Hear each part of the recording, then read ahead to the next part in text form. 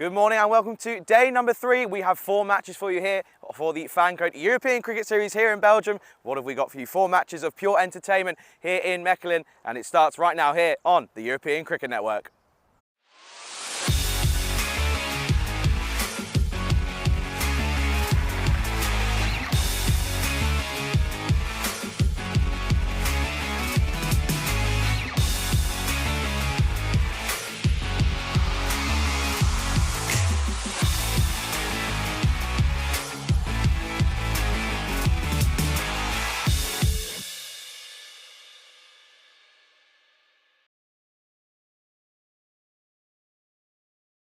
So a very, very warm welcome to everybody tuning in all around the world. What a day of cricket we've got for you here. It starts with match number 9. We've got the Mechelen Eagles. They are taking on Antwerp, and we can go to Stefan Gooch, tournament referee, with the 2 captains for the all-important coin toss.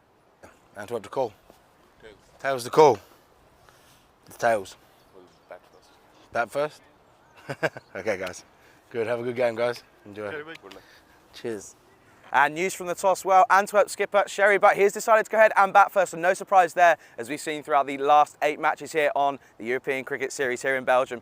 Most likely going to go ahead and win if you bat first. We've only seen two opportunities where if you bat second, you will go ahead and chase down that target, so no surprise. Sherry Butt, we haven't seen him do much with the bat, but he's still a more than talented batsman, and we will be seeing him later on throughout the day. But also looking forward to seeing the Mechelen Eagles once again. They're unbeatable here in Belgium. They haven't been beaten yet, but are the Antwerp's going to be able to go ahead and destroy the Eagles' momentum here? It all starts now, and I can go ahead to Vinny Sandhu in the commentary box.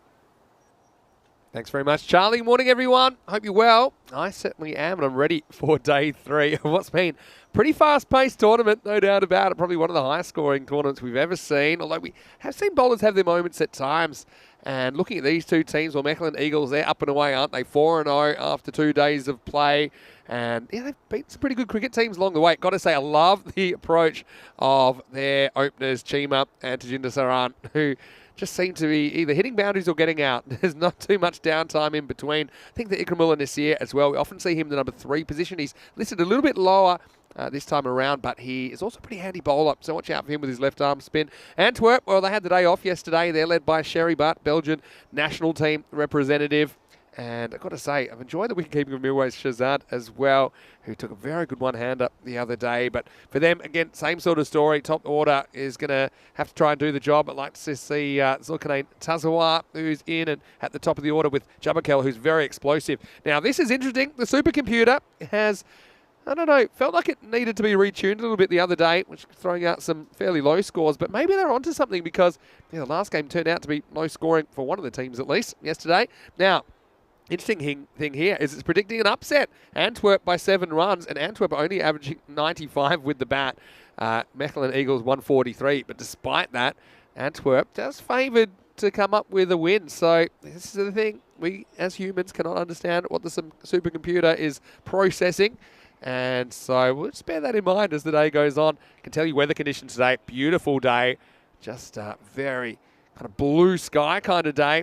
Currently about 16 degrees, and we're expected to get up to 24 degrees at some point during the day. So yeah, welcoming all of you to what I think will be a highly entertaining day in Belgium. A lot of people saying this may be one of the most exciting series we've ever had in a European cricket series, and it's hard to doubt that. We've seen it all. We've seen wickets. We've seen very good catches. Seen a lot of one-handed catches as well.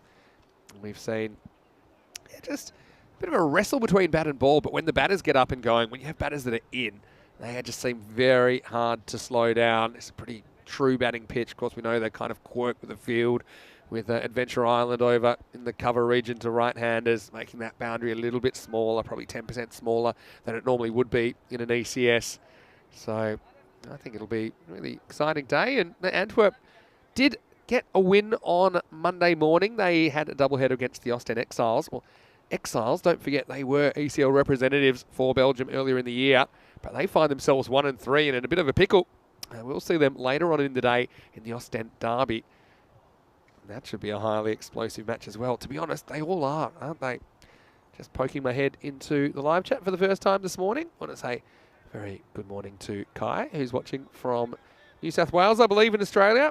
And the robot has popped in there as well with a match preview. You can always click on that as well to to get a look at exactly what the supercomputer thinks and what the kind of relevant statistical information is about the teams. I want to say hello to Jeanette Russ as well.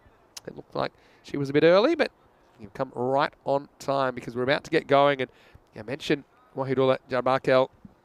He's a guy that, again, very explosive. And we've seen a bit of a trend with first matches, first innings in particular, being high scoring. We saw it on day one.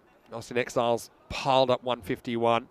And then yesterday, 12 Stars piled up 154. So we've had two first innings of the day that have been 150 plus. Are we going to see that again?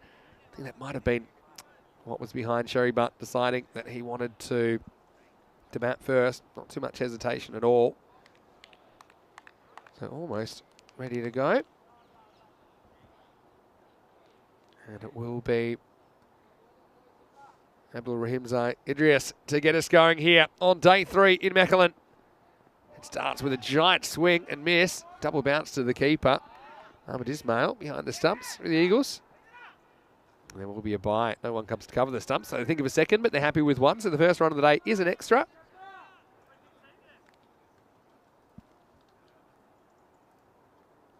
And so, of course, you might be watching on FanCode in India. You might be watching on a YouTube channel. It's in European Cricket Network. No matter where you are, it's great to have your company. Vinny Sandhu here, Mr. Maximo, for ECN once again.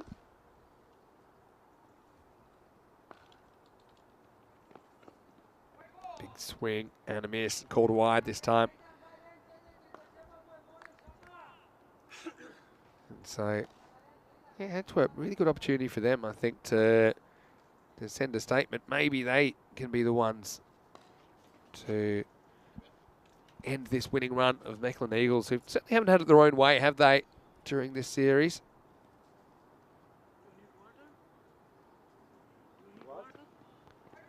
Another big swing and a miss. Yet see Batman ball in 3 attempts. This one once again will be called wide.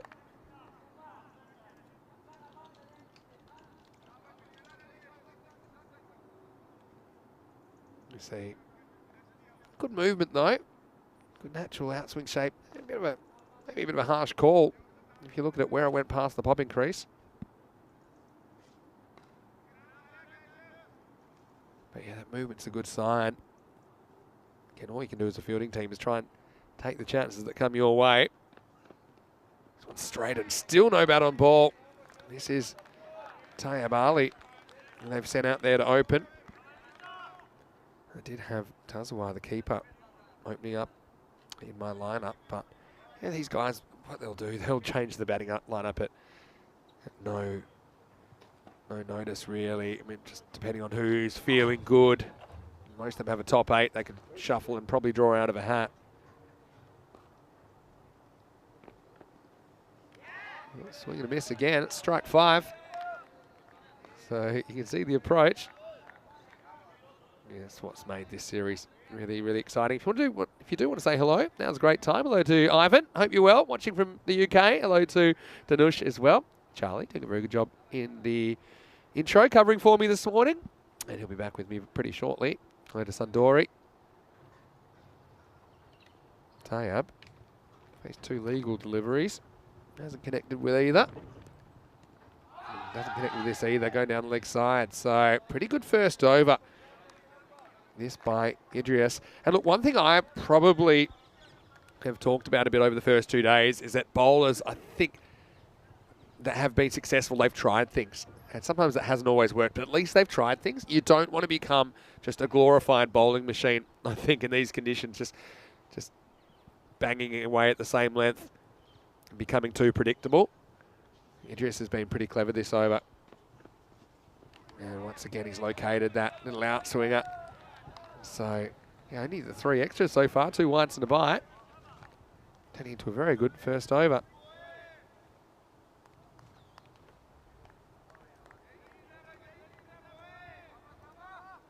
Let's see if he can keep it quiet, though. That's the thing. I suppose you can have half a good over, and then things can get away from you pretty quickly. Have some bat on ball finally. This will beat the field. It'll be the first boundary of the day. So tie up, catches up with this one. Again, it was one that was kind of fuller and straighter. Not a bad length. But he gets enough bat on that to get it past the fielder. Probably catchable height, but the fielder wasn't quite straight enough. And we have our first 4 runs of the day. And so it is the end of the first over as well. The score at the end of that one is 7 for no loss. Welcoming back Charlie Hunt into the commentary box. And Charlie, look at some of the top performers over the first couple of days. It's hard because there have been so many people contributing for all sides, really. Well, you look at the Mechlin Eagles there and you can just see why they're top of the table. Unbeaten at the moment, there's just so many contributors, especially with bat. Look at Saran and Chima as well. See, Chima's having a bit of a rough time more recently, but again, he obviously has that half century to his name in this tournament. Look at that strike rate for Taran as well, 333. I can mention, I think on Monday, every single ball he either hit to the boundary, over the boundary, or it got him out. So he doesn't muck around at all. We'll see him in the second half. See Sherry Butt, 50 runs on day one. Signs of what he can do, but haven't quite seen the best of him yet. It's a little top edge to start the second over, and it's going to be a wicket. So Jabarkel is going to go without scoring, and a very good start continuing for the Eagles. And we're seeing the trend reversing of batting teams dominating early in the day. You see, a bit of a nothing shot, really. He was trying to pull it, was in a great position. The pin code, Malik Zai Amanullah takes the catch. Very good one, running round, loping round to his left. So disappointment for Wahidullah. He's the first wicket of the day, and it's 7 for 1. Yeah, really good start for that man. Gurpreet Singh coming into the attack here in the second over. Really, well, it doesn't really get much better than that, but I just take this opportunity to say very good morning to everybody tuning in. Hope you're all well, and hope you're all enjoying a nice brisk early Wednesday morning bit of cricket here on the European Cricket Network. But what a start this is for the Eagles, getting an early wicket in the second over. And that's what I've always said over the last couple of days, and I've said it many a times on air. If you can go throughout the power play without losing too many wickets, it sets you up for a really sort of calm and collected 7 overs after that. Yeah, when you say calm, I wouldn't say calm. Well, maybe calm in the fact that you're feeling less stressed. But I think the fielding team are going to be a bit stressed because, yeah, they're going to have to face I don't know what a collective noun is for hitters, but there's a gaggle of hitters coming down through the middle and lower order. In fact, we saw a number 11 yesterday, Zahib, hit 49 not out in what was essentially a bit of a dead game. But thank you to Neville, who's in the chat, reminding everyone to click the thumbs up on the video. I might do that right now. Short, and this is going to be 6 to start, and this one straight into Adventure Island, off the netting, and Sherry Butt, the captain, out at number 3, and starts his day in a pretty good way. Maximo, the first one of day 3. Yeah, I picked him out at the start, didn't I? I said he hasn't quite come off through over the last couple of days, or when Antwerp did get it go. But again, if he really gets going, he could take the game away from the Eagles and put them under a bit of pressure. Next delivery. Cuts back towards him, and he just dabs this down. No run. But yeah, I think you saw a pretty similar kind of delivery that Sherry Butt cuts for 6. And Jabrakel got himself in a little bit of a muddle, didn't he, where he was trying to pull it half. Wasn't really committed to the shot. I've got to say it was a pretty good catch, though, by the fielder running round to his left. There's Gurpreet. This time he does cut, and this is going to be another boundary. So, Sherry, one thing you would say about the early wicket, gives him a lot of time to go about his work, and he's made a very confident start, Charlie. Yeah, well, just look at this one. Really pounces on that bit of length really early on. He sees it early, and he's able to just rock back, just transfer his weight to his back leg, and it just makes that shot 10 times easier, and he executes it to perfection. Yeah, Gurpreet, I think he's got to pitch up a little bit here now. Did get the result with Wahidullah Jabarkel, but Sherry Butts looked pretty comfortable on the back foot a couple of times. 2 to come in the over. Well, a little bit less comfortable. This time doesn't quite get it right. Weight going away from the shot. Got to say, big fan of the kits here in Belgium so far. I'd say the Mechlin Eagles. Well, I'm a West Coast Eagles supporter back in the Australian football, being from Perth. They've got the kind of blue and yellow colours. Not quite the same, but similar. Yeah, no, big fan of those colours. They sort of match each other pretty well, don't they? On the charge, this will just be 1 clunked onto the foot. So Sherry Butt will retain the strike. 2 overs down. It's 18 for 1. Yeah, no, this has been a good start for Antwerp. Only the 1 wicket down after 2 overs, but also going just exactly 9 and over. But again, this is also, if you're an Eagles fan, you'll be pretty comfortable at the moment, because you just feel if you can get that big wicket of Sherry Butt, you can really start getting into the middle order and towards the tail enders. Yeah, for sure. And like I said, you're never really safe, but you can just try all the way along as a bowling and fielding unit, take what comes your way. Having a look at this table, Antwerp, they've only played the 2 games, so they can certainly climb that ladder today. And Mechelen Eagles, they are 4-0, had a very, very good start to the series. We'll get to see the Ostend Derby a little bit later on in the day. Yeah, no, we'll be really looking forward to that one. But again, yesterday, what a day we had. Over 1,000 runs in just 4 games of play. I think it was exactly 1,016 runs. Yeah, So it's a lot of runs, isn't it? That's right up there in a 4-game day. When you get over the 1,000, that's pretty much 125 per innings because you have 8 innings in a day on average. Anyway, here we go. And Idris is going to start with a pretty high full toss. And it's going to be an interesting one to look at. The batter's looking at the square leg umpire here. And so, yeah, for me, probably think that should get called more often than not, but because it was right at the waist. Anyway, go down as a dot. Sherry says, well, if you're not going to help me out, I'll help myself, and he does to 4 down the ground. yeah, Really nice looking straight drive there, elevated. doesn't get much better than that, does it? Really keeps that front leg, and that really is just an element of all the way through the line. Strong wrists, nice and powerful. So I'll tell you something about the West Coast Eagles strip, which is similar to that. See how the eagle faces that way? It's because we're from the west, and they're looking at all the teams over in the east. So there's a bit of a design to that.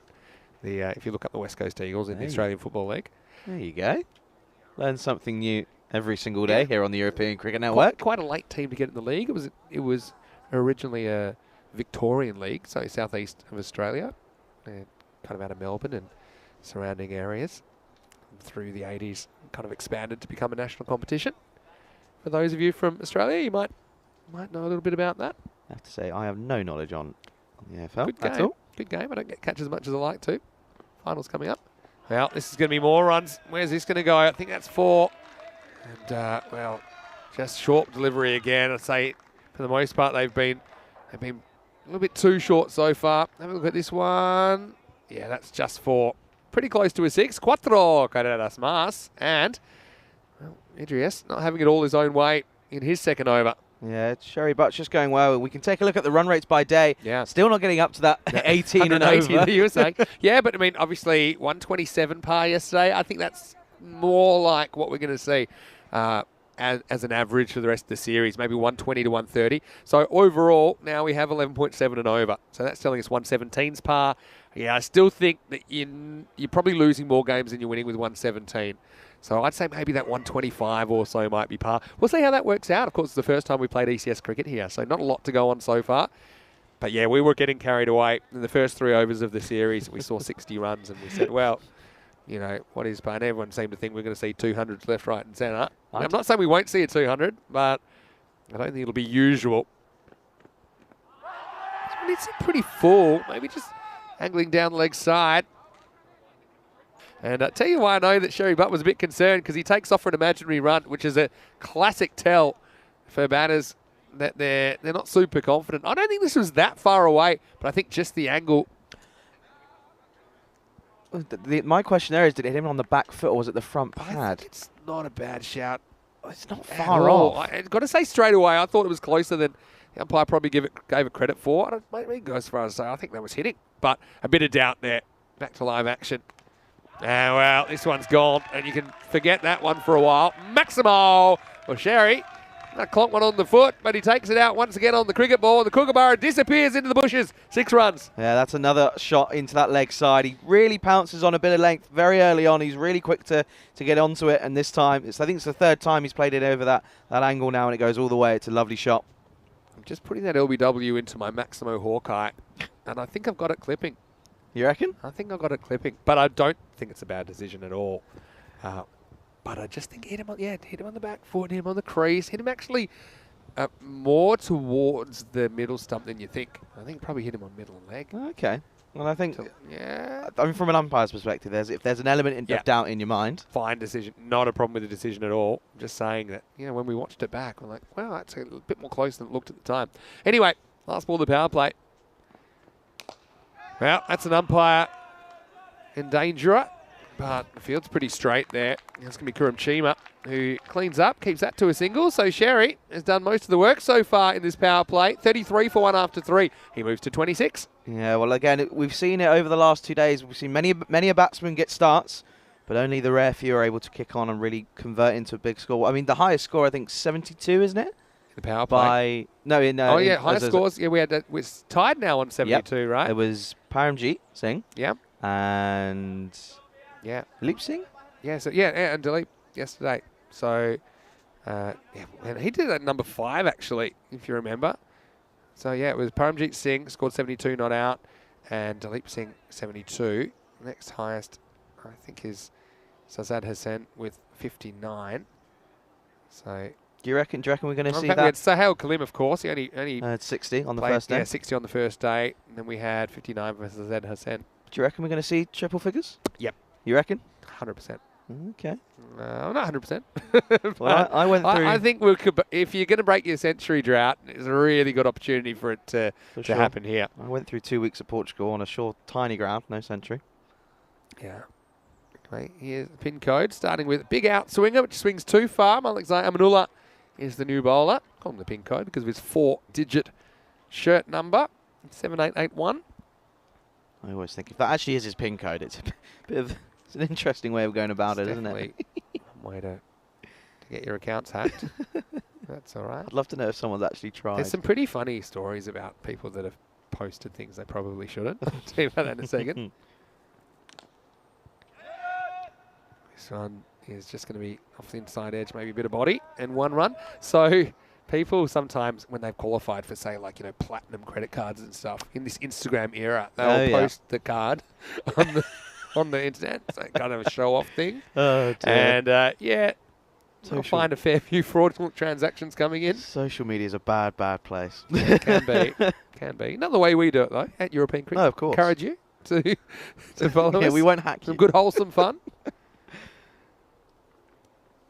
Tayyab doesn't get this one off the middle of the bat, but he might get a boundary. Nope, that's well done out there. It's Shahzad. He does the fielding and a very good arm. So Tayyab hasn't had too many off the middle right now. I think the safest place for him is at the other end, and he can watch his captain go about it.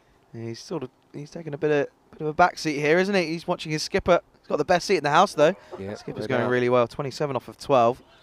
Good morning to Evan B in the chat. Just reminding of the rules.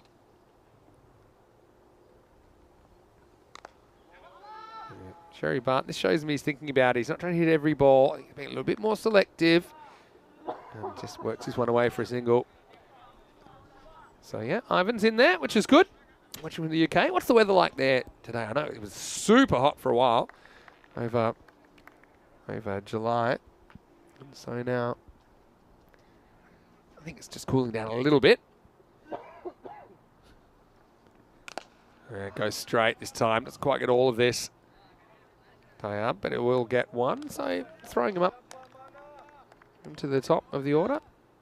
It's good to see, though. I think, over a tournament of 2 weeks, and obviously the first week is crucial, to be able to give players different opportunities, because you never know when you're going to call on them. There could be a moment where your number 8 needs to go ahead and smack a quick 30. Yeah, that's true. Like I said, I think you can shuffle your deck a fair bit and still get some good results here. They have very long batting orders. They have the approach, so it's the Belgium approach, really. It's what you saw in the ECC last year.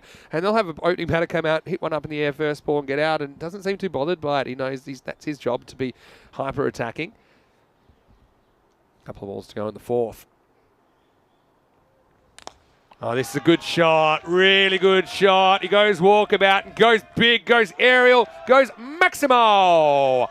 Sherry Butt moves into the 30s, and this was a beautiful shot. He turned that into a half volley, and even though he's charging, he stays really balanced. Great batting by Sherry Butt. Yeah, well, we saw it earlier. I think on day 1, there was a couple of players when they were advancing down the track, their first step was away towards that leg side, and what Butt does there is really well. He keeps in line with the ball, and it just makes things 10 times easier. Yeah, that was a big butt out of the ground.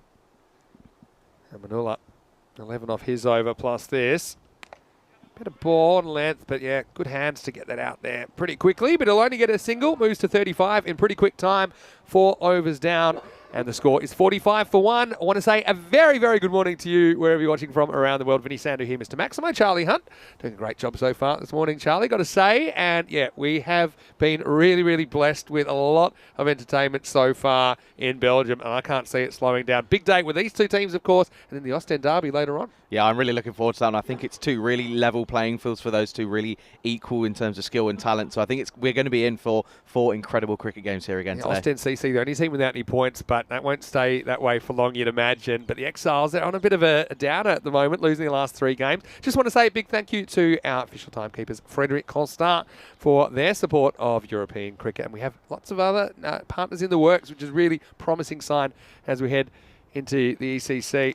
Here we go with the next over, and it's going to be Shakarula, who has had some good performances in this series, but doesn't get a lot of luck here. First up, Sherry Butt.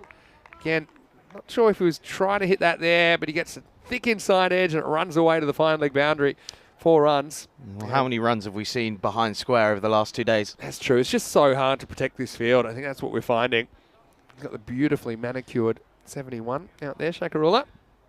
But yeah, it is a tough one, isn't it? Because a lot of these batters are going straight in front of the wicket, and means that those behind the keeper boundaries are pretty unattended, and a lot of kind of mishits go down there as well. A lot of edges fly down to find third man.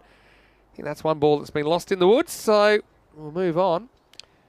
Well, Shakarula had a really good first outing, didn't he, on Monday? He took a good 4 for 17 off of his 2 overs. Yeah, he was so good, wasn't he? He'd love to get rid of Sherry Butt right now, because the resistance is strong now from Antwerp.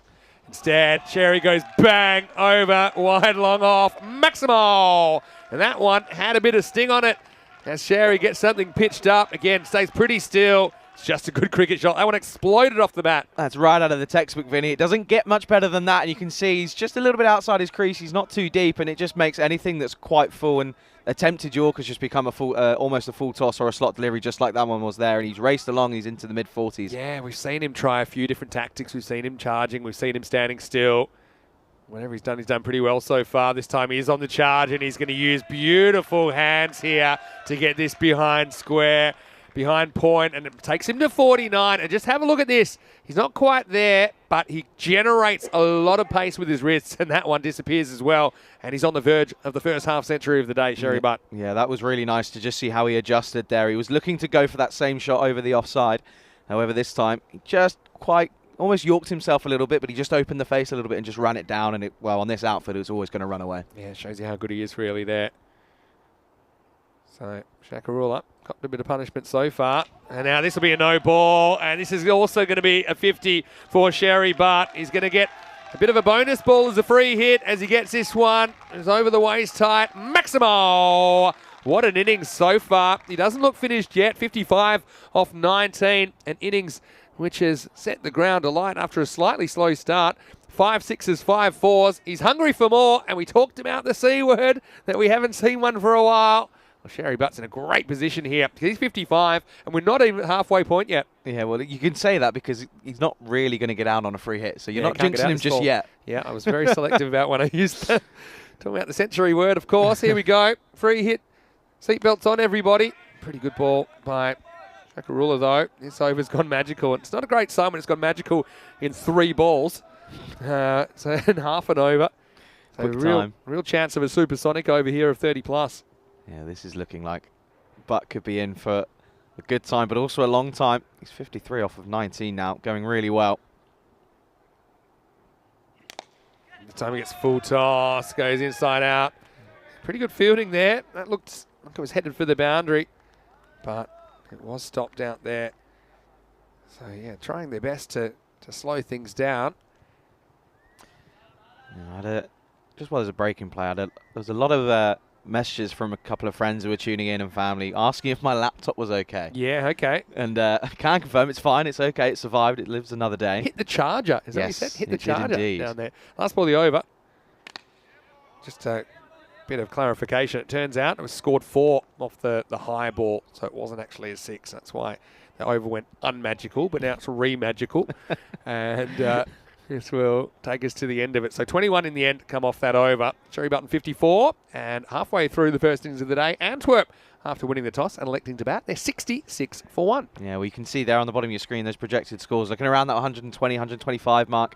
Obviously, if they're going to carry on going at this rate, they'll be looking at around 135. Yeah. But again, it just goes to show, I think par is around 120, 130, and if you get above that, it's above par score. My initial instinct here was 120 to 130 par.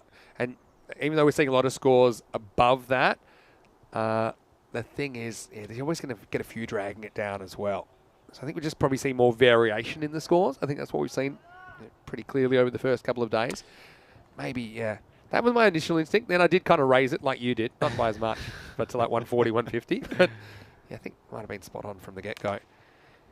As we start a new over here, and it will be a single first up. So anytime it's just a single, it feels like a win for the fielding team. This is Malakzai Amanullah, who's continuing in over number 6. There's just a question here. Obviously, we spoke about it yesterday. There was a moment of someone chewing up a few too many deliveries. Do you think Ali's on the verge of that? Well, he hasn't had to face too many, so yeah, it's a good point. This is going to be another 4 runs. Pretty short boundary. It's a deep backward square. Sherry Butt moves to 58.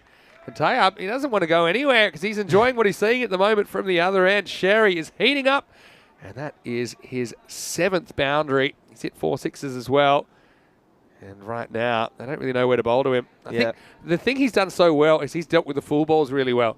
So unless it's a genuine Yorker, I think that might keep him quiet, but he's been so good driving down the ground. So then when you go a bit shorter like that, he just seems like he's got a lot of time to manoeuvre the ball to the boundary anyway. Yeah, he's really quick to pounce on any sort of length. If he knows that if it's going to be back of a length, he's very quick to rock back onto his back leg. But if it's full, we often see him take at least a couple of steps down the track just to create the delivery, become more a half tracker, if anything. Yeah. He's manipulated the length really well. I think that's probably the word I'd use.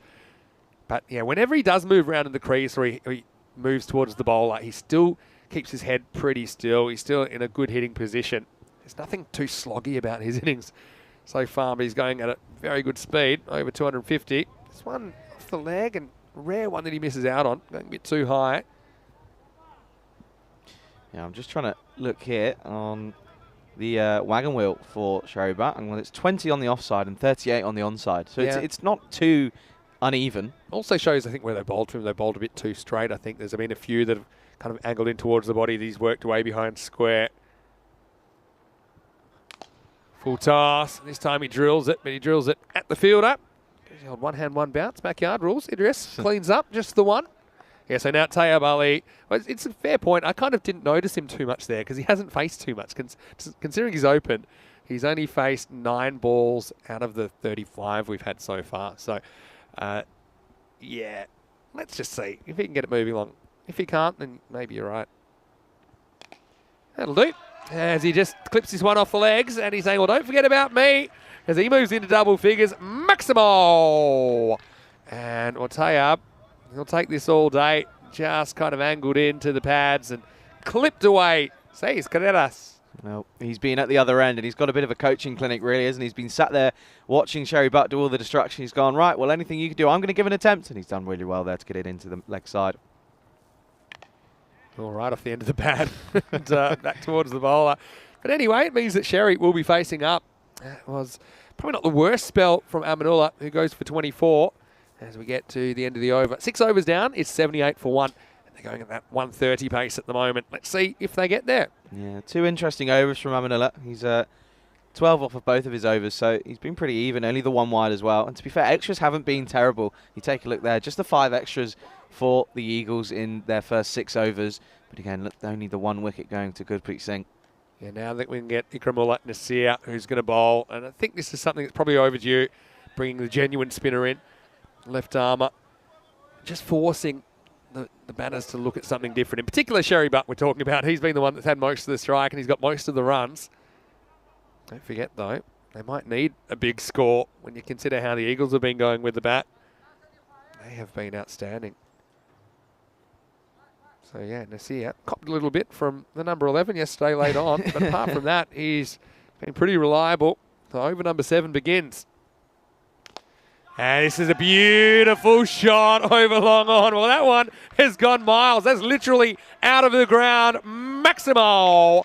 If there's such a thing as a super Maximo, that would have been it, because that one is into the car park. Well, I don't know if there are any eagles soaring around in the sky above us, but if there are any, that's certainly been hit and it's out of the sky. That is a beautiful shot down the ground once again. I think that brings his total up to 17 into that long on region now. It's just where he loves to target the bowlers. Such a good shot. Wasn't a bad ball at all from Nasir, but it disappears. And that one, it's going to take some finding. Yeah, I knew he was going to do that. He goes back this time. He went on the charge, so then he does the exact opposite, and he looks for something to go back foot, and that's what the spinner will often do. He's scared of that happening again, and he was waiting for it against Sherry, but just seems like he's playing three-dimensional chess, and everyone else is playing Twister at the moment as he moves to 69. Who would want to be a bowler in this sort of game? There's nowhere that you can really bowl to him. It just seems every single sort of kind of delivery, whether it's a slower short ball or back of a length or run on a full Yorker length, he just seems to have an answer to everything. And when things are going your way, you need to really pounce on it, and that's what Butt's doing here. So Nasir, he's got something to think about. Similar kind of ball, similar kind of shot, beautiful cut shot. He's just executing everything he's trying at the moment, Sherry Butt. And we saw on Monday morning, he didn't quite have his A game, did he? We saw a couple of bursts of brilliance, but he's been delivering it time and time again here on day 3. I think the day off's been good for him, and he moves into the 70s. Well, it's interesting to see. In T10 cricket in 2022, this man's averaging 67.2. And there's a reason why he's got such a high average. It's because he's playing shots like this, and he really is just on another level at the moment. Siraj in Austria saying he doesn't think it's really Twister. It is probably checkers because of the lack of flexibility. That's probably something that is a good point. But yeah, whatever he's doing, it's working for him right now. Swung his way into the 70s. It's hard to put a fielder back there either, because where are you going to take him from? I think he's coming forward this time. There he is. And he's going to smack it out of the ground and put that with the rest. Well, send out the search party. This over's gone magical. There's still 2 to come. Even the spinner trying that hasn't worked. Nothing's working at the moment. And Sherry, he is really eyeing off the triple figures now. Yeah, well, there's just one man who could be taking this game away from the Eagles here. Eagles obviously undefeated so far in this tournament, but Sherry Buddy saying, if I'm around, I've got something to say about it. Yeah, looking, like I say, they might need all these runs as well, because the Eagles have been very, very good with the bat. Just want to say a quick hello to the umpires as well while we're here. Sri Collar, of course, from Luxembourg is here, and Ramraj Venkataraman. He's making his debut this morning as well. So, warm welcome to you, Ramraj. This will go straight, and no one's stopping this. This is going to be 4 more. And, well, no matter what he does, it seems to be working, like I said. This time he just stands still and plays it on its merits, and he just pierces that gap down the ground. Great batting. I'd love to know how many runs he's actually run in between those wickets, because it just seems to be that everything is going. And you take a look here, there's only been 3 this year, haven't there? Only 3, and that's in like 700 games. That's pretty rare, pretty low, I'd say. So will Sherry Butt be added onto that list? That's the question. He moves to 83, and he's eyeing it off right now. You look at where that projected score is now. It's really gone up. Well, this one is high, and how far is it going? It's going to go too far. Maximo! Sherry Butt, well, he went higher than he went long that time, but it's still effective. He moves to 89, into the 7th over, and the score is 108 for 1. Yeah, you can just see he's just so powerful through the line of the ball. And this one, he was going for the catch, but I think you already knew he was a long, long way over the 50-metre boundary. And when you've only got short boundaries here, as we are used to seeing, it just goes all the way. Yeah, well, Charlie, supersonic stuff. 3 6s, 3 4s, and that over 30 come off Nasir. And if you want to know exactly where we're at in this tournament, this is Group A. We have 20 matches in Group A. It takes us Monday to Friday. 4 qualifiers for quarterfinals Friday on the 9th of September. Then we start Group B. Same plan. Starts Saturday, goes Monday to Thursday in week 2. And we'll see 5 new teams to the competition. And quarterfinals Friday, like I said, 9th of September. The top 4 teams then go to finals day on the 10th of September. Then we'll have the 11th off. But we will be back for the ECC, which is coming up starting on the 12th. Anyway, Tayyab Ali, like I said, maybe paid his entrance fee because he's got the best seat in the house right now. And he'll do his job and just get one here So he's harmless at the moment. I don't think there's any point retiring him. In fact, he did hit a pretty decent maximo of his own, but he hasn't had to do too much. And one thing Sherry Butt's done so well in this innings is manipulate the strike as well. Often now he goes to work and he's been hitting boundaries in clumps, so he's been keeping the strike. You look at this, he's faced over half the deliveries in the entire innings already. Yeah. Well, he smacks this, and this is high. Now, is this a chance? The fielder goes right back, and he has no chance. Maximo into the 90s, and he's not looking nervous. In fact, you wonder how much time he's going to spend there, because now he's within one big hit of the triple figures. One hit is all it takes, and this is just looking like it's just going to keep on going. It went so high, but again, just shows how powerful the man is. It just keeps on going. 95. Could we have our first century since May? Well, it won't be yet. This is going to be out to the leg side, but it will take him to 99. Sherry Butt, what an innings this has been. And now he's within one single run. This one probably not his most convincing stroke, but still, he's hitting him so well. Still races to that square leg boundary. Well, when you've hit so many elegant cricket shots like him, you end up sort of developing a sort of bit of luck out in the middle, and he's just made use of that. It wasn't the best of shots we've seen, but I think, you know, when you're on 95 and you know you're one big hit away, you want to do it in style. And he tried it there, didn't quite come off, but he's now just a single away. I wonder if he knows he's on 99 and if we'll see a more conservative shot. I think he might. This could be one of the few singles in his innings. Shirzad with the ball. And again, you see, that's the power of scoreboard pressure. Well, don't do anything too crazy, Sherry. You've got to 99 playing your shot. It's not the time to go into your shell. So I don't care who you are or where you are. If you're on 99, it's the most uncomfortable score in cricket, probably except for 0. Here we go again. And this will do it. Sherry Butt, what an innings to start day 3. Only the 4th century of the year.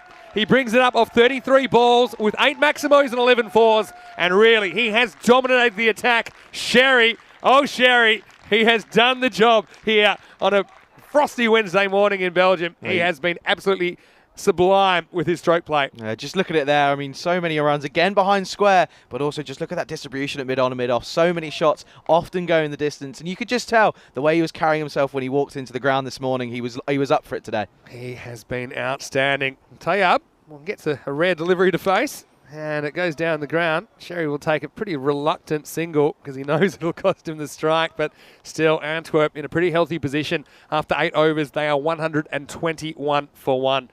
What I would say, though, Charlie, is that they haven't batted Mechelen Eagles out of this game just yet, despite the heroics of Sherry Butt. I will say that, you know, the Eagles, the way they've been batting, they're very capable of hitting a big score themselves. Yeah, well, just looking in the past sort of games for the Eagles, their highest score at the moment is obviously 167. So they are, if there's ever a team in the moment, well, from what we've seen already in Group A, if there's ever a team that's going to chase a big total, it's going to be the Eagles, isn't it? And they're going to rely on a few people, but I'm sure we're going to see the likes of Mikkel Yard, and they've got alongside Karam Chima as well. They're going to be looking at this total thinking, well, I think it's my turn now. Yeah, that's a good point you make. Shakarula comes back and gets the second over. And Tayyab gets out the way again. Over to Sherry Butt. He's on an even 100 off 34 balls. Yeah, and of course, went back to the start of the day and we saw the average score per 10 overs for the Eagles at the moment is 143. So, I mean, if they post something in the 140s, I mean, they'll be wanting more than that. I think the way things are going, but very capable of chasing it down. This one, slight miss hit, and this could be it. Could be an even 100 for Sherry. It should be caught, and it will be caught. And Mohammed Ismail will take the catch. And so I'm going to say that in the end, Sherry went to the well many times. He was successful, but this is just one false shot. But he'll be happy it happened on 100 and not 99. He'll go for 100 off 35. What an innings that was.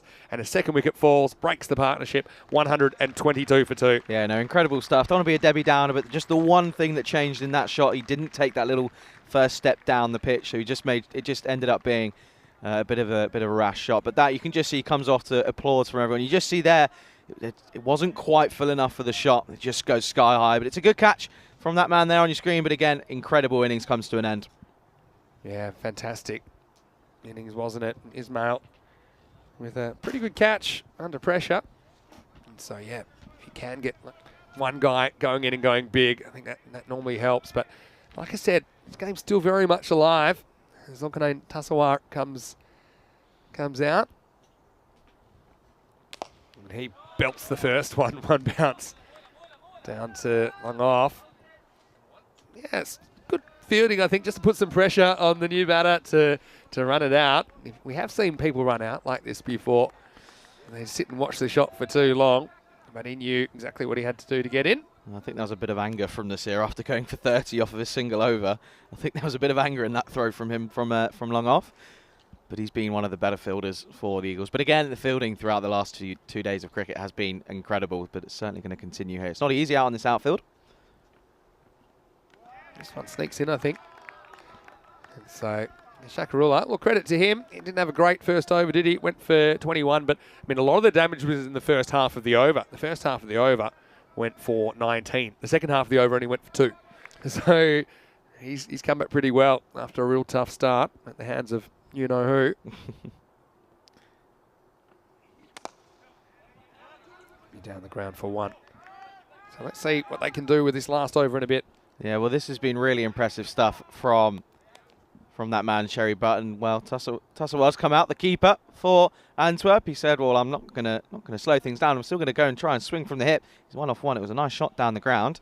But Shakarula, again, obviously 4 wickets in that first game for just 17 runs. Is a bit of a different story for him. But again, in the context of the game, I think if he can only concede just the 1 or 2 runs off this delivery, he'll be quite happy to receive figures of around that 1 for 26, 27.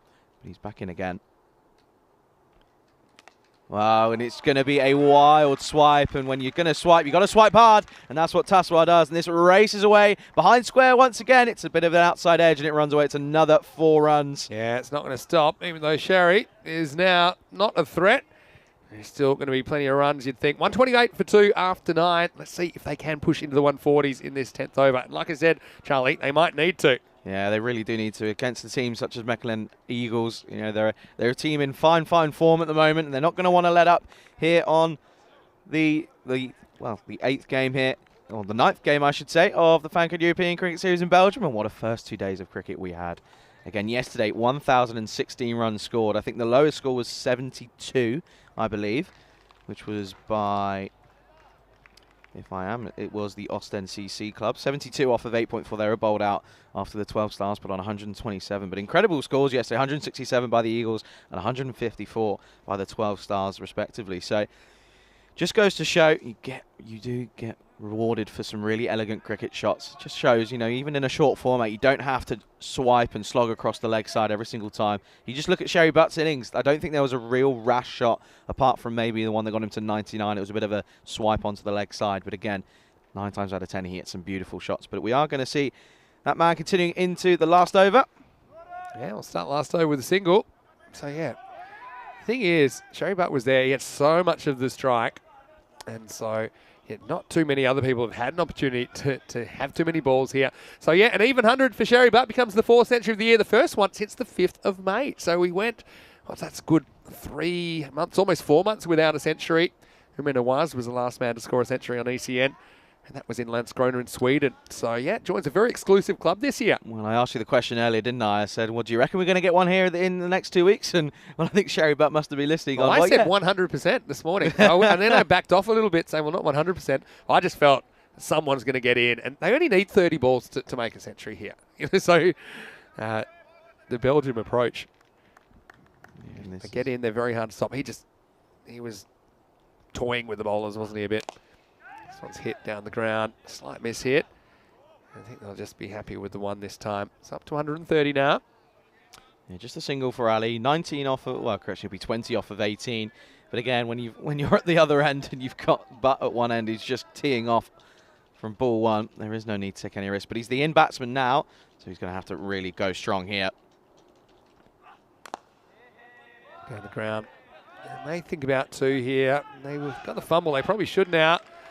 And they'll get there. So, yeah, rare fumble. Got to say, the fielders haven't done a lot wrong. They haven't had a lot to do, to be honest, throughout these 10 overs. It was just a rare lapse in concentration. The only thing they've had to do is watch it sail over their head 9 times out of 10. But that was a bit of a lapse in concentration, so it does cost them the extra run.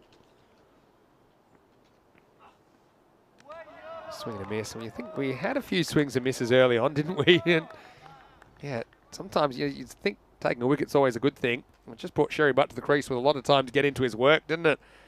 We saw the early wicket of Mahidullah Jabarkel. He's kind of beaten for pace on a short ball. Apologies for the lack of on-screen graphics. Yeah, 132 with 2 balls to go, and make that 136. Because this is a knee-high full toss. The batter just has to get something on it, turn it around the corner. You see, probably attempted Yorker here from Anayatullah Shazad. And that's an easy put away. 136 now with the ball remaining. Yeah, just the single delivery left, and so that's the total. You can get to 142 depending if it's a no ball, but I'm going to put money on it and say it's probably not going to be, but watch me be completely wrong. Yeah, this is a funny one, because normally you'd see a guy playing innings like that and say, well, this team's a shoo-in. Don't have that feeling against the Eagles. Last ball. Get some bat on it. Straight to point. Can't see them even attempting a second here. Just gets walked in. So at the end of 100, at the end of 10 overs, the score will be 137 for 2.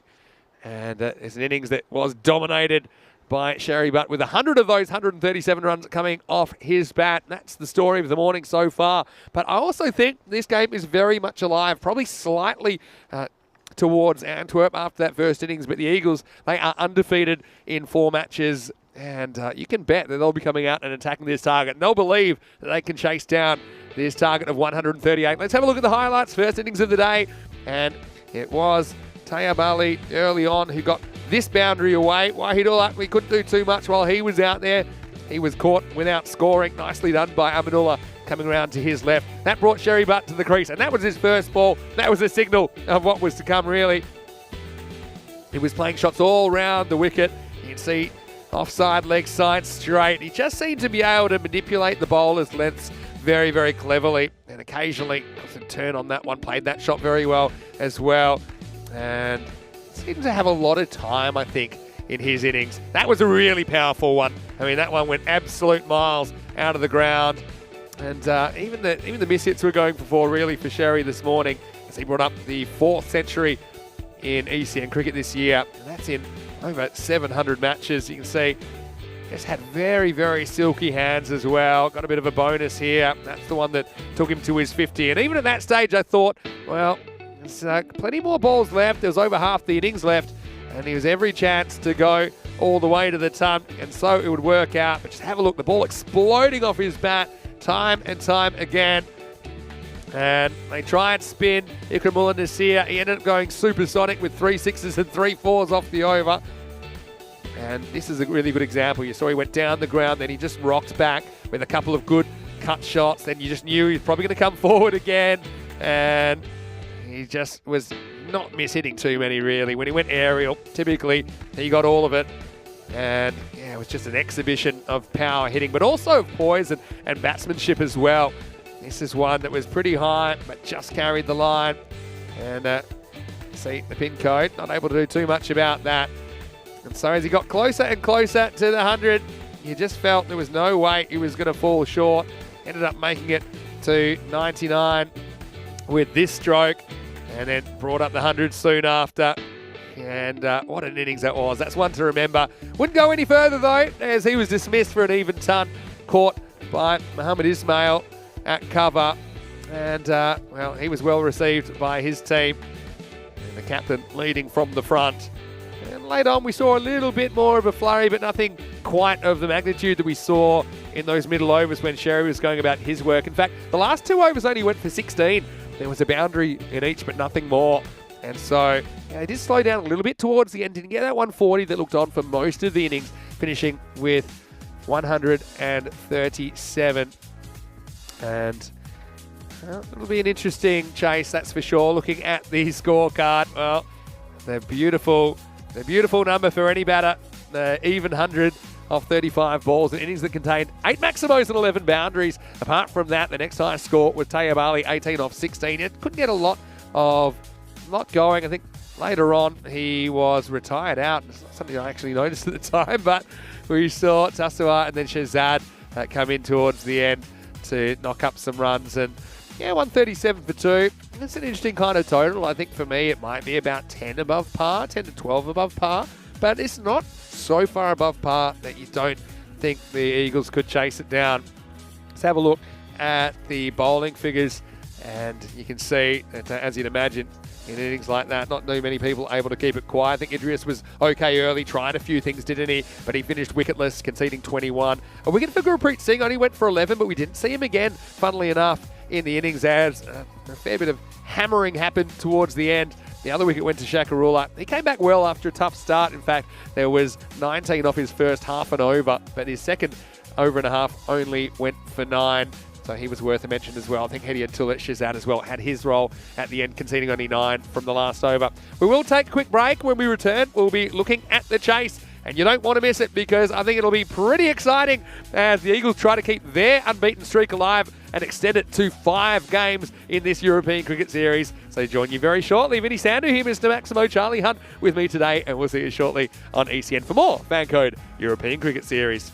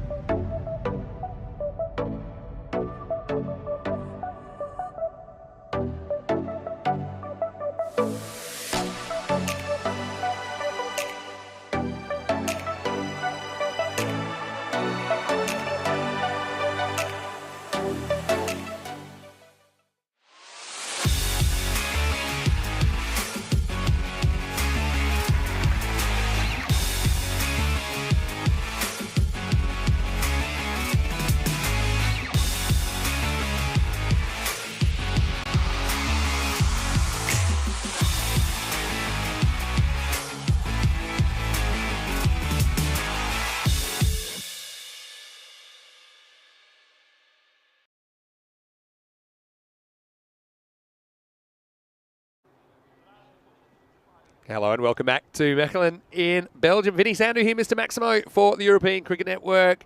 It's been a really exciting morning so far on day 3 as we saw Antwerp winning the toss and they are taking on the Mechelen Eagles. Antwerp scored 137 off their 10 overs, marked by something we haven't seen too much of this year. We had our 4th century of the year and it was Sherry Butt, the Antwerp skipper, with 100 off 35 balls as he delivered our 1st century since the 5th of May. You can see not too many of them at all. Joins an exclusive list. He hit the ball so well. And who knows, the way things are going in Belgium, it might not be the last century that we see. Now, over to the Eagles, who do have the right of reply here. And they are a team that can also go at a breakneck speed. And I think it probably will be Kuram Chima and Tajinder Saran. It is who are out there. And these guys are just super attacking. They seem to just hit boundaries or get out. There's not too many other things that can happen when they're at the crease. Had a question in the chat about if that was Sherry Butt's first 100 or if he scored 100 in T10 cricket before on ECN. It is his 1st century. So a nice moment for him. His previous best was 89, playing for SV Kampong against Liège in the ECS Netherlands. But yeah, that's a really good knock, and I'm sure that he'll be showing that to his grandchildren one day, and why not? Kankel to open up, and he opens up with a wide. It is Chima on strike. Yeah, so Sherry, I know that his 2 sons were here yesterday. Well, not yesterday, it would have been Monday morning now. And yeah, of course, I'm sure they'll be very, very proud of their dad as well with that knock. But like I say, 137, is it enough? Well, so far, they're going at an infinite run rate, as that'll be another wide. Kankel, at least he's moving the ball around. It's one's gone out, one's gone in. It's a bit tough.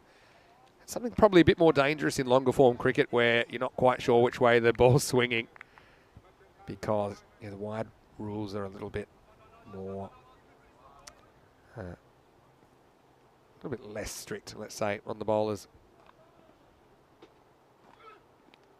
Chima will get a boundary here. There's another one that's probably angling down the leg side, but he catches up with it.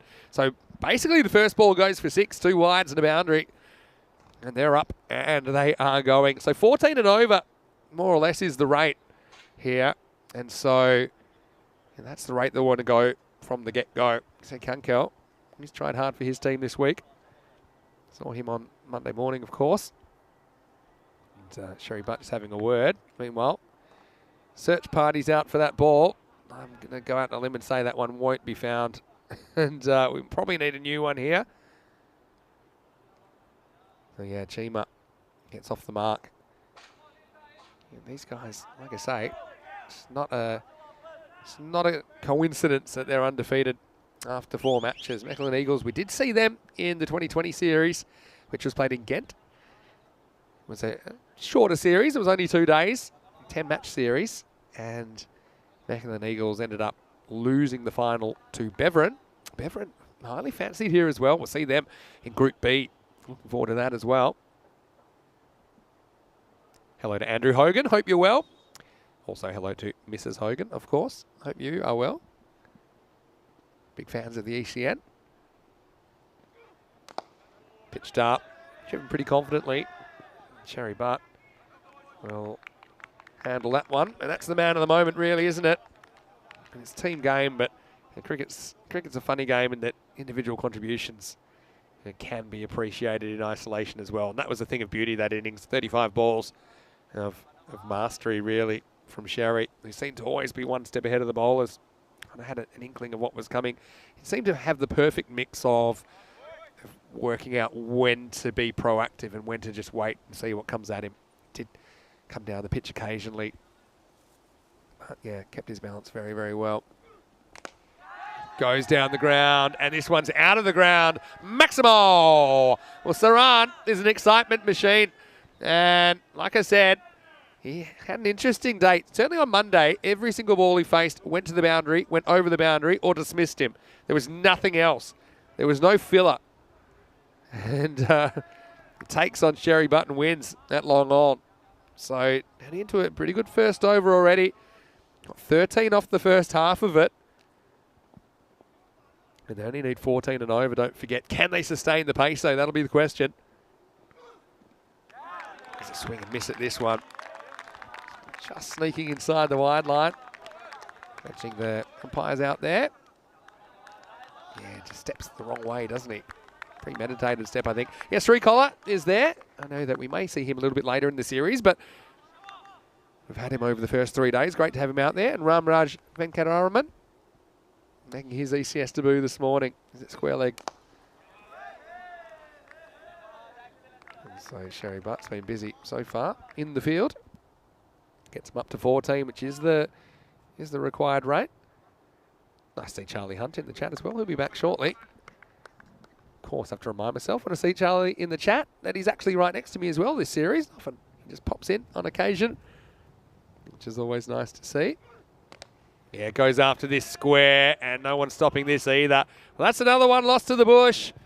Well, if you come back next year, there might be some kookaburra trees sprouting, because we've certainly planted a few seeds in there. And that's another one that disappears. And it will take us to the end of the first over. 18 come off it, so 18 for no loss after one. And this is probably in the zone more than you think, this total, for a golden ball. We've got 24 matches. Well, that is an entire week in ECS cricket without a golden ball. It was match 8 back in the last week, match 8 of the week, match 32 of the series, that we had our last golden ball between VFB Gelsenkirchen and Cohen CC. Vinny Sandu here, Mr. Maximo, with the golden ball specialist, self-appointed, Charlie Hunt back in the commentary box, and yeah, just the start that Mechelen would have wanted in this chase. Yeah, no, 100%. Well, they're 4 overs what already needs to be looking at there, and as you said, it's about 14 and over, but that run rate already down to near enough 13. But we're going to see the man Shakan Shahzad. He's got a big job to do here. Yeah, no doubt about it. Here we go with over number 2. Now this one skewed up in the end. It should be caught, and it will be dropped. Well, he just ran under that a little bit too far, and he cannot believe it. Chima has the life on 12. And Shakan Shahzad is ropeable, because he really should have had his man first ball. Yeah, well, we've seen Chima being a little bit lucky over the last couple of days. He did have a golden duck, but he's also had a 50 to his name as well. So he's a man, if you give a couple of chances to, give him some lives, he will pounce on those and he will punish you. Yeah, Mirwais Shahzad is the man that drops the catch. And we saw him keeping the other day. Well, I think he needs his gloves back. Now, next ball will be knocked, and we'll go for 4. So just a couple of things going against the Antwerp side at the moment. This one's self-inflicted. The good start continues for the Eagles. Yeah, this is just not going the way of Antwerp at the moment. They're just coming back after watching an incredible innings, and they're just sort of forgetting how to do the basics there. Obviously a drop catch and then a long barrier that still managed to find its way through. Bounced off the knee, if anything. But no, they just need to tighten things up here if they're going to defend, which is about a par total, really. Here's the next delivery. And it's going to go square as well. And that's another one into the bushes. Wow. There's going to be a nest of kookaburras there before too long. Again, it's just length. There's a kind of length that the batters have felt pretty comfortable against. Maximo. Another 6. Yeah, well, that drop's costing them now, isn't it? That's Chima going big once again. And you just have to feel that we might have to send him an invoice. A couple of kookaburras are getting going, lost in those bushes. Got to start charging these batters. €5 a pop. I want to say hello to Taranjit Singh, who's watching from Romania. Nice to have you in the chat. Saying good morning, Charlie, and I hope you're doing good. And of course, you would have met Taran in Malta, right? When he had a very good series during the Valletta Cup. Well, it was indeed, and well, he was the man of the match in the final. He was the one who took Romania to success. That was a really nice story. I think the one for me there was the young 15-year-old was playing for Romania, representing his country, a native 15-year-old as well. Yeah, Marian Gerasim. That's the one. Yeah.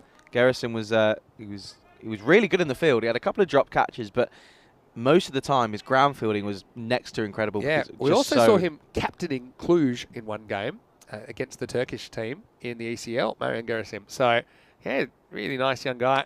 Wow, that's smacked. And that's pretty flat. And I'm glad it didn't go towards that little wooden hut, because it might have had a hole in it. And this one is straight at the fielder, but it's over his head. And that's another statement of intent. Maximal, 6 more. And despite that individual contribution of Sherry Butt this morning, this 137 right now, it's under attack. Well, I spoke to Mohamed Ismail in the break, and he said, well, we've just got to go from ball 1. There's not much else to it.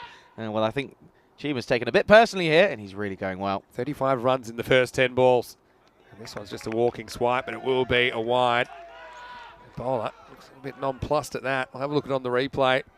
You be the judge. It's a tough one. I feel like when it passes it, though, I think it's a tough one. I think from that angle it does look well, but I think it just depends on. I think it's just inside. When it passes it, yeah. If I'm going to get off the fence with that one. But remember, the umpires only get one look at it, and we'll judge it as it goes past the crease, not when it goes past the stumps.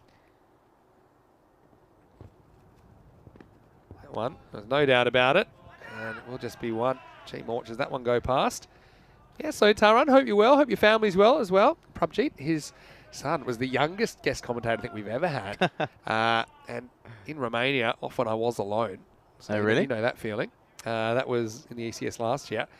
Prabjeet would love to sit in the box and pretty quickly learned how to turn the microphone on. Oh, okay. If I put the headset on Prabjeet, I said, okay, you can just listen. And pretty quickly knew how to turn on and was quite vocal. In fact, even sent a video to me imitating my commentary of one of Taran's catches in the final for Cluj. So, yeah, hope you and all of the family are well. Taran, great to see you. What are you thinking of this series so far? Have you seen much of it? It's been pretty exciting. We know the way the Belgians play their T10 cricket is reckless. Yeah, this will be 4 as well. Again, it's that length. Can't become a bowling machine to these guys. I think at the moment we're not seeing too many variations in pace or length, and another boundary. And at the moment, this over has gone magical. In fact, that'll end at 23, come off that over. 41 without loss after 2. Well, that could have been such a different over, couldn't it? With that single right on the start. It could have been a big wicket of Chima, but unfortunately it goes down and it goes on to cost them a lot of runs. It goes on to cost them 23. And you just have to feel for Sherkan Shahzad. Yeah, you do. But also, didn't really help himself, I think. Didn't see really one Yorker. Yeah, this is the one that was dropped, wasn't it? Miraways just ran under it a little bit too far. Sun's probably a little bit of a factor in that part of the ground, to be very fair. But, yeah, a bit unlucky also that it didn't bounce to another fielder, because it did kind of bounce up off his hands. Anyway, it does take us to the end of over number 2. 41 on the board. And, yeah, right now, we're almost getting ready for over number 3.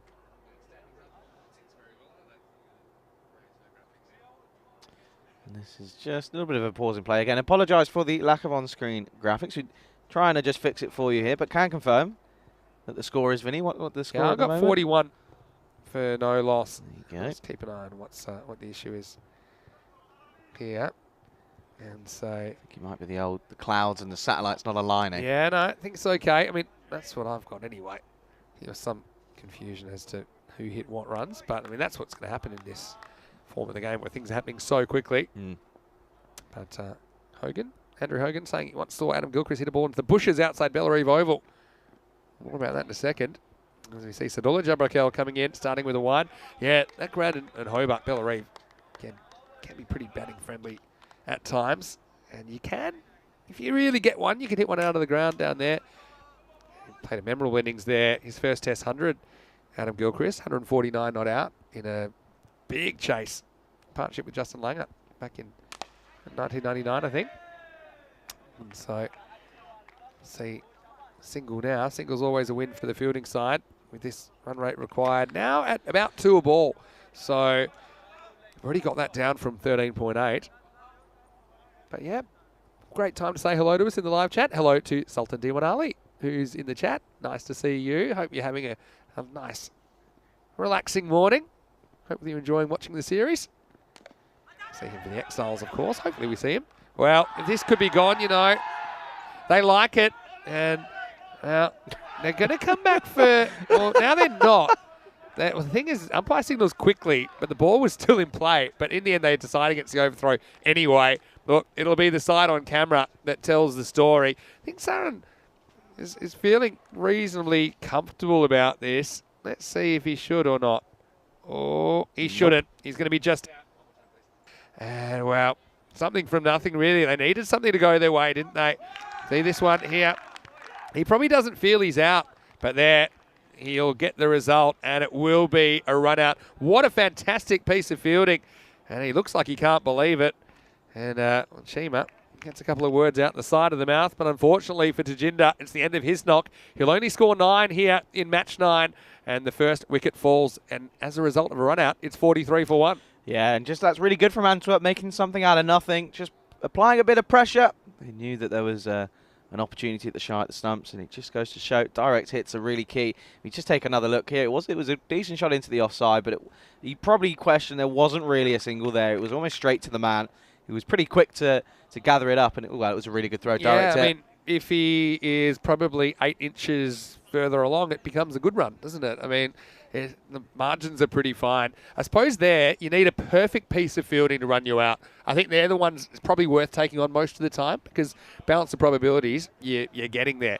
But yeah, that just was the perfect piece of fielding, wasn't it? It was a catch from side on. Yeah, nicely done. This is going to be interesting. Well, so good. We'll take another look at it. You see, it was an interesting run, really. Set off pretty much straight away. Wasn't any hesitation. However, obviously wasn't enough. The new man comes to the crease. As I think that is the correct score. 43 for 1 after 2.2 overs. Yeah, so let's see if that slows things down. Typically, wickets haven't slowed things down too much in this series. It's the Belgian approach, which has been taken up by pretty much all the teams. Sadul at Jabakelt continues, and Nasir, the new batter, and given not out, likes it. I got a feeling this might have come off the back leg. Just the first instinct I had. Let's have a look at it here. Well, it's a great appeal, that's for sure. Yeah, I mean, it's one of those ones that's very hard to tell. If you're umpiring there, you can't be positive that's off the bat. It's the sort of one, it goes straight past that back hip. I think it's hit the trousers. I think it's a very, very good decision. No, it's 100%. It just goes to show again, we obviously get the benefits of the slow-mo replays. It's just there when he twists his hip all the way to through to try and pull that shot in. It just really just clips him on the hip. Close call nonetheless for Nasir first ball. Left-handers have that advantage of the short mid-wicket boundary. Tabakel playing into that angle slightly. That's where he wants to go. I think this is just down the leg side for a wide. Yeah, it will be called a wide. Missing the leg stump.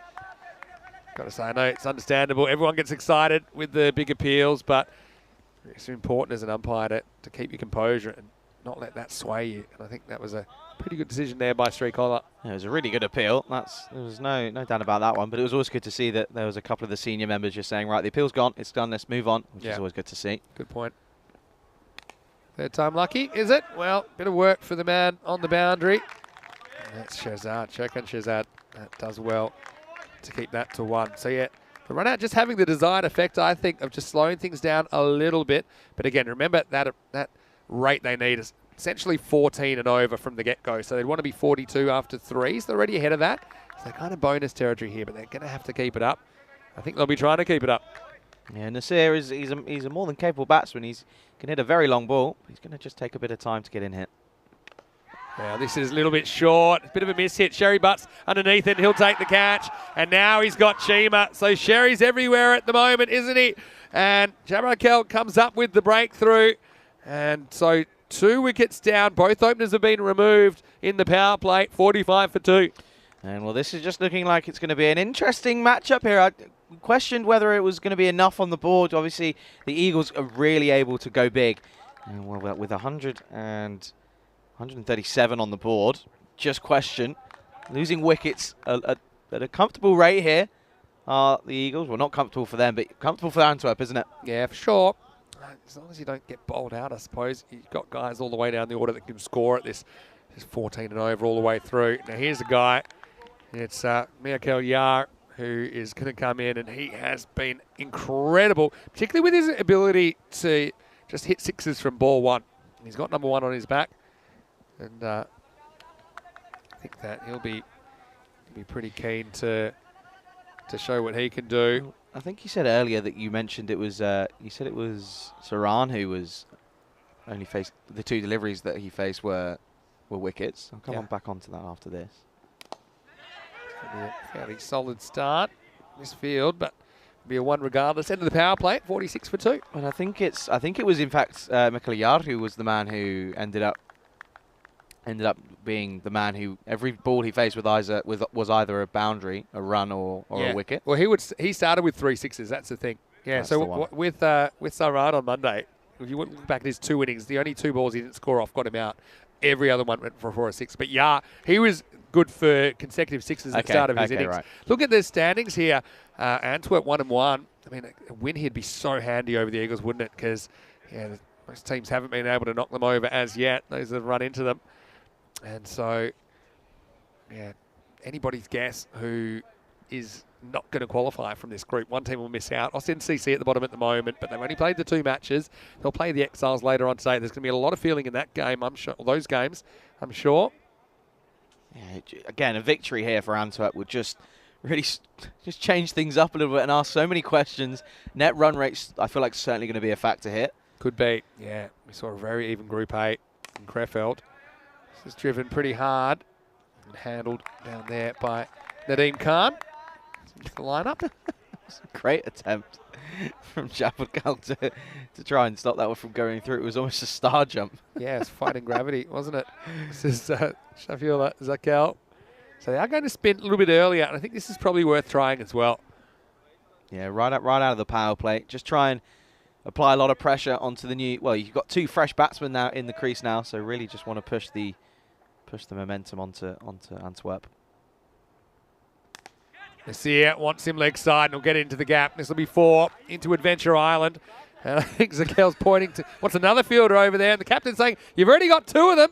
Where am I meant to get these guys from?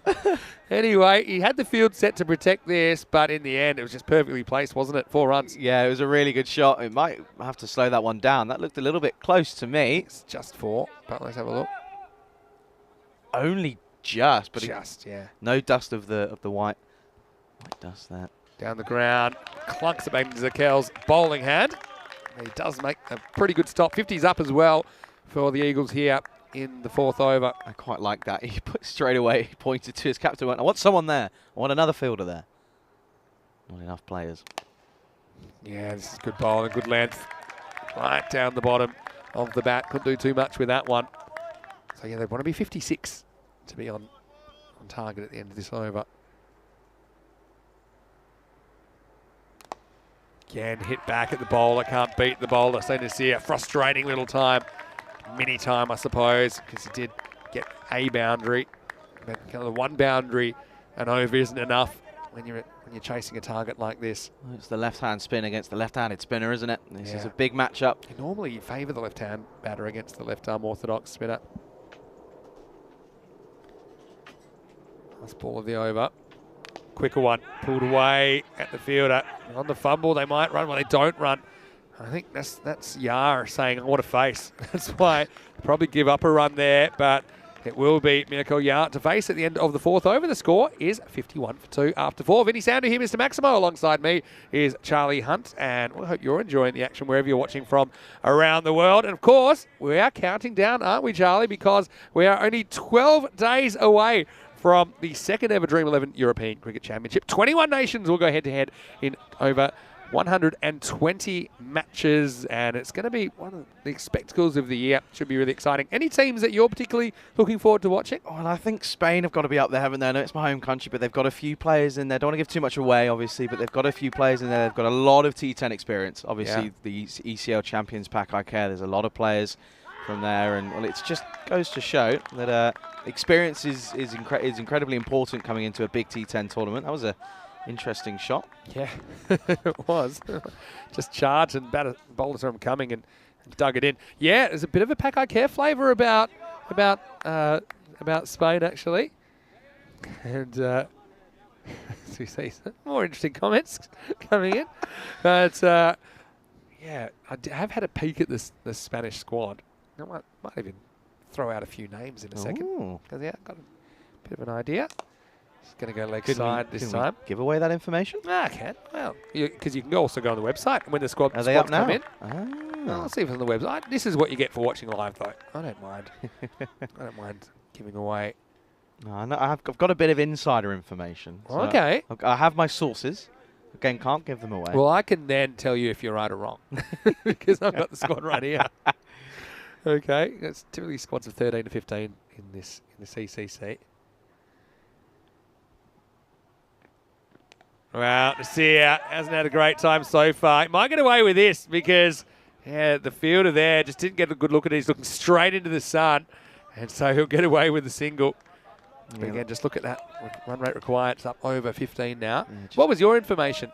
I know that is it one of your teammates to be in there for the first there's time? A couple. There's a couple in there. I know. I actually wasn't aware of that name. Wasn't aware of that one. Adam Alger. Yeah, wasn't aware. Congratulations. Adam Alger. I think he's kept that one quiet. Has he? Yeah, he's done well. No, fully deserved for sure. A few familiar faces from last year, of course. Okay, goes after this. Another catching opportunity. And this time it will be taken. And it is Karabdir Ali that'll take the catch. And so that's a big wicket, isn't it? Because we know how dangerous Miakel Yar can be with the bat. But right here, runs on the board, looking pretty good at the moment as Mechelen Eagles lose a third wicket. It's 53 for 3. Yeah, and it's one of their big hitters. They've relied on him for a good amount of runs over the last couple of games. And, well, he has to go. Again, just not really finding his way about things in the middle. Just looking like it was a few wild shots. And, well, he has to go. He doesn't find the middle of the bat. It's a big wicket. And, again, if they lose a couple more in quick succession, then they could be struggling here. Yeah, looking at the Spanish squad, a few names. Now, Paco Care influence in there. I can pick out probably 4 of those. Mohamed Baba, Mohamed Ihsan, Mohamed Kamran, of course, and Atif Mohamed. Yeah, big left armour. Well, it'll be interesting to see Adam Algar. He's not on the circuit. He's known as a keeper. Yeah. So he's probably he'll in there be a keeping option, I think. I've got Mohamed Ihsan in there, but I think he provides keeping backup as well. Yeah, but he's interesting enough. I don't think he'll be used as a bowler, but he can bowl. He's one of the leading wicket takers there in our league down south, or in the Eastern League, I should say, really. Yeah, no, he's him alongside. Do you remember Connor Wood? Of course. Connor Wood, yeah, he's one of the leading wicket takers as well. Obviously, we didn't quite come through on the T20 side of things, so won't be able to go ahead and fight for that place at the ECL next year. That was Sporting Alphas, but we're in the mix for the 40 over league. Yeah, that's good to hear. Edge, and this is past the keeper before he knew pretty much anything about it. It's Tassoua who's got the gloves today for Antwerp. And let's just say, it was like trying to catch a fly, but it was gone before that glove got up there. So a bit of a lucky one, but that will be 4 runs to the Eagles. Yeah, not easy for Tassoua there. It flew off the outside edge of VVK. Didn't really have much of an idea, and I think it was lucky that it was a little bit to his right, otherwise it could have been a struggle. Yeah, so Ajantha comes in, does get a boundary halfway through this chase, 57 for 3. We know the supercomputer's been throwing up a few interesting ones, but let's not forget the supercomputer did predict an Antwerp victory this morning by 7 runs. Yeah, so we've been given the supercomputer a bit and of stick. yesterday it had low scores, and we're like, come on. And although the first innings was high, the second innings was low, so I guess it was half right. Anyway, going back to that squad, a couple that we haven't seen on ECN before, except for in the T20s, in Daniel Dole Kaya. So it's good to see him in there, getting a chance. Gurvinder Singh Bajwa, who has the highest individual T10 score, at 156. Well, they like this, and he's gone. So it's a really nice bit of keeping. Well, you might not have known too much about the last one, but this is really good glove work to get across to this. And so Zakel comes up with the big wickets. Tassoua holds on. And this inning's falling apart a little bit at the moment. The Eagles, 57 for 4. Yeah, it's a really good delivery, but what a take that is. You could just see there was pure elation on the bowler's face. He knew straight away the left-handed spinner it's his counterpart, the other left-hand spinner for the Eagles. It's another wicket. Things just falling off for the undefeated team here. It's a very good catch, honestly, because it's almost a half volley kind of a take. So had to stay low. You don't see them held too often. Very, very good keeping from Zulkarnain Tassoua. Just look at this. Has to stay low, and he does. He doesn't come up. The gloves stay low. And, yeah, the bowler was elated. 4 wickets down. But like I say, I won't say this game's over just yet. What else we got in there? Asjad Butt. Nice to see him back in Spanish colours again. You saw him in the ECC last year. He became kind of a specialist short third man there. You know, for a guy that normally fields down the ground. Actually fielded really well in that position. Well, this is going to be 4, and this is a good start for the new batter, and it's Hadiatullah Sherzad, who takes on the cover and wins here in the circle. Once it got past him, was always racing away for 4. I think that dive was out of a bit of desperation, really. It was a really good effort. Overall, it takes a lot to dive on this ground, because I think as soon as you make impact with the ground, you're going to have a few grazes on your body, but no, it's a good effort. Putting his body on the line, though. So, ready to go again. Zakel, successful bowler, also has been pretty economical in his spell so far. The block hole. They take it on. Good throw. Might have had him in trouble. I think it goes the wrong end there. I think it could have gone to the bowler's end, gone for the direct hit. The bowler is saying it in no uncertain terms. Oh, that's incredible from Zakel. He's such an animated character. I love to see it. And you can see here, just watch this here. Like, I want it, give it to me. Yeah. He doesn't get it, and he's furious. Yeah, because the thing is, the guy who hits the ball doesn't get the head start that the non-striker does. That's why. And be a body language expert to work out what was going on there. Anyway, this next one should just be a single. Yeah, so Chris Munoz-Mills, I assume he'll be leading the side. Got a little maestro in there, Goran Mayavanshi. So that's good to see him. He was the leading wicket taker in the Barcelona tournament at the start of last year. Actually a player of the series as well for his work. He's a left arm spinner. Full toss, and this will get away from the fielder, or will it? I think it is 4. We'll have a look at it here. Yeah, to me, saw a bit of the dust up of the white paint. Yeah, we'll check it out here, but I had a feeling it was past him. And yeah, it's on the line. That gets pushed on. Well, hold on. The line came from the step, so I think actually it's okay. So, not sure if that was given for. Doubt it. So yeah, we saw that too, and I thought it was from the ball getting slapped into it, but actually I think he stops it and then steps on the line. So I think it's the correct call. And what a good stop that is. Then it saves 3 runs. 100%. It takes us to the end of the over as well. So 6 overs down now. No, but And yeah, losing some wickets, but I mean, look at that required rate. It's kind of going up towards that 18 runs and over, isn't it? all it is one big over though, isn't it? But just back, one last thing on that, on the Spain squad. Yeah. Spain are not struggling for spinners. Yeah, that's true. You think about their choices that they have. I think that Corey Rutgers knows in T10 cricket that spinners have had a lot of Yes. success. So he's gone very spin heavy Well, there. there's And two- even Tom Vine, who's their pace bowler, he bowls a lot of one of your teammates as well, right? Yeah, Yeah, 100%. so he bowls, I think he bowls like 6 varieties of slower ball, Yes, or yeah. so according to him. Yeah. So I think that's a really effective The strategy surprise as well. one is the quicker one, I think. But no, I mean, Yeah. obviously you've got Goodang in there as well, but then you've got young Charlie Ramistovic, Lorne Burns as well, missing out, interestingly enough. Yeah, there's a few that they haven't picked that, probably in their team. Yeah, Lorne Burns and Ramistovic, probably the 2 obvious ones. But, I mean, I guess they're managing, kind of keeping some of those so-called A-listers with blooding a few people and putting them under pressure. Yeah, well, I think the thing is as well, when you want to build up a really big sort of net of people that you can rely on and have in and around the squad, and competition is the best thing for pressure. Yeah, that's true. Doesn't get much more competitive than the ECC. Oof. There you go. That was excellent. Well, you want to put your best fielders in that position. He whistles in a throw, and Nadeem Khan just making his presence known. Now, I'm not sure if obviously, because you're very busy, often when I've been on air, you've obviously done your own thing as well. Go on. I will eventually find a Duracell bunny. I have a Duracell bunny Oh, that always I pick one player, whether it's in the field and bowling and just be really animated. I always have one in a tournament, so I'm on the lookout. Nadeem Khan has made a very early run for that, I think, at the moment. Not a great shot this time, really, from Sherazad. Who haven't I mentioned that Spain squad yet? Hamza Salim Dar. I mean, he saw him last year, and he's a guy that can absolutely bang it. We know that. Prince Daman getting a chance from the Catalonia region. So, yeah, nice Again, to see. Not a man that I've seen play up very often. But we've seen him a fair bit in the Barcelona tournament, and, it does suit the format. It's a bit of a specialist pick. Well, this is gone, and so Shazad again walks away from the ball, and one Shazad gets another, really, and it is Sherkan Shazad who's able to remove Hediatullah Shazad. And so Mechelen Eagles, well, it's going to be a big comeback if they're going to come back from here to stay unbeaten in this tournament. Little inside edge, I think, onto the off stump. Over goes the castle, and it's 68 for 5. Yeah, that's just, again, a really big wicket.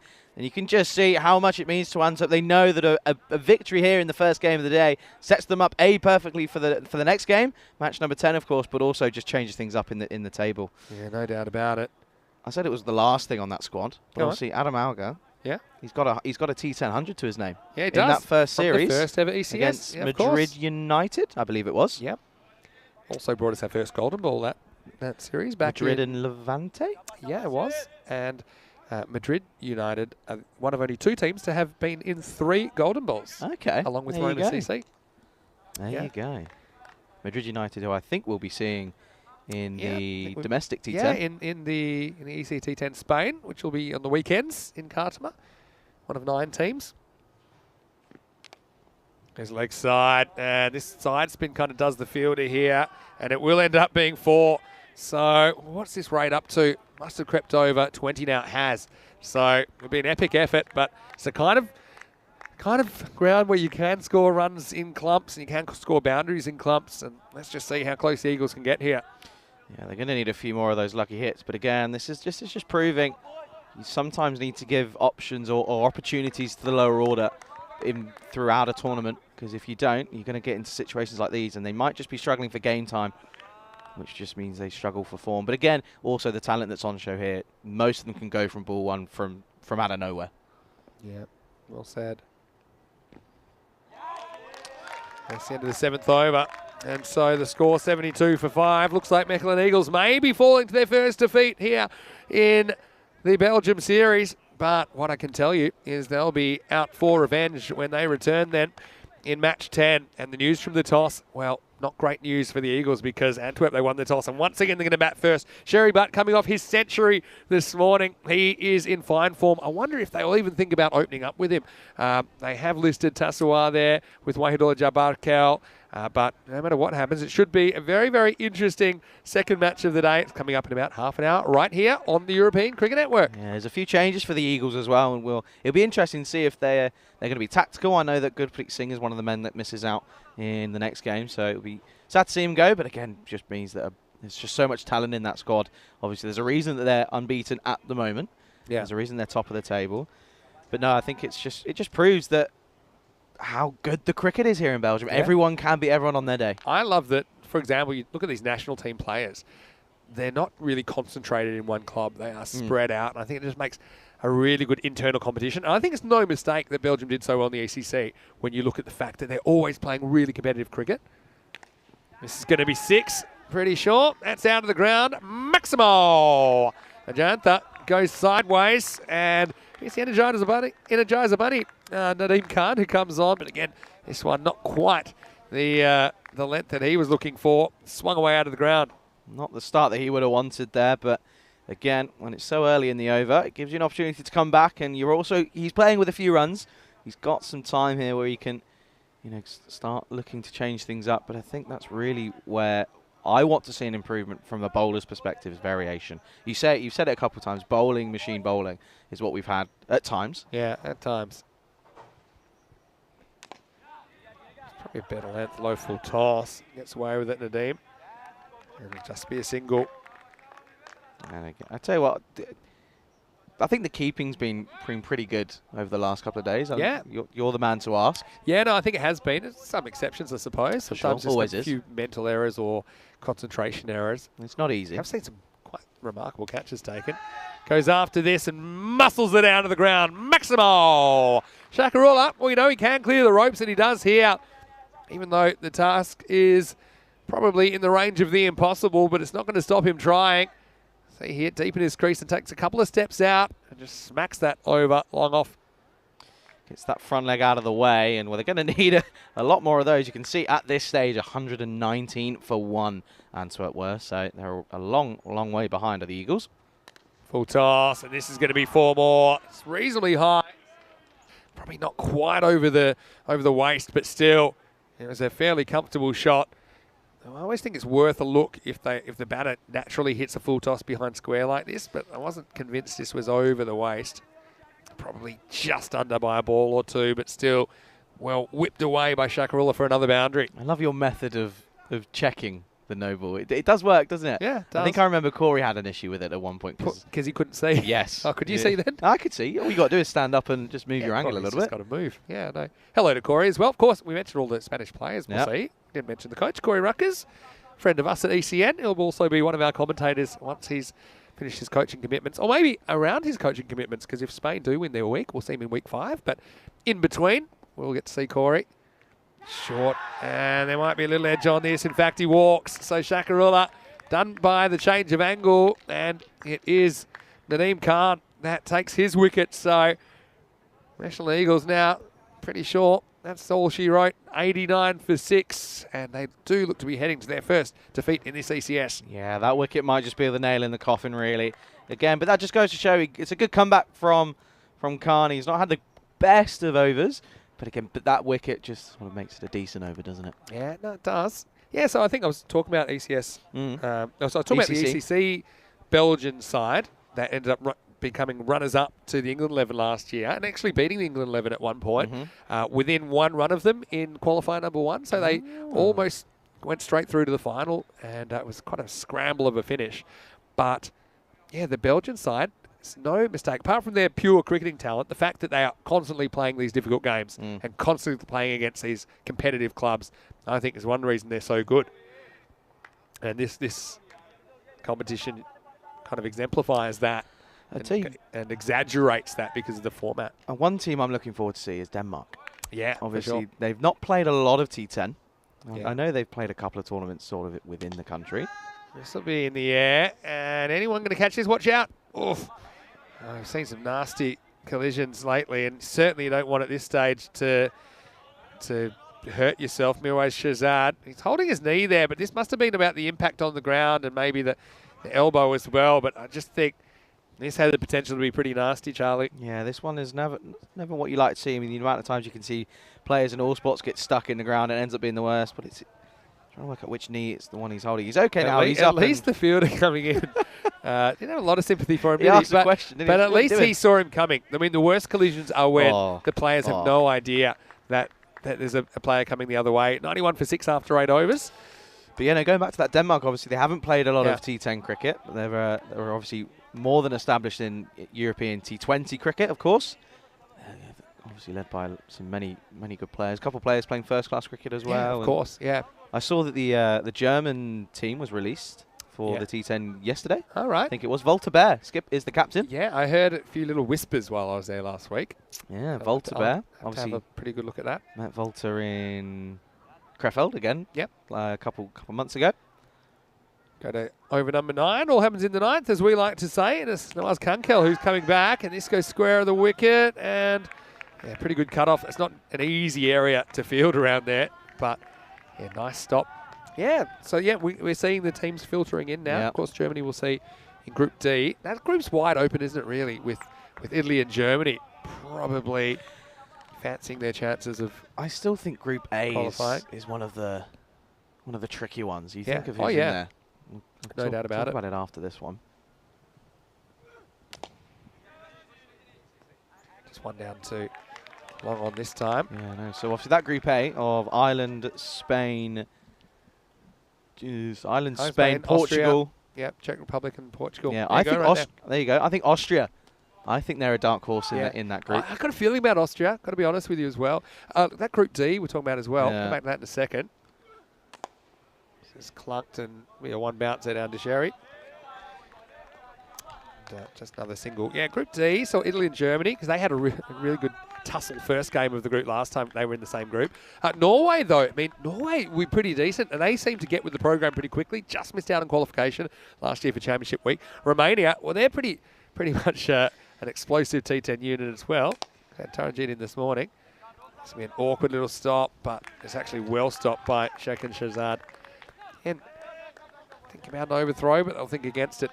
Got to say that, and Switzerland, the first time we've seen them in international cricket for a while. So I think that's exciting as well. We saw from their club side, Alton, who have qualified again for the ECL, by the way. Yep. They had just good bunch of attacking batters that were prepared to take the game on. No, for sure. Certainly it's going to be an interesting contest. This is going to be nudged away for 4, I think. Goes with the bounce this time. Ismail, the captain, is coming out, and just no real footwork there, but good hand-eye coordination. Gets that over the infield and gets it away to the boundary. We've seen that shot a couple of times here in the tournament, but I think I've got an early inkling as to who my Duracell bunny might be. Okay. It's the man right in front of us. So you're going to go with Sheikh and Shahzad? Yeah. That's true. He's just the way he got holds a bit himself. of fizz about him. This one will just be a single to finish the over. So we'll bring up the 100. But so that par 180 hasn't aged well, has it? As this game looks to be kind of drawing to a conclusion with an over remaining. It's 100 for 6. But, I think this game will be remembered for one reason mainly, and that's got to be the century from Sherry, but only our 4th century of the year. Yeah, it just goes to show on this ground, you just get rewarded for nice, elegant textbook cricket shots, and that man certainly did. But do remember, the robot just dropping in the chat. Match 10 preview, that will be coming up after this game. So match number 10, it's these two, they meet again. And the skipper, Sherry Butt, no surprise, winning the toss. And he went ahead and chose to bat first. Couldn't wait to bat. Like I say, it's a bit of a trend, I suppose, when people have made runs in the first game of doubleheader. Often they'll go cheaply in the second game because they just try and pick up where they left off, and it doesn't often work. I often think, if he's batting that well, why would you just open with him? Why wait for a wicket to fall? I mean, he came in pretty early anyway last time, so that's something I would have thought of. And this will be gone. Good start to the over. Naeem Khan. He's got a bit of fizz about him as well. This one crashes into Ismail's middle stump. So a wicket to start the last over of this contest. 100 for 7. Yeah, well, it is obviously the nail in the coffin. It's a dot ball. More importantly, there was obviously 38 required off the last over. And it's mathematically impossible unless there's obviously a no ball or a wide or something like that. But again, that wicket, more importantly a dot ball, sort of sets up for the occasion and what's the outcome of this game. Yeah, and look, don't forget the start that the Mechelen Eagles had in this game. They were 41 off 2 overs. They hadn't lost a wicket yet. So they were flying at that stage, and we honestly believe they had a real shot of chasing this down. But Antwerp have really applied themselves well. They've taken fairly regular wickets. They've done well, I think, for the most part in the field to stop the boundaries, even some awkward stops they've seemed to manage. And that's how they've defended this score of 137. You put in the question out there, do you raise Sherry Butt to the top? But if it's not broken, don't try and fix it. Yeah. But then are you saying you want to lose an early wicket then? Because, I mean, they lost a wicket in the second over. That's true. For him to be there. And the other thing is there's no real obvious other opener. They used Tayyab Ali. They ended up retiring him out after 8 overs, remember? True. Yeah, of course, which we both missed. So I think, honestly, put my captain's hat on, which I was never allowed to wear in my career. Anyway, first we'll have a look at this one, which is going to go out of the ground. Maximo Amanullah showing what Belgian cricket's all about. Gets off the mark with a 6. Pretty good swing on this one. Goes inside out slightly and gets a Maximo. Yeah, just showing. They do bat all the way, but it's just not come off for them this time round. Yeah, so I think they listed Tassawar the keeper opening, and he never ended up opening. I'd probably go Wahidullah, Jabarkel and Sherry Butt opening, because Tayyab didn't quite find his mojo, I think, through the 8 overs that he batted. So I think that the absence of an obvious other opener is one reason it was skew me towards that. Speaking of skewed, this one should be caught, and it will be dropped by Shafiul Zakel, who certainly had a lot to say to the fielder in that position earlier when he was bowling. But in the end, I mean, if you're going to drop one in the last over when you know you're going to win the game. Still, that'll be a source of personal anguish for him. He won't like to watch that one back, will he? Yeah, so it's an interesting one that we'll obviously only know when we return in around about 15 minutes to take you into the second game of the day. But again, I think your query about raising Butt to the top of the order, you want your best batsman to, if you can, try and face the majority of the balls, at least half of the balls in your innings, if anything. Yeah, and so normally it's because you want to shield him from something. I don't think it needs to be shielded from too much. Swing and a miss to finish this one, and it's going to be 137 to 107. Very, very good start to the day for Antwerp. Their series is up and about now. They're 2-1, and if they can get another win over the Eagles, they will be right in the mix for a top 2 finish, potentially even a top finish come the end of the week. And let's just see if they can reproduce the magic in match 10, which is coming away shortly. It was all about Sherry Butt, though, wasn't it? His 100 set this up. An individual 100 for only the 4th time this year in over 700 matches on the European Cricket Network, and he led the way.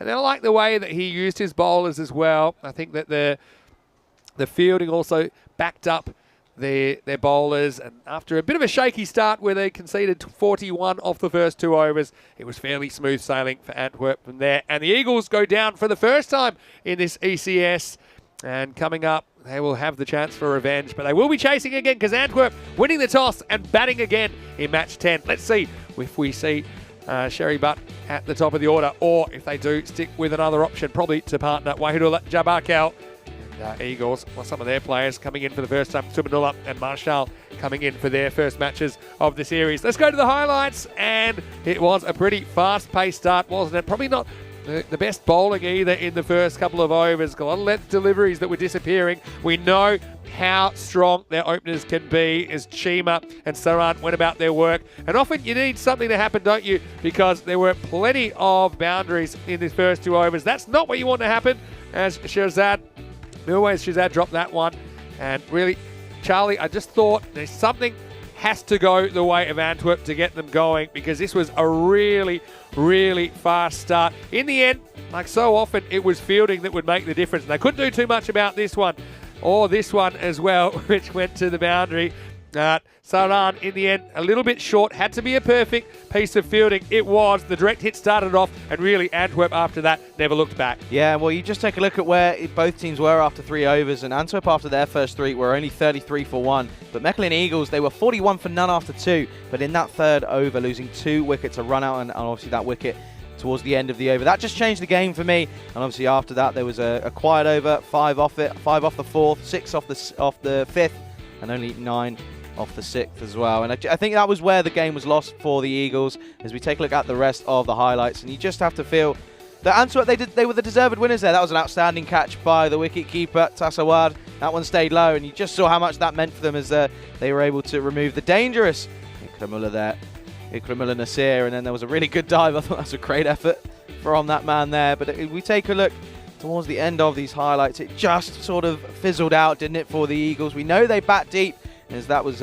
told by the likes of Malik Zayamanullah, who was 7 off of 3. He was able to hit a really nice boundary to get a maximum there, but you could just see it's towards the end. There wasn't a lack of cricket shots, but it was just the wickets at the wrong time for the Eagles. And Antwerp, they'll be happy. They were able to deploy a plan. They stuck to it. They got a bit of tap at some points, and there was also a bit of wayward bowling in areas as well. But they had enough on the board, didn't they, due to that man, Sherry Butt? Yeah, they did. And that's what it really came down to.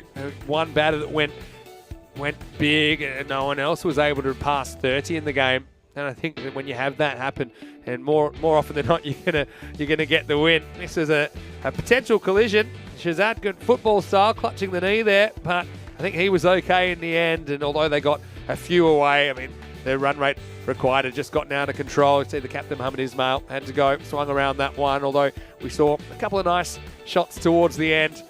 It was only going to be one winner in this one. And unfortunately, like I said, Zakel, he dropped that one. A few went down, but I think when it counted, when the game was on the line, I think they held up, and Antwerp deservedly get their second win out of their 3 matches in the series so far. As we look at the scorecard here, and it was 138 to win. See, Chima looked good early, and he went for 29. That was after Saran was run out by a very good direct hit from Shokan Shazad, who fielded very, very well for the Antwerp side. Apart from that, Ajantha with 15 not out. He stuck it out to the end. Shakarullah played a couple of nice shots, as did Ismail and Aminullah, but ultimately they were 30 short of where they needed to be. So yeah, the run rate in that game was 12.2. So again, we're looking at that kind of 12 to 13 and over, I think, as we head further and further down the line in this series. Got to say, Sadullah Jabakel bowled really well. 2 for 11 off his 2 overs. And I think that he was a really important cog in this bowling lineup, not even going run a ball. 2 wickets also for Nadeem Khan, who came in late in the piece. I've got to say, 1 for 14 for Zakel. Pretty good figures for the spinner, who was very, very economical, taking a wicket, as did the opening bowler as well. Shokan Shazad took 1 for 29, but his run out was really crucial early on, wasn't it, to get rid of Saran. So we'll take a quick break. We'll be back in about 10 minutes, take you into the second game of the day. Should be interesting because the Eagles will want revenge, but they're going to have to do it chasing, as Antwerp will be putting the score on the board. Who will open up? We'll have to find out in 10 minutes, as we will return with the second match of the day. Match 10 on the way. You're watching the European Cricket Network. Vinny Sandu here, Mr. Maximo, Charlie Hunt with me, and we'll see you shortly for more FanCode European Cricket Series.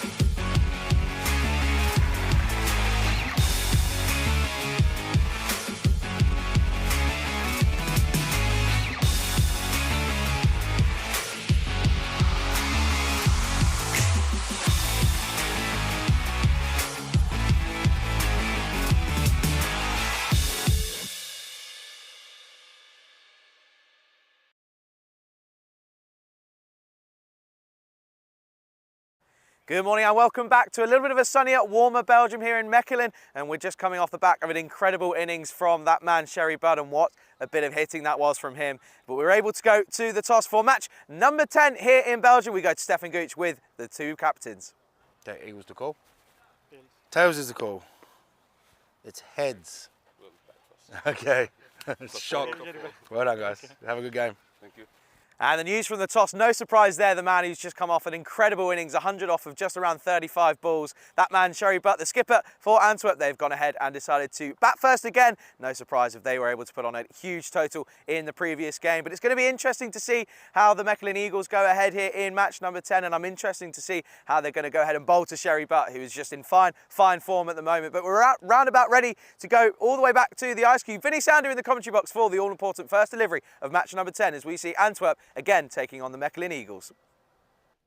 Thanks for that, Charlie. And let's have a look at the two teams here. Mentioned a couple of ins for the Eagles. They've got Subhanullah and Mazat Marshall coming into their lineup.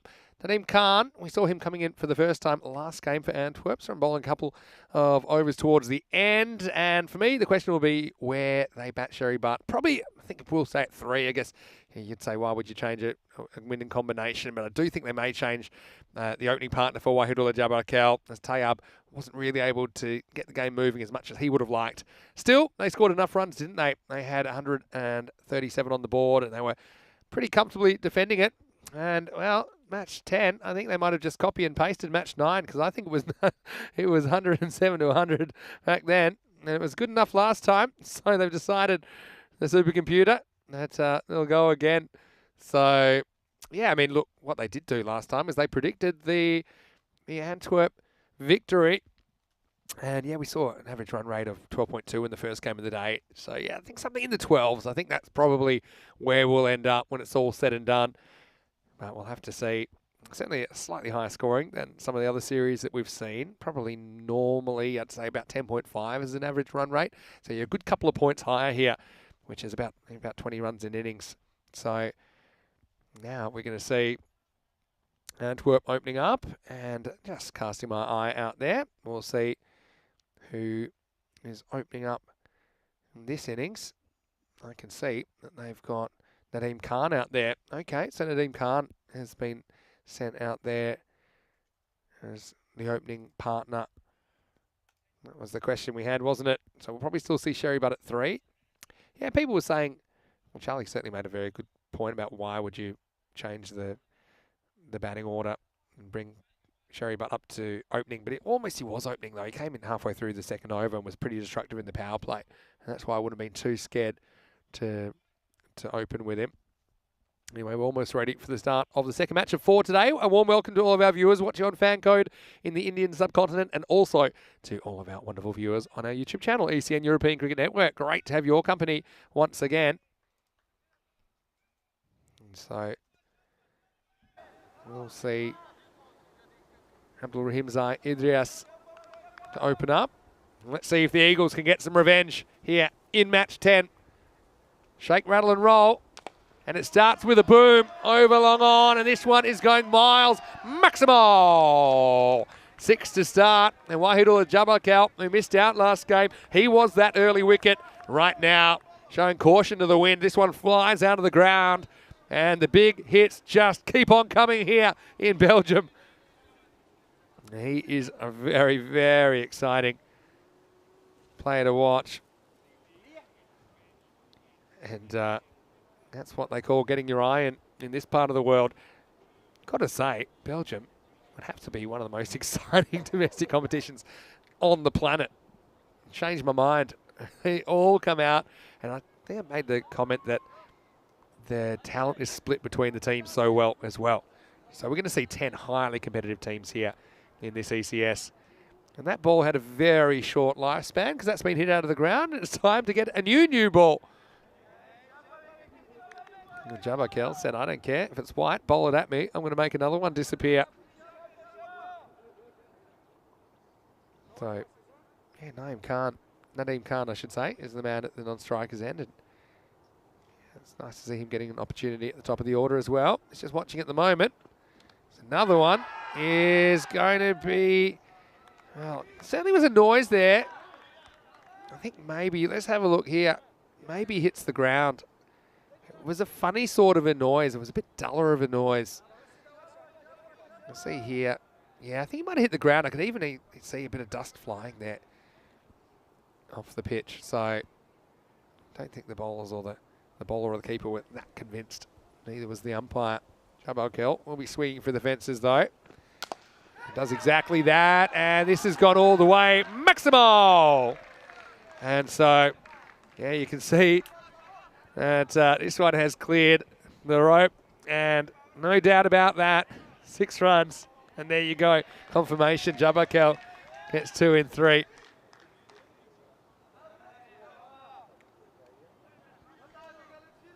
So, yeah, slightly over pitch. I mean, I was a bit critical that the Mechelen Eagles were a little bit too short earlier on in the morning. This one, if it was at the fielder, it would have taken some catching because that was going like a speeding bullet from Wahidullah. Shaukat Ali has an interesting strategy in the chat as well. Slower ball. I like that. This is miles in the air, and it might have brought a wicket here, and it has. So nice catch out there by Subhanullah. And it will be the wicket of Jabal Kell, who goes 6 and out. Well, Shaukat Ali's strategy was don't take wickets so Sherry Butt won't come out to bat. Well, they've decided to go for a different strategy, taking catches. Look, I think you've got to do that. You've got to back yourself to get through the batting lineup. And although we will see Sherry Butt, I'm sure, at 3, they will want to see the back of him. Jabal Kell, well, unlucky for him as well. Plays a couple of nice shots, but that's the way he plays. And I've got to say, it was good bowling by Idris. I was a bit critical that we didn't see enough variations in pace. He wasn't afraid to bowl the slower ball, even though it's the very first over of the game. And it just threw out the timing of Wahidullah Jabal Kell, who goes for 12. And those are the runs on the board so far. 12 for 1. Sherry Butt coming off 100. He is the man coming out at number 3. Suggesting Sparta, saying, shouldn't Sherry Butt open to face as many balls as he can for Antwerp? I mean, I would have had him opening. I honestly would have. I think just chatting to him, I congratulated him on his century. He said, look, you know, I feel comfortable in the number 3 position. That's where I like to bat, and so that's where I'm going to bat. So hard to argue with that either. Also, I don't think you have to worry about him being exposed early on in the power play. This one hits him a bit high, I think. Yeah, so the reason that sometimes you'll see guys not wanting to open is, in a sense, they don't really want to deal with the brand new ball or the opening bowlers, even though it is a power play over in 1, 2, and 3. So I think that's the reason. But someone like Sherry Butt, like I say, he was almost opening anyway in the first game. Came in the second over. Comes in the first here. Yet to get off the mark. And just leans on this. So a couple of dots. Watchful start for Sherry and a pretty good first over. Despite the 2 Maximos, Idris does take a wicket with a slower ball. And after 1 over, the score is 12 for 1. And speaking of the number 12, we are now 12 days until the Dream 11 European Cricket Championship. T10 International Cricket will be back, including Belgium, that we'll see in Group C. But first, we'll have Group A in the first of 5 weeks. It runs from the 12th of September all the way through to the 14th of October. 2022, and we'll see who will be crowned the second champion of Europe after England 11, of course, won the first ever ECC last year. Hopefully you can tune in. We'll be on various broadcasting options all around the world as we get ready for the start of the second over. Hadiatullah Shehzad will be the bowler, and he'll be bowling to Nadeem Khan, who we'll get to see for the first time. Swings and misses at this one. Here's a man that doesn't miss too much. Charlie Hunt joining me in the commentary box. And Charlie, well, Sherry Butt, it wasn't opening, but he's out there already. And let's see what he can back up with here in match 10. Well, thank you, Vinny. No, for sure. Again, you were calling for it. You wanted to see him face as many deliveries as possible. Well, they went for the opening partnership without Butt, but he's in now. And, well, he's got an opportunity to go again, but he's going to have to just erase that last one out of the memory. But this one, well, we're going to want to see that again on the highlights package. What a lovely way to get off the mark for Khan. And this one, it flies all the way, and it's a first boundary of Khan, 4 runs into the offside. Yeah, nice shot, wasn't it? Again, picks the gap. So, pretty confident start. I mean, one thing I did say as well when I was over there chatting to the guys is, like, seems like you could bat anyone anywhere and you'd get the same result. Almost like you're making a cake or something. You're just putting all the ingredients in any particular order. As long as the cake tastes good, who cares? The DNA of Belgian cricket. Well, that one. Don't really want to keep that one in the DNA of Belgian cricket. That's a wide by Shazad. So he's just got pushed off his rhythm a little bit here. He's been punished into the offside, and this time trying to... Well, he was probably trying to not give him too much width, but he's given him too much in general, and it's a wide ball. So Shakan Ali also saying he's noticed very few dot balls in the Belgium series. Very good strike rotating. So when they're not hitting sixes, they're typically getting some runs. Well, and that's up in the air, and it will be taken. It's a comfortable catch for the man at mid-off. Good take from Ikramul Nasir. And, well, luckily it's not but. However, Carney has to go. Trying to go big again. Doesn't get this one right. And it's another wicket to go. Second wicket goes. Antwerp, 17 for 2. Yeah, so this is what happens. Just slight miss hit. And this is where actually it works in your favour as a fielding side. Sometimes when you've got mid-on and mid-off up in the circle, that those miss hits do go to hand. And often later in the innings, that'll just kind of go down to the boundary for one. But it is a second wicket. So a couple of early ones this time. This will bring Zulkarnain Tasawa, the keeper, to the crease at number 4. Again, a man who can certainly hit a long ball. He got a few boundaries to his name in the previous game. There's an interesting comment here from Yuvraj Singh. I think this is a good one. If Rico was here, how many times would he have to do balle, balle, balle in a day? I've already replied to that because I've said that Yuvraj will be playing a lot of brah money. He tends to donate when he hears one of those off Rico. But hello to you, Yuvraj. Hope you're well. And hopefully you're enjoying this series. It's quite the spectacle, isn't it? I've got to say, this ground, it's quirky, but it's a really nice place to play ECS. It is Tasawa facing up for his first. It's a really good delivery to give to a new batsman first up. Just lets this one flow through. But oh, look who's popped in. Corey Rutgers has popped in the chat saying, brrrr. I think Corey, very rare to get Corey actually involved in the chat Corey when he's not on. on. He lurks a lot, but he can't get in the chat that much. But nice to see Corey in that. Corey doesn't have a spanner. And as long as there's I'm a reason, charge, I think, he isn't won't there? be having a spanner. This time into the offside. Yeah, say hello, Corey. Hope you're well. And we're just talking a bit about the Spain squad. We're just talking about some names in there, Corey. Anything you'd like to share on your thoughts with ECC coming up in only 12 days? Maybe let us know how the preparations are going and what you're looking forward to. Hashtag show me the money. Shazad, this has been a good first over. Corey's bombed the chat at the moment. Well, it will be a good end to the over. The dot to finish, just the one wicket offered as well. Good over for Shazad, and that brings us to the end of the second. Antwerp 17 for 2. Good morning to you, Corey, I should say.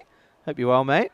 And obviously preparing for that first week, Group 8 in the ECC. But don't forget, plenty of cricket still to come as we get the countdown going. But there's the updated standings here for Group A, and look at that, Antwerp mixing things up, and that's the first loss. The O had to go for the Eagles. I don't think I've ever seen a genuine 0 net run rate. Well, there you go.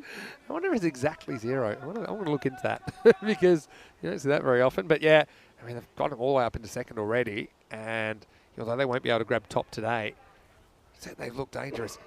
It's very hard to tell who's top and who's bottom of this group. Even take a team like SNCC without any points. They've got so many dangerous players. Interesting to continue. And we saw that shot many a time in the previous game for Butt, but this time unable to squeeze it through the gap. Starts off with a dot ball, but again, Cherry Butt yet to get off the mark. Taking a bit of time here. However, I'm sure if he can get going, he's going to really look to punish into that leg side, but also down the ground. We saw that many a time in that last game. Well, now look who's in the chat. It's all happening here. All right. Here we go. And again on the pull, but this time it will squeeze through the gap and it'll run away towards that short leg side boundary. And it's the first runs for Butt, and he goes all the way 4 runs. Yeah, so once again, this is length we can just turn on, and he does turn around the corner for 4. So Corey FanCode in the chat. How about that? Nice to see them appearing as well. Coincidence? I think Corey and Corey FanCode might have been spending some time together. Just saying. In some downtime. It just needs a response here. Well, it could be a wicket here. It's up in the air in the sun, but he's going to lose it, and it's going to race away down towards the boundary. It's another bit of a boundary that goes towards behind the square. Yeah, it's an interesting one because I don't think the fielder sees a lot of it. Just look, the sun's a factor. Even if he saw it, running back with the fly, doubt he would have reached it.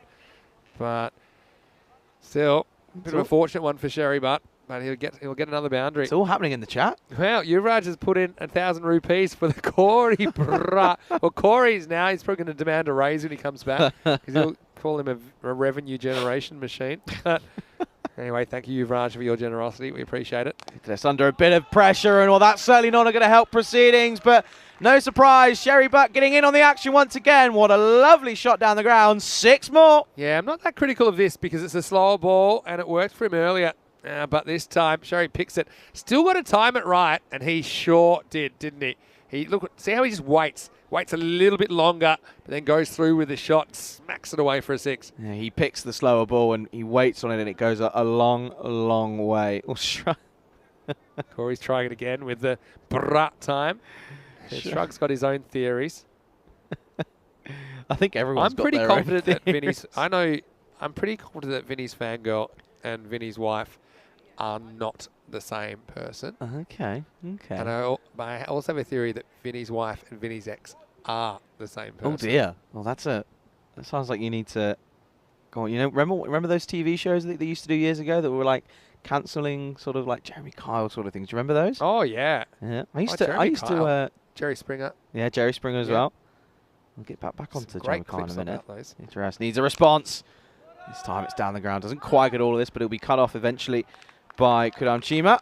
But Jeremy Kyle used to be a family friend of ours. Is that right? Yeah, he did indeed. I only got introduced to Jeremy Kyle when I spent some time in the UK in the late 2000s, around Okay. 2007. Because outside of UK's not really well known. No, at all. well, he's obviously not on TV much anymore. But he had a bit of the Mark Nicholas swagger about him. Yeah, I I know think, what you Jeremy mean. Kyle.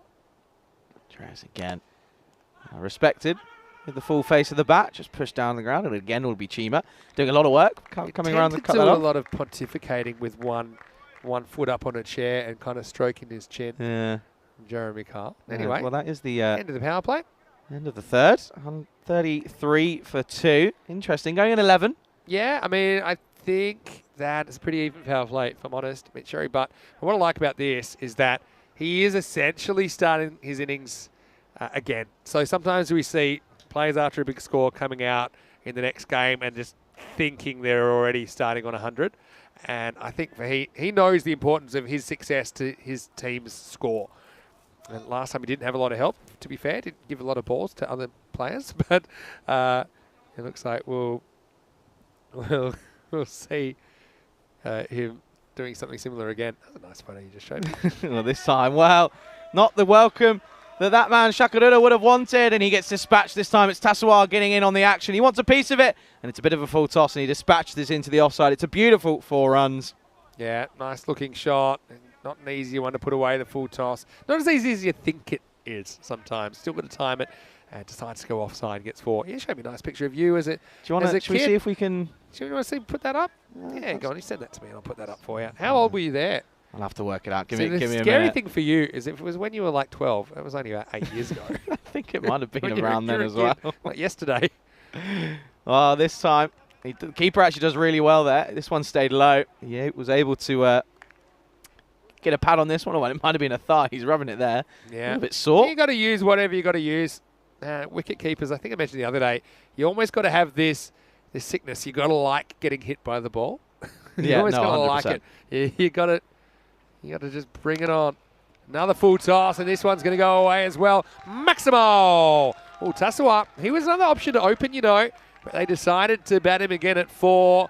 Again, this is just really good wrist work to just slap that full toss away over towards Adventure Island, and another 6 to the total.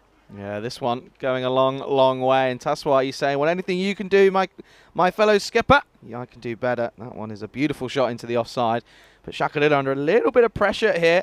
He's normally been pretty confident with the ball in hand, but he's got a bit of pressure onto his name here. So Ronnie Spraggan, just for the benefit of our international viewers, saying that Jeremy Kyle, who we're talking about, he's a presenter on a talk show, has a talk show in the UK. Is it still on the air?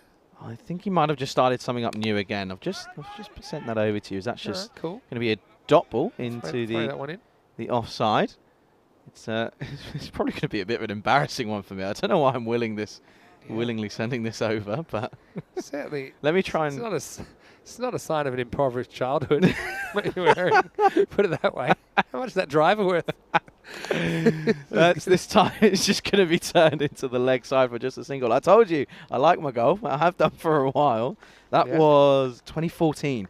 Right. 8 years ago. 8 years ago. So I was 12. You were 12. Family friend, Jeremy Kyle, there you go. Dear. As long as you don't want to end up on one of his TV shows for the wrong reasons, though, right? Anyway, so continuing here. And that's again just pushed into the offside from Sherry Butt. So it will be a dot ball to finish the fourth, and that brings us to the close of the fourth, 44 for 2. Yeah. Very warm welcome to everybody tuning in. Great to have your company, of course. Vinny Sander here, Mr. Maximo. Charlie's with us. A big hello to Corey Rutgers, who's in the chat at the moment. Corey, I know you'll be joining us for the ECC once you're around your coaching efforts for Spain, of course. And big hello to Rico. I know he's lurking from time to time as well. Now, have a look at this. This is what we're talking about. This is young Charlie with Jeremy Kyle. Wow, I don't know who's more excited to meet who hit there. And look at that little scorecard you're holding as well. I don't know what I shot that day. I think I actually played really well that day. Yeah, is that right? Yeah, well, there you go. And I like the white shorts are a bit of a risk for Jeremy. But, yeah, we'll have to look up to see what he's up to these days. Yeah, I haven't spent a lot of time in the UK. I think that comment was right. Back to the action. This is a shorter delivery. There's an appeal, and he's going to be given. So it's a wild swipe from Tassawad.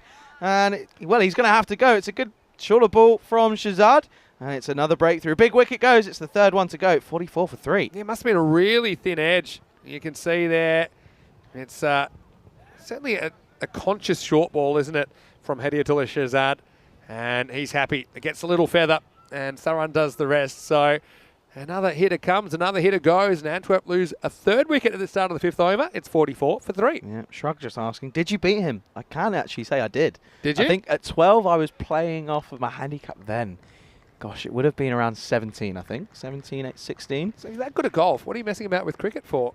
You can make hundreds of millions. It's a very good question. You ask any cricketers what they're trying to get their kids into. They're all, I know so many of my cricket friends, even those that are playing first class or international cricket, they have kids. Straight away it's the golf clubs 100%. coming out. And they're out. And I think it's also so they can get away with their wives saying that it's father-son time, but really they just want to go out and play golf. I did beat him on that day. And well, to be fair, he was actually a really good golfer himself. I remember. Yeah, right? when he was a lot younger, he played a lot of cricket. So big wicket goes. Shazad up against Shazad. Yeah. So we have I think they're renewing the battle, right? Because I think one got out the other. Okay. Earlier on, I'm pretty sure. There you go. I'll tell you. Give that a bit of a check. Go back to the first innings. Hediatullah when he batted. Yeah, Shazad, he joins the skipper. All he needs to do is get the skipper on strike, really. And this time misses out. This one just gets through a little bit lower from Shazad, but he's having a good time of it at the moment.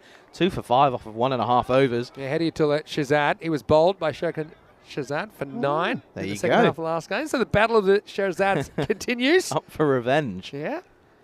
Oh dear. But, 2 for 5. It's excellent going at the moment. Really is on this ground as well. At this time of the year. You can just see that projected score. It's not quite as high as what it was last time round. This time flashed into the offside. There's a man out in the deep. He should keep that one. It does take a little bit of a Tortuga, but he's equal to it, and it's just a single. Yeah, so one thing is that Sherry hasn't dominated the strike so far the way that he did in the previous game. He's hit a few more singles.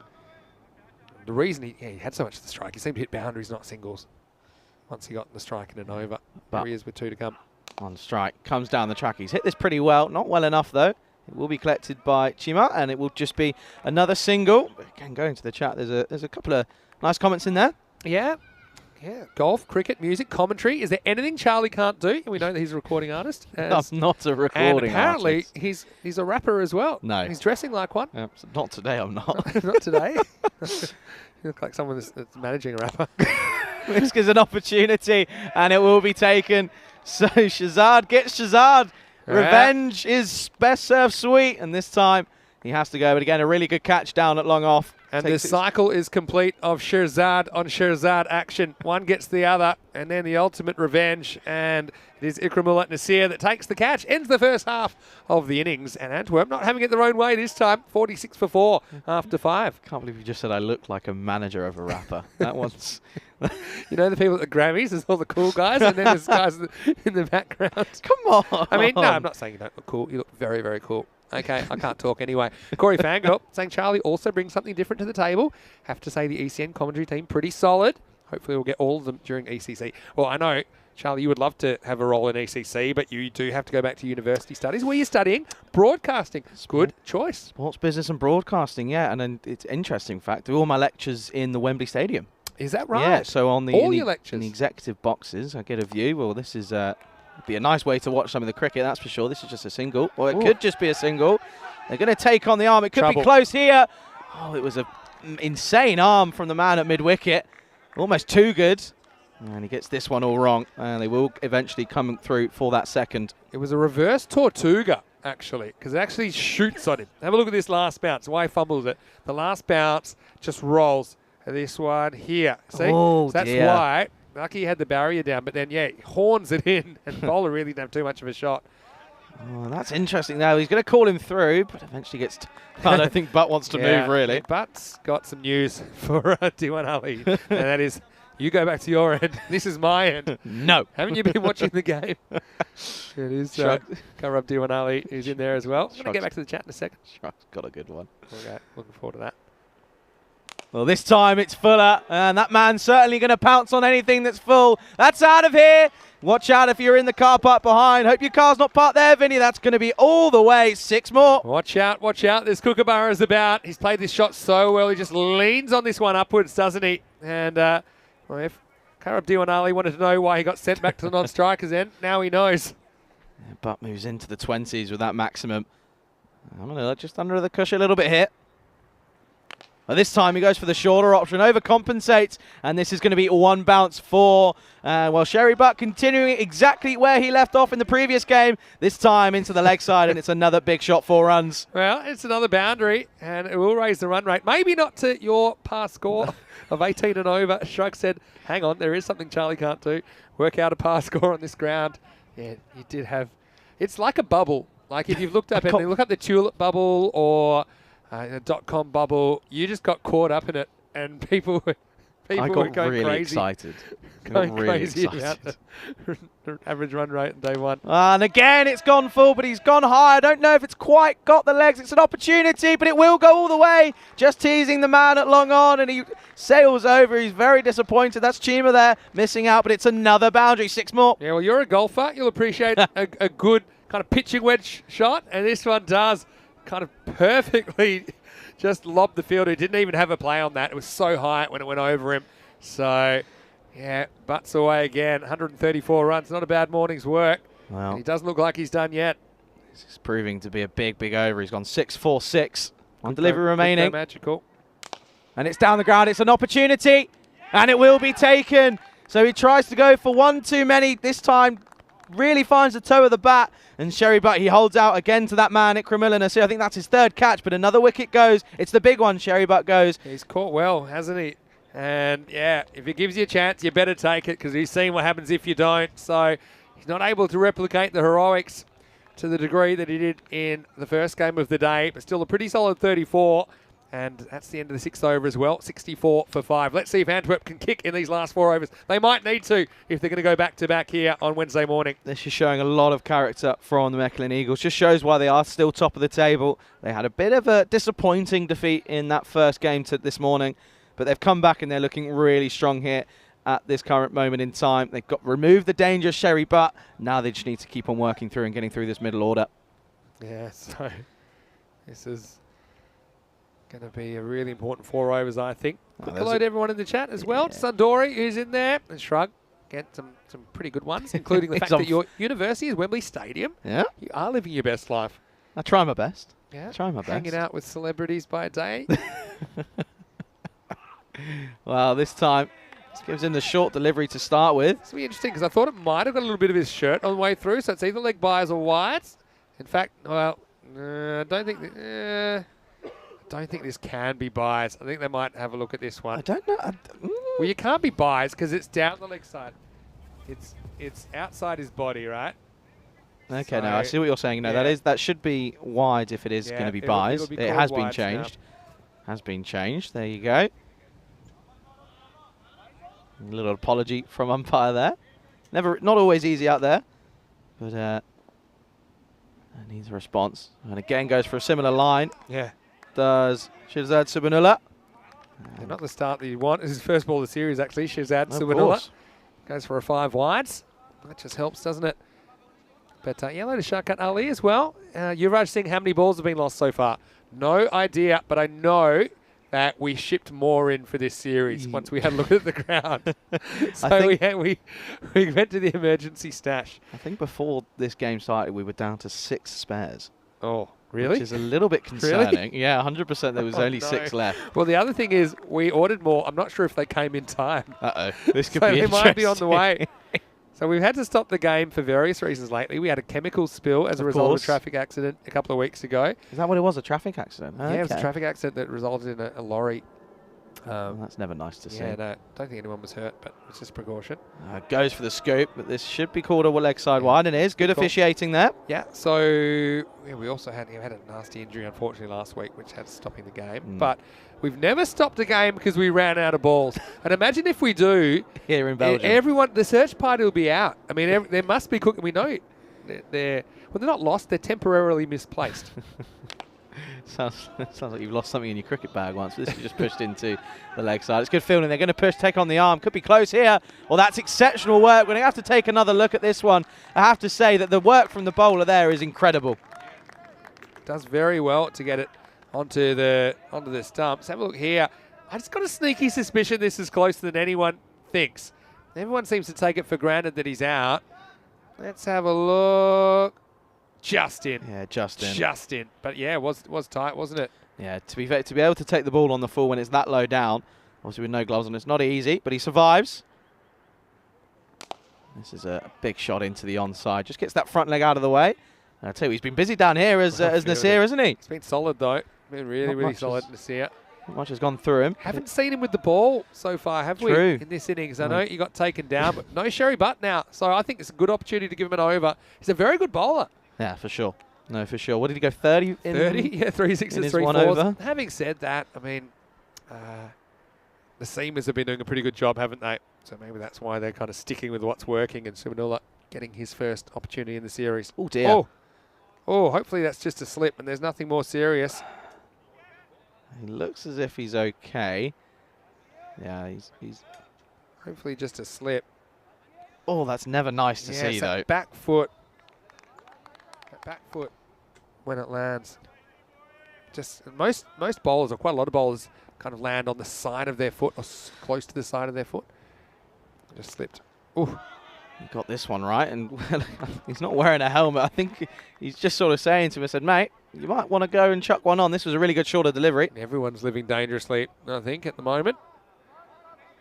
Everyone's saying that they hope he's okay. Hunter's joined the chat. Hello to Hunter. Hope you're well.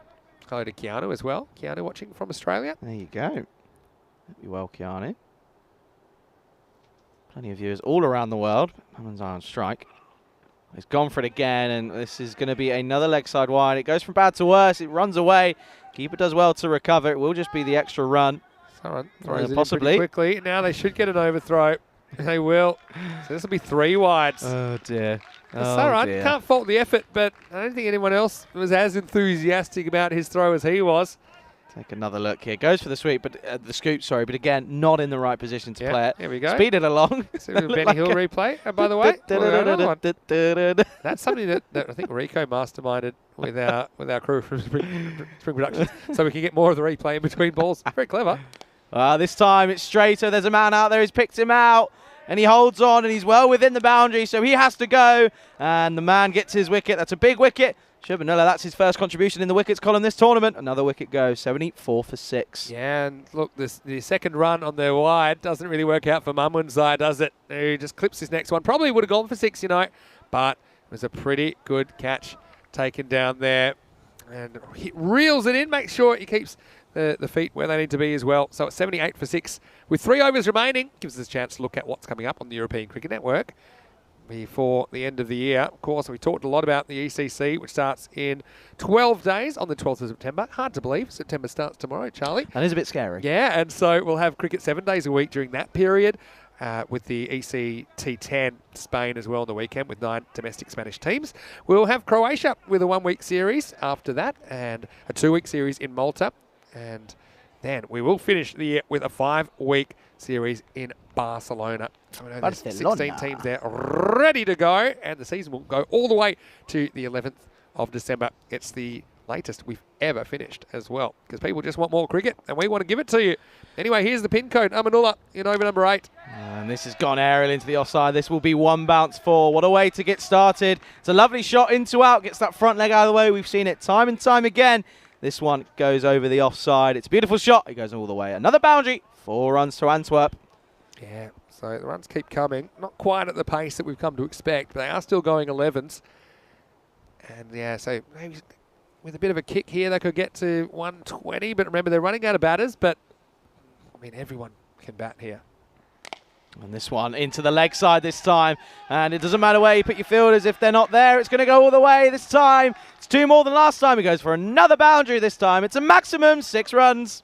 Yeah, really, really good shot. And just goes into the gap as well. So that's the kind of a ball, I mean, that's caught probably if the fielders is in the way. But if it's into a gap, does go for 6. So yeah, Amanullah unfortunately goes for a Maximo.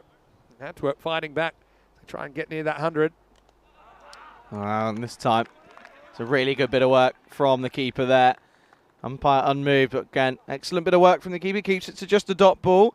And again, really do appreciate everybody's contributions in the chat. I know that we do like to keep an eagle eye on it, but of course, Vinny mentioned it yesterday. During the ECC, it's not going to be as easy to refer back to that chat, is it? Yeah, that's true. Yeah, we did mention that. Mentioned something by Shakir Ali as well. We mentioned here Asian Latina in Italy, for example. And look, teams, again, there are some complications in European cricket with work and these kind of things. So sometimes teams obviously will be invited. Asian Latina were invited to participate in the ECS. They felt they could put the kind of squad they wanted out there on the board. And so they didn't take part in that Rome series. Amanullah again. This time goes for the Fuller option. He takes on the arm of Yard, but Yard unable to collect that cleanly, and they will come through. Spent it before he got it. Yeah, the thing you're talking about there, yeah, to all of our wonderful chatters, and we love you, we love this community, but... Pardon me, there we go, my microphone's back on. The ECC probably will be a bit tough to interact as much as we do normally in the ECS. Oh, that's going to be a no ball. And it's going to be 4 as well. So a couple of gifts being handed out here. Amanullah was almost out of jail. That was meant to be his last ball. But now have to re-bowl it. 5 carreras and una pelota más coming up. An extra ball, and it will be a free hit. That was well put away by Tayyab Ali. Yeah, no, really good stuff. You have to put them away. Tayyab Ali, obviously a bit of a different role to what he played in that first game this morning. But he's come in and he's really got a good start, hasn't he? 4 off the first delivery, but also with the no ball. Going to get a free hit as well. Yeah, that hurts, doesn't it? He would have been out of there. He's got squeezed it up there, walks away with 29. Okay, it's not great, but not as bad. And now he gets a telling off. Basically a first warning for a high non-pitching delivery. Well, we obviously saw, was it Hussein yesterday, come off after bowling 3 no balls? It's never nice to see, and it's obviously never done intentionally to hurt. But anyway, free hit. Ask Waka Yunus. Free hit this time, and it will just be into the offside. It's a good delivery from Amanullah, and it'll just be a single off the free hit. Yeah, so 95 for 6 with 2 overs remaining. And yeah, Mechelen, they've done pretty well to restrict at this stage, but it does look like they'll still be chasing triple digits. Will their batting fire? Remember last time they made 107, I think, in response to the 137 posted by Antwerp. And yeah, we're going to see an exciting second innings, I think, regardless. Yeah, but so to all of our chatters, we'll be able to, from time to time, reference the comments. So we want you to keep those comments coming in. I'll certainly have my keyboard out, so I'll be chatting with you as well. I'll be in there. Yeah, you'll be in there. I'll be in there. I'll be getting involved when I can. If you can tear your eyes away from what you're doing at Wembley Stadium. Exactly. No, that's university studies. Very true. Look at that worm. I think the key for the Eagles, they've just taken wickets at the right time. See, there's only been two overs where they've not taken a wicket so far, which is just proving to be the key area for the Eagles. Obviously looking to make a big comeback here, but we're going to see that man Shakarula continue. This is a fuller delivery, just pushed out by Ali, and it'll just be a single. Yeah, all happens in the ninth, as we like to say. And so it does get going. Just a single. Liam Day is in the chat from New Zealand, saying, just looking back at some of the highlights that he's missed, and he's got to say there is some serious domestic talent here in Belgium. Just a bit. Absolutely. It's next level stuff we've seen so far. Continuing here, Shakarula. This time it's down the ground. It could be another opportunity. He puts the brakes on, goes against it. I don't mind this really. I think at this stage you don't want to be giving away any extra runs. Yeah. I think if he goes for the catch and something goes wrong and it goes through him, it's going to race away. Although he was being backed felt up like by he Idris. probably could have reached it a bit more comfortably than he probably realised. But yeah, I think you're right. He says, I'm happy to concede the one. Damage limitations. Shakarula, I like what he's bringing to the table. Well, you certainly might like that one. That one's full.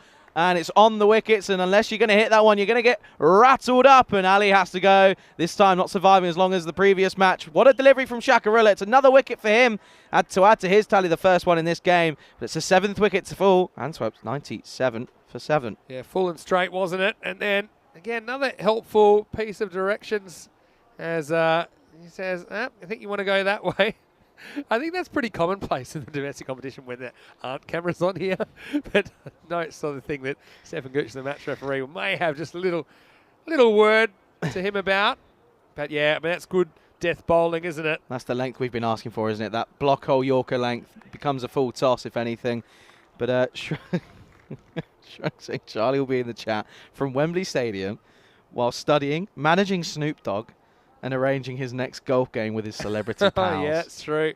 If only my life was like that exactly. But Shakarilla again, that's a wild swing from the incoming batsman. And unable to connect, and it will just be a dot ball. But I can tell you, living in London, it's not all glitz and glam. What are you doing? Do you have one of those like billionaires' basements that you live in as well? You know, I've seen some shows of that. Have you seen them in those? I live in a room that's probably not quite bigger than the ice cube. Okay. This is off the toe end of the bat. Will be a single into the offside. Again, this is really good stuff from Shakarilla. We saw it in that first game of the tournament, didn't we? 4 wickets for him, and he's just adding to his tally again this over. He's also being really economical, which is always key. Shrug's got a question. Are Badalona Shaheen playing in the Barcelona series? It's a bit too early to know which teams we'll see. I would imagine so. I would have thought so. I would imagine so, but cannot confirm or deny at this stage. This time into the offside, and it's a good bit of fielding by the man at point, and we'll just keep it to a single. But there's a question there from Liam saying, Charlie, you trying to hint to the ECN team to get you back to Malta on this year? Obviously, I can't because of university commitments, but I believe that you know who's going to be there in Malta. I will be there with Rico. There you go. Dream team. Yeah. Well, you know, we've probably done the most. 99 for 7 off 9. Yeah, so give you the commentary. You'll get probably after this. You'll get myself, Rico, and Corey for the rest of the year. We'll get all 3 of us at the ECC. I'm going to step aside Croatia series, take a week off, and leave Rico in charge of Corey for that week. So good luck to him.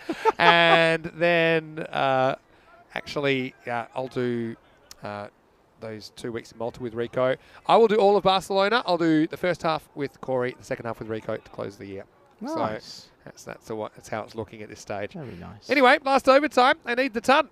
Here's Mashal getting a ball. And well, this is going to be dragged into the leg side, and it will race away into the trees. We might need another ball. We're running out here in Belgium. It's another 4. Yeah, and when these result in lost balls, you can see why we're running out. Yeah, that's under the banner into the bushes. Hopefully we find that one. I think that's about 3 or 4 left. Mashal, they're just getting a bit of a word saying, hey, you've got to make sure that when you bowl, you have to exit the pitch on the right-hand side. Yeah, don't run in front of the Liam saying, umpire. God help us in Croatia. This is high in the air. Should be an opportunity. It won't go to a man. Eventually it will be picked up, but it will just be a single. And obviously it's the final over. They've got wickets in hand. So they want to be looking to try and get to that 115. If they can push up towards 120, they'll be happy. Yeah, no doubt about that. Wasn't still 100 we've seen these kind of scores defended. I mean, it's going to be tough, but yeah, runs on the board. It still runs on the board. I'm putting an early shout in there. I'm getting the tingling feeling. Oh, yeah. Anyway, this is a bit of a slinging action, and this could be an opportunity. It's into the sun. That's a good catch from Hediolula Shazad. It's not easy there. You can see he's shaking his head. Even though he's got a nice black cap on, he's not easy to catch it out of that sun. No cloud cover here, but this time he has to go. Another wicket goes. Antwerp 104 for 8. Yeah, so well held. Again, that's a bit of an awkward position to field with the sun the way it is. But, yeah, it's well done. And, again, they've used their whole resources here. Again, okay, in the first game, Sherry Butt dominated the innings and not too many others got a lot of strikes. So you could say, all right, he didn't get a lot of help. You could see why. In this innings, no one's really stood up and gone on with it, have they, for Antwerp? I mean, Butt scored 34, but apart from that, Karab Diwan Ali has contributed 19. No one else more than 12. So no one really getting up and really driving this score higher to that 120 plus. So new batsman comes out to face. He's only got a handful of deliveries left. It's Shafila Sakel on strike. This is a wild swing. I don't think he had too much of an idea of that, really.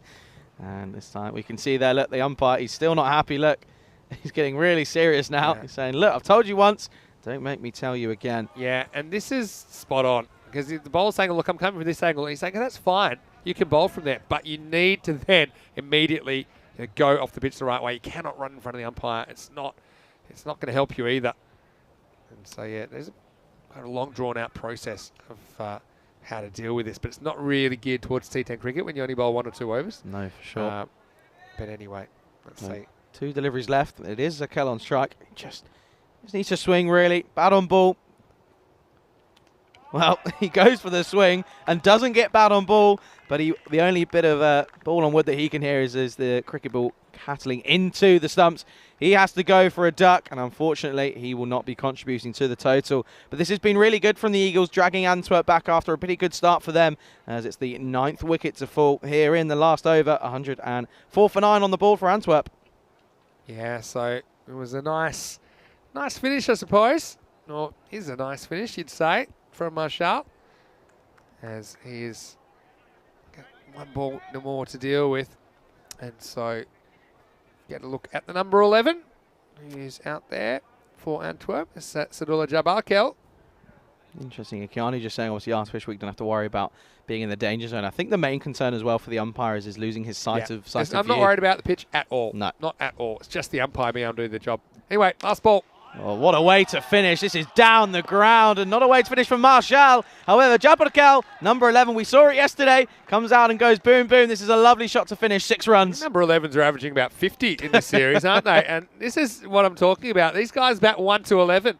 It's always like they're trying to outdo each other. So really good finish to the innings. 110 for 9 off their 10 overs. And look, again, will it be enough? Time will tell. We have seen these kind of scores defended, but I think the Eagles will be eyeing off some points here on the 3rd morning of action. Been a highly turbocharged start to the day, and no exception here as they decided to put Wahidullah Jabarkel up the top of the order once again. They partnered him with Nadeem Khan, but yeah, Wahidullah Jabarkel, he's been pretty solid, but unfortunately he wouldn't last too long.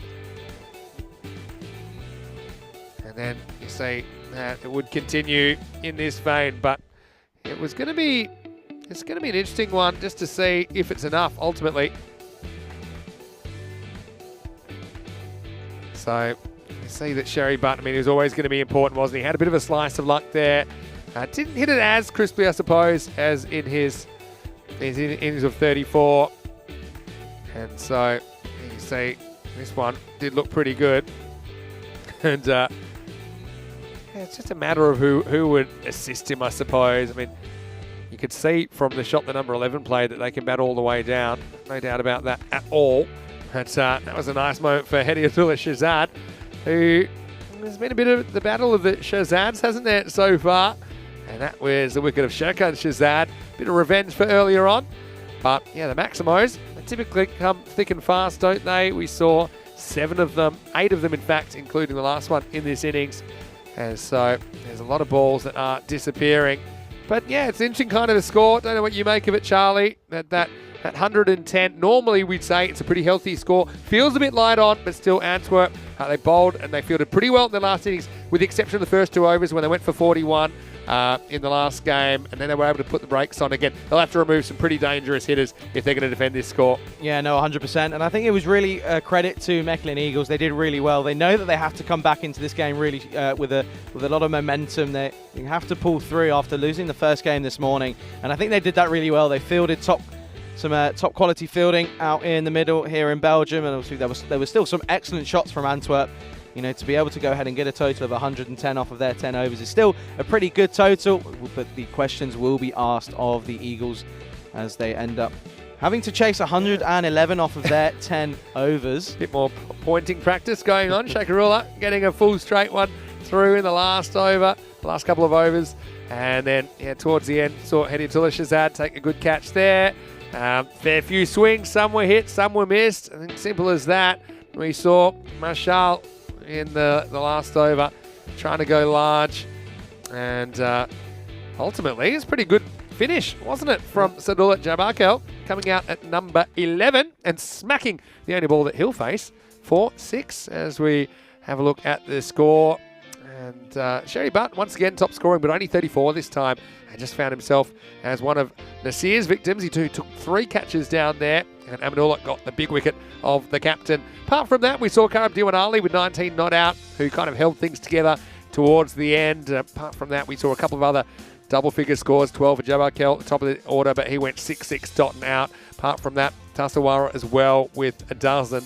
But yeah, not quite the production we got from them last time, but still, like I said, Charlie, you said that you were tingling. It's that kind of a score, isn't it? I think on this ground of 110. All 6 bowlers used took wickets, but I think for the best, Hediatullah Shazad 3 for 7. Wasn't he outstanding? Yeah, no, it certainly was. But I also think shout-out has to go to Kugiani Shakarura in that 9th over. Excellent death bowling, getting a wicket, but also only going for 4 singles. So that really just proves how vital those final 2 overs are. 11 going in that last over. However, they did pick up 2 wickets as well, so that just stemmed the flow of runs. But do remember, we will be back in around about 10 minutes or so as we're waiting for the response. As Mechlin Eagles, they need 111 for victory here off of their 10 overs. You're watching match number 10 of the FanCode European Cricket Series here in Belgium with myself, Charlie Hunt, alongside Vinny Sandu, aka Mr. Maximo. Don't go anywhere. We'll be back here on the European Cricket Network.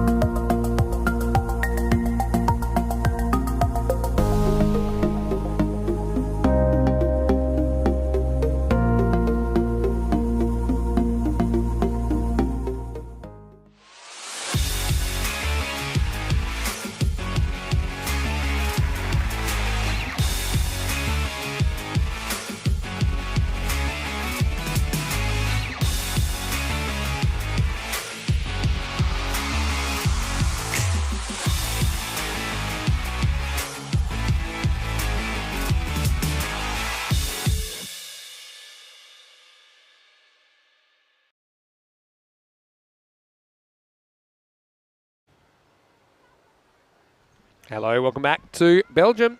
Beautiful blue skies here on a Wednesday morning. It's been a pretty exciting start to the day as well. Wouldn't expect anything less from these teams who really know how to bash this ball around. And we've had 200 plus scores, well 300 plus scores now as we've headed into the second match of the day, and halfway through, Antwerp, after winning the toss and elected to bat, they have managed to put a decent score on the board of 110, losing 9 wickets along the way, using all 11 batters along the way as well. And now it'll be a real test to see if they can defend it. What I will say, though, is they did restrict the Mechelen Eagles to 107 in the previous match, so that will give them some confidence that they can do what's required. Looks to me like it will be Nawaz Kunkel who's going to get us started here. Just waiting for the clock to tick over before we get going. Regular openers out there of Kuram Chima and Tajinder Saran, the keeper. These guys, of all the openers, I think they might be the most dynamic. Here we go. 111 for victory. Little edge, and it's going to be 4 to start. Good effort from the man who's in the circle, but that was going only one way, and that was to the boundary. There's Taya Bali in that position. You see here, it's pitched up. It's pretty well located. I think Kunkel's bowled pretty well today. It just gets a thick outside edge and rolls away towards one of the cameras there. Machima off to the races with a boundary. And a few people have been saying around the ground, and even in the chat, I saw Corey Fangirl saying I can see it being chased in 7 overs or 6 overs or something like that. But if they do run into early trouble, I think it could be a bit closer than you think. Again, we remember that they got off to a very good start last time. Remember, they were 41 without loss, the Eagles, after 2 overs, and they only managed to score 107 in that big chase of 138. Eventually, I think they dug that one out. It's always sad when a cricket ball, think of all the effort that goes into making it at the factory, at the Kookaburra factory, and then some of them are gone too soon. That one was at risk of being lost after only 1 ball, but I think we've got it back. And so, it'll be Kunkel to continue. I think just perhaps he went out with the wrong gloves or something like that. He's just made a bit of a change there. So looking at where the outfielders are, they've got a deep backward square leg and a deep mid wicket, quite far apart though as well. So that's why there's no third man. I would have been tempted maybe to have a third man if Kunkel can continue to just bowl the ball in that channel. Anyway, ready to go again. Yeah, similar kind of line. It's a pretty good line, I think, as well from Kunkel. Only a single this time. We'll get to look at Saran, who is one guy who I love watching bat. He just seems to constantly be manufacturing boundaries from almost nothing, but does play a high risk game as well. I think how well he goes could have a lot to do with how this innings goes. Ready to face the first ball of his innings. Corey Fangirl's got a very astute question in the chat. I'll come to it in a second.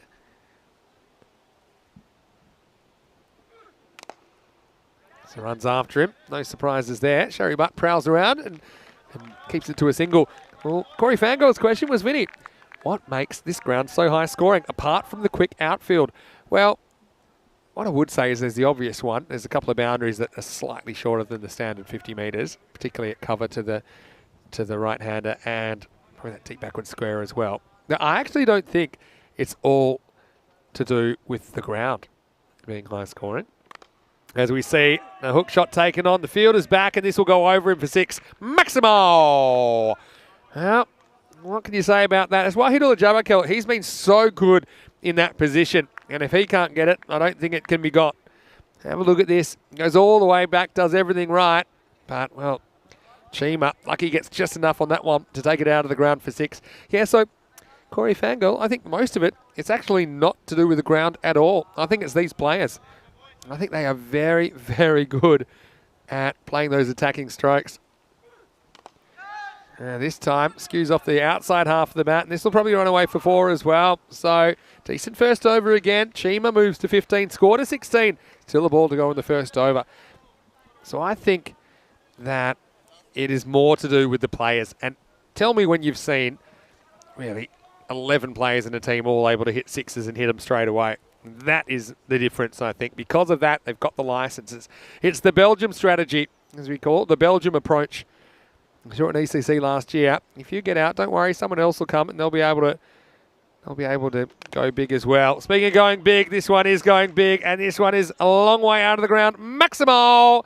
And the first over goes magical. Kunkel had a decent start, I suppose, but not really results-wise, as this one flies into the blue sky and down for 6 more. 22 off the first over. 22 for no loss. Vinny Sandu here, Mr. Maximo. Joining me in the comedy box is Charlie Hunt. And Charlie, well, with you here, always tingling a little bit. 25 matches without a golden ball. I wonder when the next one will come. Yeah, well, I've already said at the break, then I said between us, I said I have a little bit of a feeling, but I don't want to jinx it yet. So you never know. You do never know. Sometimes, well, more times than not, it just comes out of nowhere, doesn't it? You get down to that last over. It's a big ask. It's 3 big sixes you see, or a boundary, or a couple of boundaries, and all of a sudden it's in contention. It just sneaks up on you normally. Yeah, it's true. Here's Shokan Shehzad. See if he can stop the bleeding here over number 2. This one could be gone. It will be gone. So that's a big wicket. And Saran is going to have to go. He just drags this one towards the fielder. And Zula Jabarkel takes the catch. And so an important early blow. I said that Saran can hurt you and hurt you pretty quickly. Right now, he's the first wicket to fall. 22 for 1. That's a big, big wicket in the context of this game. You know that Saran can go big pretty much from the off, and he was trying to do so there, but he just picked out the man at deep mid-wicket. He has to go. And it's just going to ask a few questions of the man coming in now, isn't it? Yeah, just drag that one. Yeah, for sure. But, I mean, that is their approach, isn't it? It's funny because it's kind of counterintuitive to regular cricket strategy, which is always like, don't leave it to someone else. It's a bit of a crime to get out once you're in and leave it to someone else. Here, it seems like a crime if you're going too slowly. I think that's a bigger crime if you're batting. And so, a nice catch taken out there by Sadullah Jabarkel. And now we'll get to see Shehzad Subhanullah, who's playing his first match in the series. And he's getting the opportunity at number 3. I like this move. I think, the man who normally comes in here in the series just struggled a little bit over recent times. Just gives him a bit of more of an opportunity to have a bit of a breather. Oh, wow, what a start this could be, and it will be a lovely start into the leg side. I think that might have gone all the way, and it has. Good way for Subhanullah to get his start underway here in the European Cricket Series, and it's lovely into the leg side. 6 runs. It was only a little bit short, wasn't it? So new batter coming in. That's a pretty good shot to be able to play from the get-go, isn't it? Has to get that right, and he's not late on it. Actually, he's in front of square. Really good pull shot. Shots fired from Subhanullah first up. Shots fired, certainly. But he needs a response now just as hard. I've almost named him the Duracell Bunny, but not quite yet. This is a lovely shot in through the covers. And what a way to get going here in the tournament. He's coming in late. And what a way to get off the marker. 6 and a beautiful cover drive for 4. Yeah, found another one. And I still want to know what this approach comes from. I think it's a lot to do with those who have played tape ball. I think this is the approach they have there. It's a fearless approach. I like it. But like I say, don't forget last time they were 41 after 2 and ended up only scoring 107. So that is very true. Antwerp can take some heart from that, but they want to stop it sooner rather than later. That's very true. Shehzad needs a response here. Goes for the fuller delivery. It's a bit of an away movement as that one flies away. But Vinny? Yeah, I just noticed that Rico Fangirl's in the chat. Didn't even know there was a Rico Fangirl. Very rare. Am I the only one that doesn't have one? Yeah. Oh, wow. Okay. I see how it is. No, it's you fine. Got Jeremy no, it's Kyle, fine. So No, it's fine. It's fine. Yeah, I'm sure it's not. Well, Ujwal was a bit dirty. He didn't have a fangirl after about 5 days. This time into the leg side, and he's getting in on the action. Gets down on one knee, and it goes a long, long way. Boom, boom, boom. 6 runs. Wow. Subhanullah's come out and said, this is what I've been waiting for. Might have been a slight slower ball, maybe slight off-cutter action there. But balls are flying everywhere. And right now, it's gone wicket 6-4.6. And even though Shehzad got 1 past Subhanullah had the perfect reply. The next ball, this over's worth 16 with a ball to go. 11 balls gone. We've had so many boundaries already. Last ball of the over. This time it's on the offside, and it will go all the way again. So no surprise, it's the rotation, 6-4.64. And again, it's a 4 on the offside. Yeah, these guys are so good. I mean, the other thing about this pitch, there's no real gremlins in it. Very rare you get any sort of sideways movement. Occasionally you get a bit of seam. But anyway, that's 2 overs down. 42 for 1. So they've just done their first 2 overs last time. Have a look at the table. These two occupy the top 2 spots now. But Antwerp, if they can somehow hold on, they'll be in a really good position with games in hand over the Eagles as well. Now, the Eagles will have played 6 of their 8 games after today as well. So they've been obviously very, very busy in the first 3 days of action. We'll get to the Ostend Exiles and the Ostend CC guys later on in the day. The Ostend Derby, 12 stars kind of wedged in the middle there. They've got the day off today, but they'll be watching intently, I'm sure. They join us. And I know a lot of people saying, why can't ECS Belgium go for 2 months? Because we're enjoying the action so much. I mean, I wouldn't complain. I certainly wouldn't, but we're going to see. We went here last year. We haven't been here for 2 years, so it's nice to be back. Sadilla Jabbarkel into the attack. It's a good fuller delivery right in the block. Oh, he gets a little bit unlucky. This is going to race away. It's another boundary. So that's now 13 deliveries bowled in this innings so far. And I can tell you we've had a total of, if my maths is correct, 9 boundaries off of the 13 deliveries. That's a really good stat, isn't it? Yeah, you're right. There's been 4. We had 4 6s and 5 4s. So absolutely smoking it at the moment. But how long can it last? This is where they kind of got in a bit of trouble, losing wickets and just losing their way a little bit in the first game of the day, Eagles. And again into the leg side, and there's no fielder out there. Once more, it's back-to-back boundaries. Well, it's been 4 on the trot now. It's another 4. Bit of bowling machine stuff at this moment, isn't it? I coined that term earlier in the week, but it's just the same kind of length, and Sheema's pretty happy, especially with that short square boundary for the right-handers. There's very little protection that's possible because you can only have 2 fielders in that quarter of the field from straight behind the keeper to the square leg umpire. So if you get it too short and the batter can turn on it, it's going to be trouble. And he's 29 off 7 going at more than 400 strike rate at the moment. That's incredible stats. And again, this time, bit of touch in the offside. He's going to split the field. He does, and that's excellent work by Nawaz Kankel. Prevents it from running away. It was a last-ditch effort. It was behind him. Take a look here. It's excellent bit of work. I like that from Kankel. Remember, he just got boned for 22 in his first over, and he's still giving 100%. He's not giving up at all. And like I said, they'll be heartened that last time they were able to pull them back from this spot. But, yeah, 50's up in the 3rd over already. It's a bit of a wild swing from Subanullah. Was trying to go again in that offside.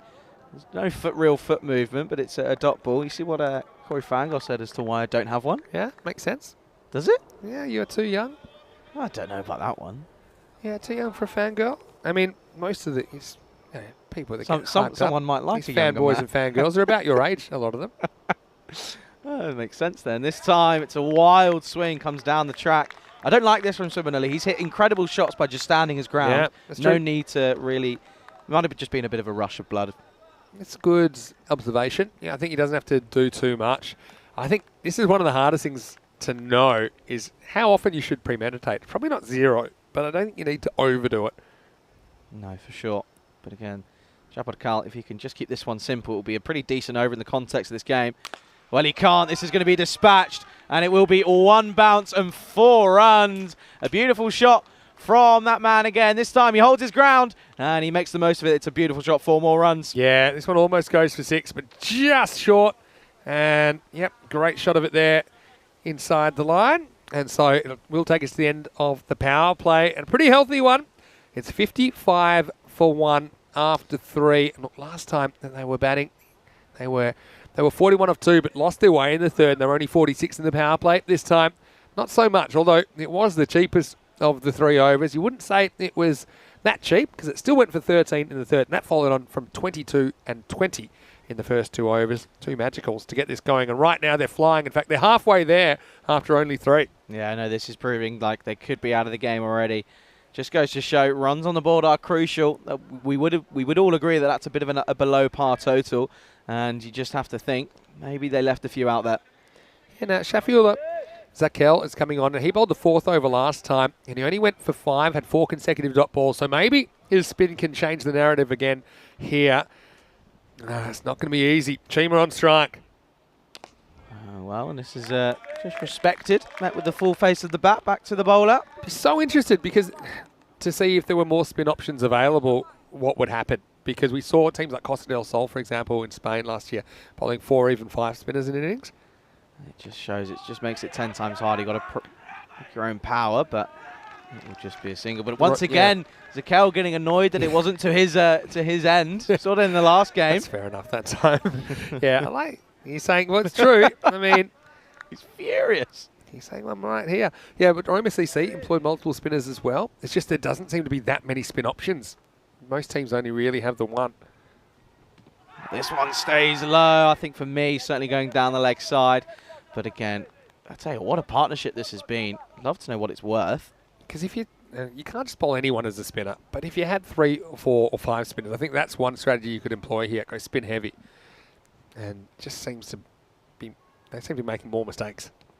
Well, this time it's a big appeal. And again, looked to me as if it was going down the leg side. Have a look at this. This time, the fielder wants to throw, and Zakel was so busy appealing, he didn't get back to the stumps, and the fielder's having a go at him. See, look, he doesn't go back to the stumps, and then about now, the fielder wants to throw. So then he's quite quiet. I don't know if that's going down as far as you think. Yeah, I think it was going down, though. You reckon? I think with the angle. Didn't really turn back. Clips it? Didn't really turn back.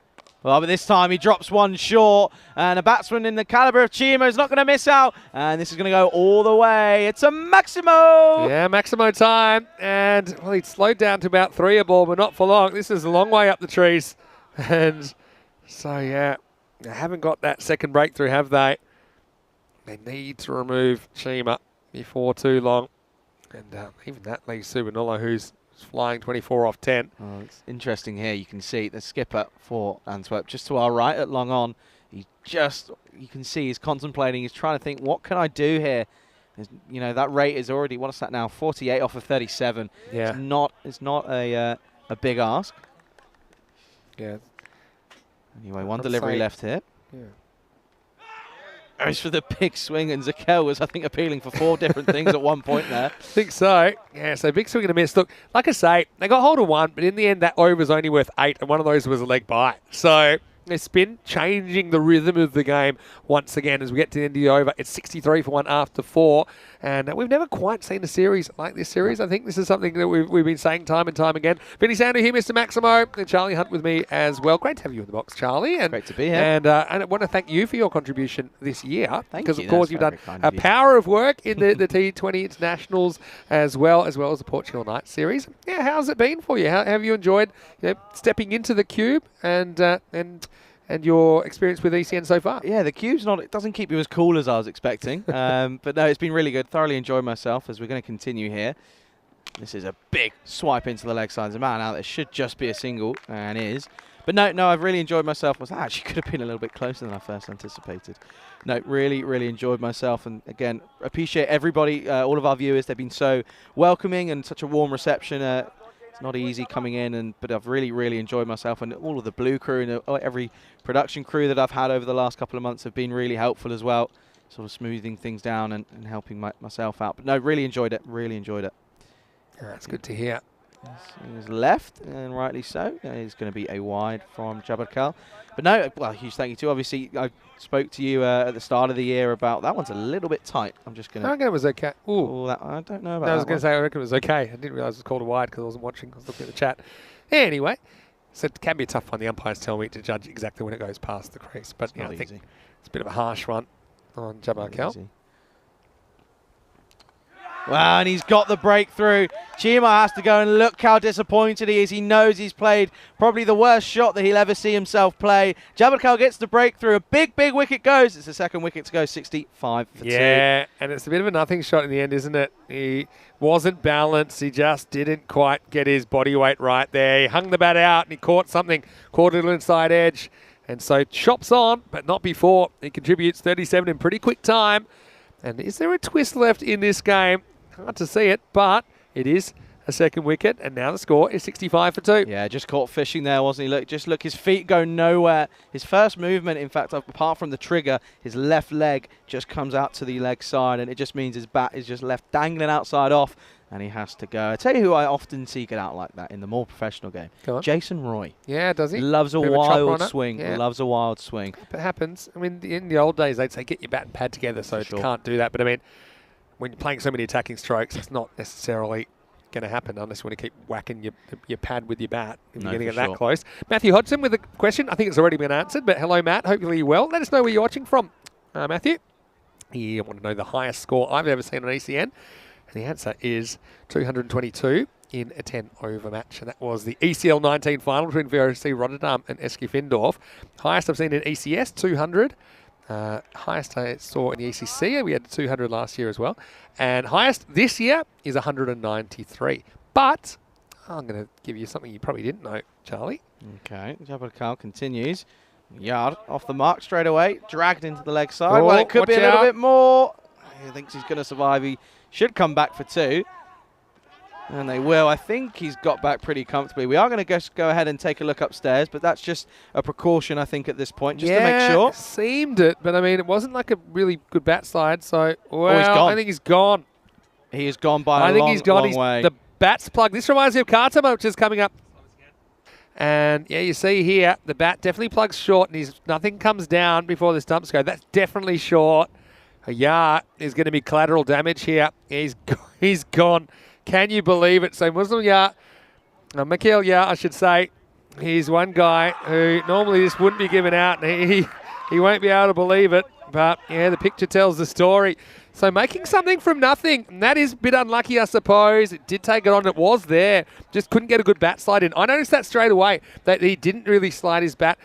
He tried to, but it got caught in the ground. And so he'll go first ball. A golden 1 for him. He's 66 for 3. Yeah, well, I was a little bit, again, got a little bit too excited too early. I thought he was comfortably home, but unfortunately he's going to have to go, and he goes for a little... That's a great noise, but you've wasted it because, again, you've forgotten that he scored the run that he ran. No. So of all the times to bring it out, you've made a big boo-boo. And I even told you that he went for a golden 1, which is something we just made up this week. That's, yeah, you'd say it's been unlucky. So good as well. And look, when we get to Kartama, this is something last year. Players continued to try and slide their bats on the grass off the pitch. Yes. And it's just sometimes just plugs. So you've either got to run on the pitch, which I don't have an issue with on artificial surface. Yeah, for sure. Or well, no other or.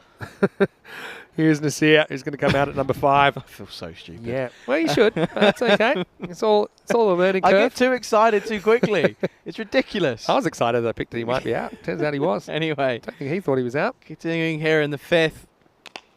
Sensibly just pushed. Bit of a demotion for the new batsman Nasir. Coming in at number 5. I don't mind this move. Things can change very, very quickly in a T10 game. We know that. It's probably the one thing that surprised me the most when I started doing T10 cricket just over 3 years ago now, that it can change so quickly. And even though you looked at this run rate of about 7 point something and over with those 9 wickets in hand a moment ago, and they're cruising, but a couple of wickets just changing things.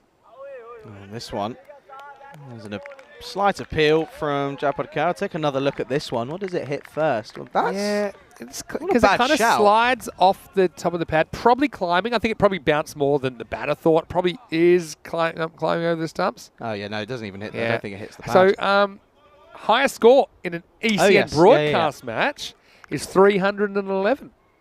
311. I'll tell you how in a second. This is a big shot from Subhanullah.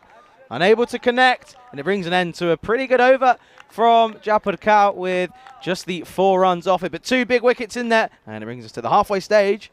The Eagles, a little bit struggling now. They are currently 67 for 3. Yeah. So 311. It was a T20 match. Oh, right. And it was in Cyprus, and it was, I think, it was. We were covering some T20 cricket for them back in mid-2020 when we were kind of covering a few different competitions. But here's the most remarkable thing about that. It was a 20-over game. Ataullah scored 250 not out by himself. Yeah, I'm not joking. I might have to look that one up. I'll tell you. He scored 250 not out. And that was something that got a lot of attention around the world, actually, at that time. Doesn't surprise me. Whilst you're looking that up, shout out to Supon Roy, watching from Los Angeles. Ah. There you go. We didn't even do a lurker call-out. I like that, though. Lurkers are free to pop in any time. 100%. You don't have to wait for the lurker call-out. Anyway, continuing. Zakel, and this is pulled into the leg side. Left arm spinner against left arm spinner. This time Nasir coming out on top in that mini battle. It's a lovely shot. 6 more. Well, I'm pretty sure I saw a signal here from square leg, and we'll have to get some clarification if it's a no ball or not. Because certainly the way he hit it appeared it was pretty high. Again, I haven't seen a free hit signal yet, but definitely saw the arm go out. He goes for it again, but there is a man out there. He should collect it and does so. I guess it wasn't one in the end. Maybe not. Tell you what, that looks like it was going to be a really good photo for Diana. Diana Orris. Doing an excellent job, taking some really incredible photos of the action here in Belgium. Doing a power of work there. Yeah, so 300. that was Rian, of course, who put that score on the board. This is a big appeal. There was a great appeal from deep square leg. Yeah. This is just because he's not really turning it. So that's why it's going down. If you can straighten it down the line, you're a chance. But again. Yeah. So Ataullah scored 251 off 80 balls with 22 sixes and 24 fours. That's obscene. Going at 314. Well, he's trying to get a 6, but he's not going to get there. The keeper comes through and takes it easily, and it's another wicket. This time Zagel, he picks up his first scalp, but it's another turn in the tail. Things are happening. Things are happening, Charlie. And Subhanullah is going to have to go for 25. He looks so impressive so far, but again, spin changing the game. Zakel breaks through now. Yeah, this is a big, big wicket. And, well, it's that man, isn't it? Subhanullah, he has to make the long walk back. He was the in batsman, 25 off of 15. He has to go 74 for 4 now, requiring 37. Still 37 off of 26 now. And that run rate just slowly starting to creep up again. But let's take a little look at that scorecard that you were just talking about. Yeah, so 251 off 80. And the other scores were 36 and 11 not out. He scored 251 not out. Incredible. Bowling figure's not particularly good. Best of the bowlers, 1 for 50 off their 4 overs. And one bowler went for 61. No one really got hammered. I mean, 46 off 2 is probably hammered, but we've seen that before. Yeah, well, not in a T20 game, though. But anyway, new batsman in. Oh, this is excellent bowling from that man, Zakel. He's really on top form. He's up for this, isn't he, Vinny? Yeah, he's trying his best. And this one maybe does just turn a little bit down the line. In response, the other team got 126. So didn't quite that get might have the been 312. bit of a mismatch there. Anyway, Zakel finishing the over. Well, I think he's got him. This looks like an interesting one. He's round his legs possibly, but it doesn't matter. All we know is that the bails are gone. Shazad has to go. This time it is a certain duck. Yeah. And you can see that. You see that he took a look. He's eyeing it off, but I think this bounces off his body and somehow ends up on the stumps. I think this is bowled. Let's have a look. It does. Right off of his back pad. Through his legs, is it? Yeah, it might have been so. through his legs. We'll probably see this again on the replay. That's Can't incredible. believe it. Woohoo! Oh, Antwerp start to believe. And once again, spin. Look, there you go. Straight off that left leg. But that was definitely a little... Very good. I want to know, is this what you're sitting alone in your room doing at night? Practicing your duck noises? Look, Helix is on it. He's put the emoji in there. But wow, again, this man, he's on top form. That's the second wicket for him. It does bring us to the end of the 6th over. The Eagles now 74 for 5. Excellent figures for Zakel. 2 for 14. And just getting wickets at the right time around Antwerp. This could be another upset on the cards here. Well, I mean, they pushed the run rate required up again, haven't they? It was down to like 7 point something. Now it's up to 9.25. Still think they should get there, the Eagles, but certainly it's caused a bit of panic, hasn't it? And once again, it's spin that's done it. But the other thing is, Shafiul Zakel, he's bowled out now. And so, I'm going to go back to Seam and Shakan Shazad. Bowled first over that went for 20. That was a long time ago now, back in the second. And now the game's just got a different feel about it. And this one just trying to push this into the offside. I think Nasir, he could be running along the lines of just falling into a bit of a shell here. And it's the last thing you really want to see. This one, it's a fuller delivery. If anything, it's actually an excellent bit of work from the bowler. And Nasir has no mug with the bat. I mean, we've seen him batting 3 in the series, but just a little bit out of touch at the moment. This is Fuller, but unfortunately it's a bit of a slot delivery. And the man on the boundary, well, it's him. It's Karab Divan Ali. He's just going to have to watch that sail over his head, and it goes all the way. And that's a much-needed 6 runs. Yeah, I said a little bit out of touch. He must have heard me because he was able to get across and get enough bat on this to get it out of the ground. Again, I don't think it was quite out of the middle, but it was effective and just a steadier for the Eagles as they try and close in on this target of 1-1-1. Yeah, 31 now required off of just 22 deliveries. Again, that run rate just below 8.5 and over. But again, if Antwerp can just take 2 more wickets, just ask a few questions. That's good cricket from Nasir, not taking any unnecessary risks. Yeah, I mean, that's one I think he thought about for a fraction of a second, turning on that one, trying to send it out of the ground, but he thought, okay, I think it's worth it at this stage. I'm going to take the one and get down the other end. Shakarula will get a chance. He's another guy. He can whack it, can't he? And he goes for most of them. Yeah, Shakarilla. He's going to have to swing from the hip, isn't he? Well, you put the question in the chat. Yeah, I don't want to look at the answers. We've got... No. 100%. Yeah. 100%. 100% against you. He's been practicing more. This is a big shot into the leg side, and that's just off the hip. He really didn't put much into this. Pure timing from Shakarilla. Off the mark, 6 more runs. Yeah, shake, rattle, and roll for Shakarilla, who goes and doesn't waste any time. He gets this into the gap. Didn't matter anyway. Gets enough bat on it. Take it out of the ground. And so you can see, normally, it seems to be a bit more jittery in this circumstance. I think the Belgium approach, so well suited to T10 cricket, they're going to keep swinging, and they're able to hit most of them. And he goes for it again, but this is a proper bit of cloth down the ground. It'll just be a single, but again, just goes to show the talent here in Belgium. Bowled all the way down. Can I delete that question? Can I get rid of it? You can do message retracted, but it always... Didn't you send me a message last night and you retracted it? Was that a mistake? I think it was a mistake. I can't remember. You weren't drunk texting me, were you? No, God, no. Okay. No. Good to know. Thought maybe you sent me a selfie with another celebrity. Anyway, last ball of the over. No one here, that's for sure. It's only going to be, it's a great bit of fielding right at him, but he's still got to stop it. Keeps it to just a dot ball. It brings an end to an eventful over. And at the end of the 7th, Mechelen Eagles, 88 for 5. Yeah, let's have a look at what's coming up. Of course, we've got Group B still to come. And, yeah, we're going to see 5 other teams, including Beverin, that won last time. They will be taking part in Group B. Of course, as far as Group A goes, we're now into match 10. So after this, we'll be halfway through Group A. And the table's starting to take shape. And only 4 teams will qualify out of each group for quarterfinals Friday on the 9th of September. And we'll have finals day on the 10th. 11th, we'll be travelling to Khartoum and to bring you the ECC starting on the 12th. So plenty of great action still to come from Belgium in one of the most exciting ECS tournaments we've ever had. Stay with us on the European Cricket Network as we take you through all the action. So you flying straight to Malaga from here? Actually took, for the once, I actually said I'll take an early morning flight just to get there and get set up. So I think I fly out probably 6 a.m. I think mine's about an hour after you. Yeah. 55, I think I am. Yeah. I'm going to the other end. I'm saving up for the taxi fare, actually. I'm putting a little bit away every day. Need to get a mortgage out for that. I'll have enough hundreds to anyway, get into the airport. Into the 8th.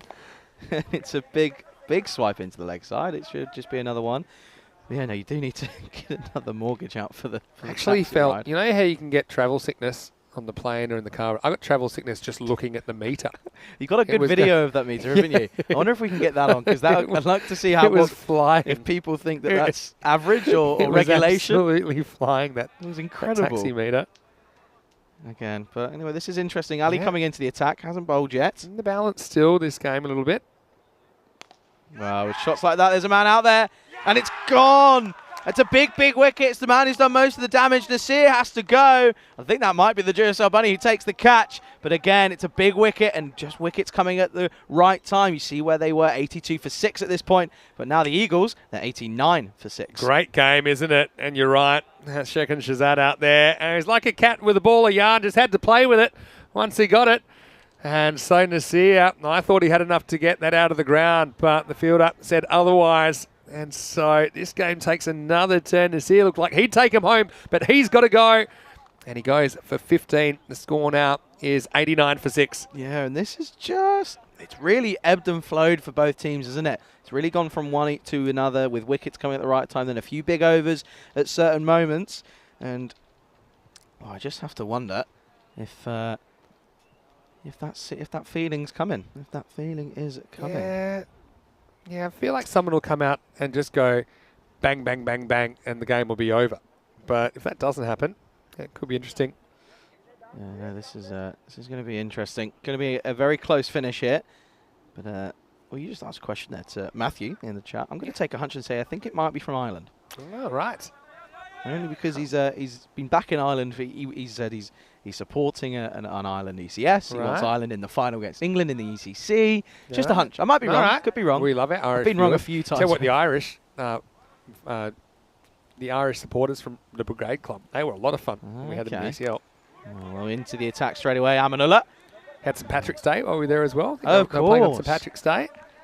I remember watching, and they had a really good following. Yeah. Matthew is from Ireland. Let us know where in Ireland. Yeah, that'd be good. I'm a big fan of GAA sports, actually, Gaelic football and hurling. Okay, yeah, I played Hurling is the one sport I would love to play, and I've never played it. Just give me a Okay. hit with the thing, Okay. with the hurley. Don't start doing accents. You'll offend people. This time into the offside. Well cut off, but it will be just a dot ball. Yeah. So it's good work in the end. Defensive work. Got to take it deep here. Still 21 to get. 14 balls remaining. And this is going to be looking to be an interesting finish. But there you go. Oh, you feeling it, are you? I didn't call for that. That's Andreas. Okay. All right. Well, someone's feeling it in the booth. Haven't had one for 8 days. He's got the feeling, well, shots like that certainly won't help. That's going to go all the way, flat and hard, down the ground. 6 more. Yeah, well, that kind of reduces the chances, I think. That's a classic shot, isn't it, in this form of the game. Just clears the front leg, but still hits it pretty straight. Shakarilla goes Maximo. That one takes it back to 15 off 13 now. Well, this is just that shot now just takes all, well, for me, makes me feel as if the golden ball's almost out of the equation. 15 off of 13. I mean, imagine what 2 quick wickets would do here. 96 for 8. Well, 2 big wickets. And the number 11. All the number 11s are sitting there practicing their Maximos, I think. They come out and smacking them. Hey, so Matthew said he's watching from County Kildare. And he wants to see me play hurling. Well, I do have a bit of a hockey background, right? Oh, do you? But field hockey for me wasn't quite rough enough, apart from the fact that occasionally take a ball in the face. But yeah, I think they're so fit playing that game. And Gaelic football I really like as well, got to say. No, Anyway, last ball of the over. Big down the ground. He's not quite got all this. He'll have to cut this off. It's the skipper. And eventually, so almost held up by his teammate. He got to use Nadeem Khan as a bit of a, whatever you call it, like one of those walls in Formula 1 that stop you crashing. A little buffer. A buffer. No way. Anyway, our vocabulary's escaped me, but I can tell you it's the end of the 8th over. It's 14 off 12 required, 97 for 6 after 8. Yeah, a couple of early wickets. Just a barrier, but really softer than that. Shall I get the thesaurus out? Yeah, let's do it. But there you go. Look at that worm. Just shows. Right on track at the moment, aren't they? Well, that was the required run rate throughout the entire... Well, they can be thankful, the Eagles, that they actually restricted the Antwerp side to only 15 in the last 2 overs. Otherwise, they'll be chasing a lot more. So Kankel, he's coming on 22 off of his first over. He needs to defend quite a few here. Well, this has gone high, but it doesn't matter. It's going to go a long, long way. It's still going up. That's out of here. That's huge. 6 more. Well, that is big. I mean, that's a statement, isn't it? Again, it's the length that allows him to do it, though. I mean, this is what he's doing. Pretty much every ball, that one went up, and I wasn't sure when it was coming down. It almost left the atmosphere, I think. Shakarilla goes large, and he almost puts this game to bed. Yeah, well, he won the game with the ball in the first game for the Eagles, but it looks like he's doing it here with the bat. Just 8 runs required. 2 hits away. Oh, he's not going to get him if he does that. Big, wild swing. Big swing. No ping. Classic. Keanu saying he loves the Australia versus Ireland mixed rules. Have you ever seen this? It's Australian football and Gaelic football. I'm not sure if they've done it lately. Probably not because of the pandemic. But they would have this kind of hybrid game. But the problem is Australian football is pretty rough. It's a bit more contact. Yeah, I know. And every time we do that, the Irish guys thought we were starting a fight. So it was mostly fighting with a little bit of football thrown in. I'll show you. Just the odd bit of football every now and then. But this time, leg side. Not hit quite well enough, but he's going to just be the single. It was a bit of a fumble. But then the Irish guys were so quick. The Aussie guys couldn't catch them. Right. It was super interesting that the 2 codes coming together. It's a case of divergent evolution. So they don't really have a common base, but they have worked out independently to have similar rules and even scoring. One big difference is the Gaelic football uses the round ball. Australian football uses the oval ball. Anyway, right back here. They can tie the game with a Maximo. Amanullah on strike. He went for it, didn't he? See, this is where normal theory would say, okay, 7 off 9, you're new to the crease, just get a single, get to the other end. Amanullah is just trying to hit into the car park. He wants to finish this in style, doesn't he? He really wants to put his name up in lights. Gotta love it. You can't deny that there's a pure element of entertainment here on the European Cricket Network. A lot of support for the Eagles in the chat, has to be said. People might just be jumping on the bandwagon as they're on the top of the table. Well, this is going to be gone. Oh, and look at that. He knows it's that man again. It's Zakel. You can't keep him out of the game at the moment. It's a big catch. I think he's more motivated than anyone at the moment. But again, that's what you need. You need someone to lift the whole team up. They're still not out of this, are they? Yeah, poor Cankle. He's put in a bit of a shift, hasn't he? Had nothing to show for it, but now he has a wicket and just keeps him in the game. Looks like it means we'll take it to the last over as the 7th wicket falls at 104. And the game still has a faint pulse with 7 off 7 required. So number 9 is going to come out here. And so I think they're just going to go for it because they're probably thinking, all right, pretty happy with Shakarula on strike, the start of the 10th over, who could finish it in one blow. But, yeah, it should be interesting to see what happens here. Kanko's got 1 ball to go. He's got 1 for 29 now. Yeah, this is... I don't feel like this is over yet. It's not over till the fat lady sings, Vinny. Idris is the new batter who'll face up. Okay. Well, the equation is pretty simple. They can do it in singles. There's just a single delivery left here in the 9th over, but I don't think they're going to go for that. Has not entered their mind at all. Here we go. And he's gone down the ground. Has he got enough of this? It'll be 1 bounce, 4 runs. So that'll certainly help. And you can see how much that means when they embrace in the middle. They feel as if they've done the job. Yeah, he was on a free roll there, wasn't he, Idris? And that one just pitches inside. Yeah, if the long one was a bit straighter, he probably would have had a chance. Look at this. Turn around and a big embrace. Yeah, loving it. And just watch that tape on the back because it's a very good-looking 71 at the moment on the back of Shakarula. But what it does mean is that we're going to the last 108 for 7 off 9. 3 runs required off the last 6 balls. Well, you'd have to have a magical over here. All morning, I'm going to try and look up the lowest scoring over and see if we've had one. And I think it was 4 in the last innings, the 9th over. We had 1 over of 2 Oh, wow. from Hediatullah Sherzad. He took 2 wickets in the 5th, and that was in the first half of this game, actually. Okay. So there is precedent, but it's doable. I mean, Shakarula, this is one time that I would probably keep a couple of outfielders there, but still have a lot of people trying to save a single. Single doesn't hurt you too much if it's only a single because it does expose Idris. But I say expose, he just smacked one down the ground for 4. Yeah, well, Shakarilla, most of his runs, they've all been in front of square, but they're mostly going to be either in that deep mid-wicket region or mid-off. What you'd really want now is to take a catch. Yes. If you can, or take any sort of wicket, have the new number 10 come out on strike, and then feel like you can go bang, bang and win the game. It's pretty unlikely, but I do like this field. It's a bit of an in-out field. So you got the cover and mid-wicket saving a single, but you still got those straight outfielders out. All right, let's go. 3 off the last. Oh, it's a wild swing from Shakarilla. Every one of those is going to just kind of add a bit more pressure to the batter as well, Shakarilla, who's just trying to finish it with a boundary. And Andrus felt pretty confident about this in the booth, our director. He's liking it. But again, what I'm hoping and I'm expecting from Antwerp, those fielders that are so close in the ring, to really be in the batsman here. Just let him know you're not over the line yet. It comes in again, does Ali. This could be the game, and it will be. So he does split those fielders in cover. What a way to do so. It's that man, Shakarilla. He gets them over the line, and what a mini-series we've seen here this morning. But it will be the Eagles. They have the last laugh. They take the victory here in match number 10. Fantastic effort, really, from Shakarilla, who holds things together at the end. He'll finish with a very, very good contribution of 26 not out. 3 6s and a 4 in there. And so the Eagles end up splitting the series. Antwerp gets something out of it. They'll be a bit disappointed they couldn't put away the Eagles again, but the Eagles are a very good cricket team, no doubt about it. Highly entertaining, highly competitive first couple of matches of the day, but they will take 2 points apiece. And the Eagles, they'll be fairly clear at the top of the ladder with a 5-1 record going into their last couple of games. They're a team that we're enjoying watching. They've got the day off tomorrow, but we will see them take on Ostend CC on Friday morning.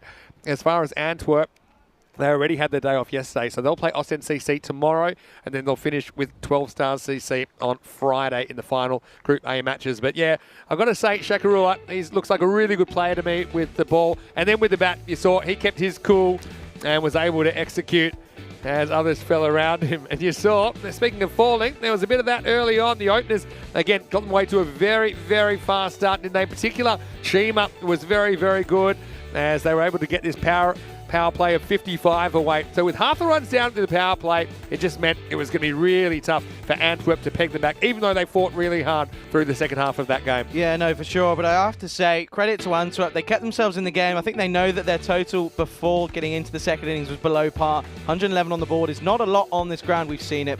Many bigger scores on this ground over the last 2 days. But credit to the Eagles. They kept at it. They know they had to come out blasting. And well, it was that man making his debut in the tournament for the Eagles, coming in at number 3, Shazad Subhanallah, coming in at 25 off of 15, 3 4s, 2 6s, striking at 166. But also, Kuram Chima at the top of the order, 37 off of 13, 4 4s and 3 6s, a very decent strikeout of 284.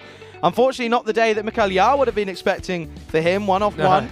With a bit of an interesting run out, losing his bat and getting it right stuck into the ground. But again, no surprise. A lot of shots on that leg side. But that was the moment, wasn't it, that we thought there could be a change in the tail. Kuram Chima, a bit of a fish outside the off stump.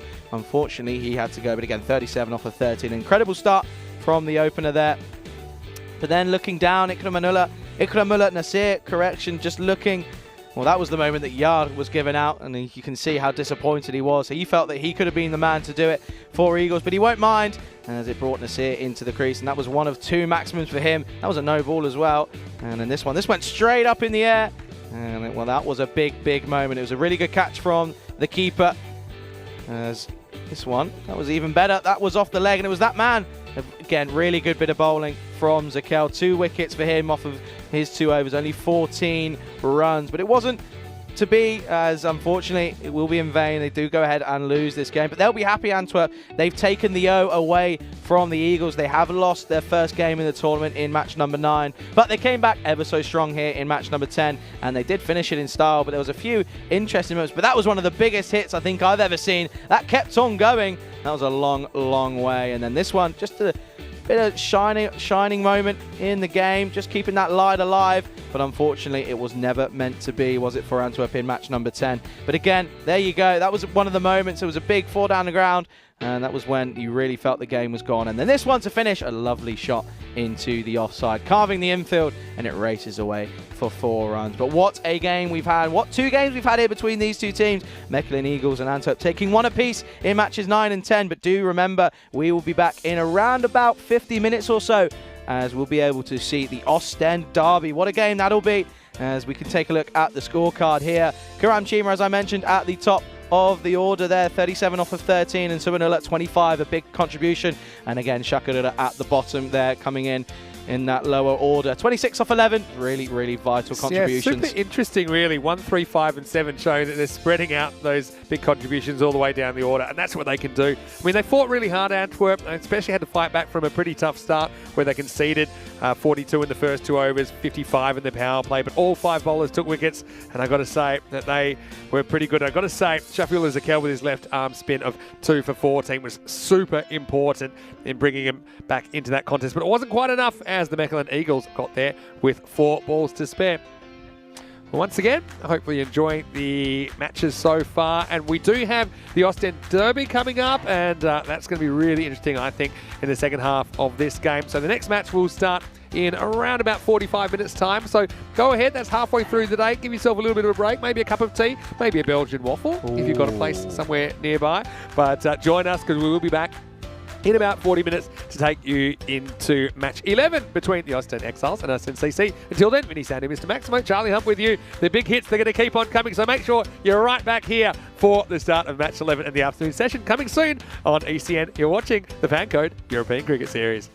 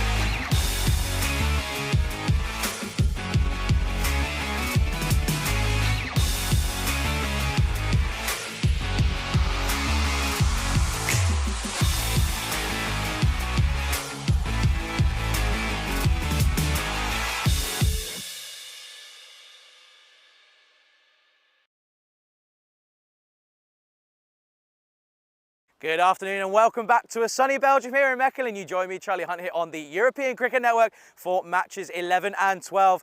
The third and fourth matches of day number 3 here, and we've got the Ostend Derby. We see Ostend CC taking on the Ostend Exiles. And well, news from the toss, unfortunately we can't go to the toss, but I can tell you that the Ostend CC skipper Abdul Rahman, he's chosen to bat first. No surprise, as 9 times out of 10, if you go ahead and bat first, you're going to put a really decent total on a really electric outfield here in Belgium, and it's certainly exciting to see. I'm looking forward to the Ostend Derby. I know Vinny Sandu is over in the Ice Cube. Let's go over to him for the first ball of match number 11. Thank you, Charlie. And once again, you are spot on. I am very, very excited for this. And well, these two teams are really action-packed with the amount of players that are able to clear the boundaries. It's something we've seen all the way through here in Belgium. And you see Ostend Exiles, 1-3. They're on a 3-game losing streak. And so yeah, it's not a great situation for them, especially running to Ostend CC that don't have a win yet in 2 games. And yeah, I think that they will be very keen to get on the board. And well, let's just see what happens. I think it's a good toss to win for Ostend CC to win the toss and bat first. Just looking at their lineup, don't see a couple of players from yesterday. More about that in a second. But Ostend CC, 102 to 99, the expected score in this one. And so again, that looks a bit light on, I'd say, based on what we've seen so far. Probably seen average run rates. I'm not sure exactly, but must be heading to about the kind of 12 and over as an average. And so, yeah, would say the ground is looking absolutely beautiful here in Vrijbrek. And we had a special spectator, Rob Kemming, who made the trip from the Netherlands to come and have a look at this with his lovely wife, Marianne. So special hello to them as we get ready for the start of play. And 2 teams desperately wanting to get in the winner's circle. Look, if one of them could win both of these games today, it really gets their tournament back on track after they both had starts that they wouldn't have wanted. Abdul Muhammad's out there, the left-hander, and he was really impressive when he got going the other day. He looks like he's going to face up to the first ball. Looks like we might have some spin first up, so that's an interesting tactic. I don't think we've seen quite enough of it so far. But yeah, the Exiles, they'll be hoping to restrict it to something manageable as we get ready to get going.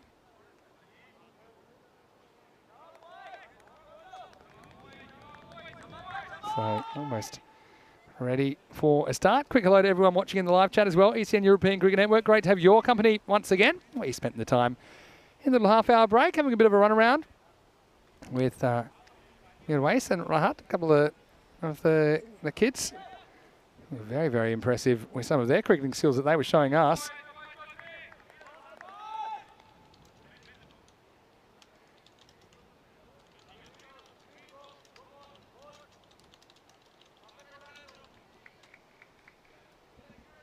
So, looks like it's going to be Kalim who is going to be opening up. So, getting ready for a start here. So it's going to be a very exciting afternoon of entertainment, I'm sure. And it's going to start with a boundary. Well, no surprises there. And it's going to be a nice start to the innings for Abdul Muhammad. He just gets something a little bit short, a little bit wide. That one disappears for 4. So excellent start for Ostend CC.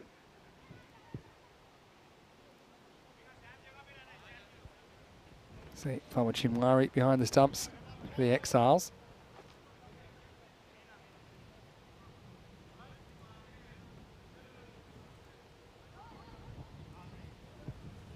So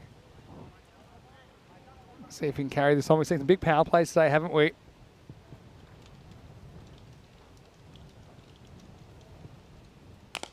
Well, this is going to be smashed, and this is more than 4. This is 6, and it's 6 comfortably. Maximo! Abdul Muhammad just goes with the angle here that Kalim's creating. Not a lot of turn there. It makes this one disappear, and they're 10 off 2 balls. So very powerful ball striking. You can see that Abdul Muhammad is out there. And he's out there with boundaries on his mind.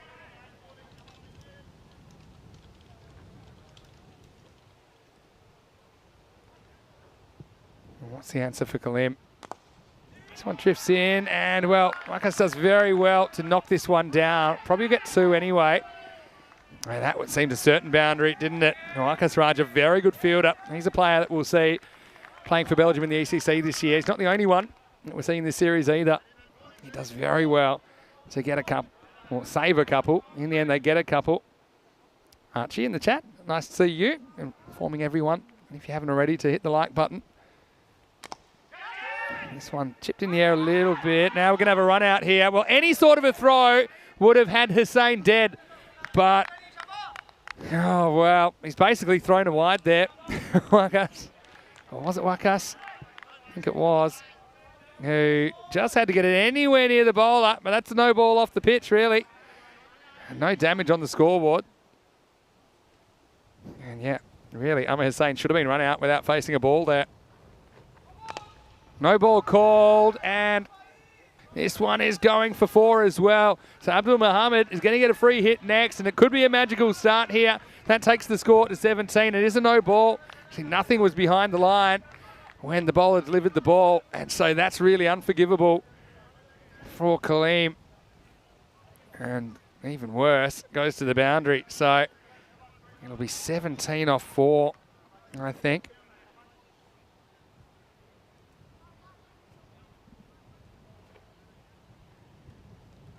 Free hit coming up. Buckle up, because this one's travelling, and it's travelling out of the ground. Maximo! And the first over does go magical. Abdul Muhammad enjoying his time out there at the moment. And, well, he had the immunity cloak on, didn't he? And everybody knew it. And we still got a ball to go here with the score at 23.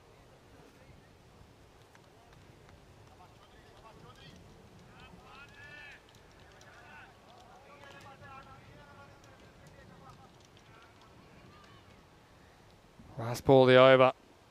Plays in a, oh, well, this is an interesting one. I think it just sneaks inside the wide line. Don't think it was handled cleanly by the keeper. I think might have been back anyway. Probably back. May have had the ball, I think, at the moment the bail came off, but I think Abdul Muhammad scrambles back. See here. Yeah, and you see, just gets the foot back anyway. Despite that, it is going to be big first over, 23 for no loss. Kaleem goes the journey. Vinny Sandu here, Mr. Maximo, joining me in the commentary box is, I won't say Rico Falk, is Charlie Hunt. And Charlie, great to have you with us. And of course, you're up with all the socials, I know that.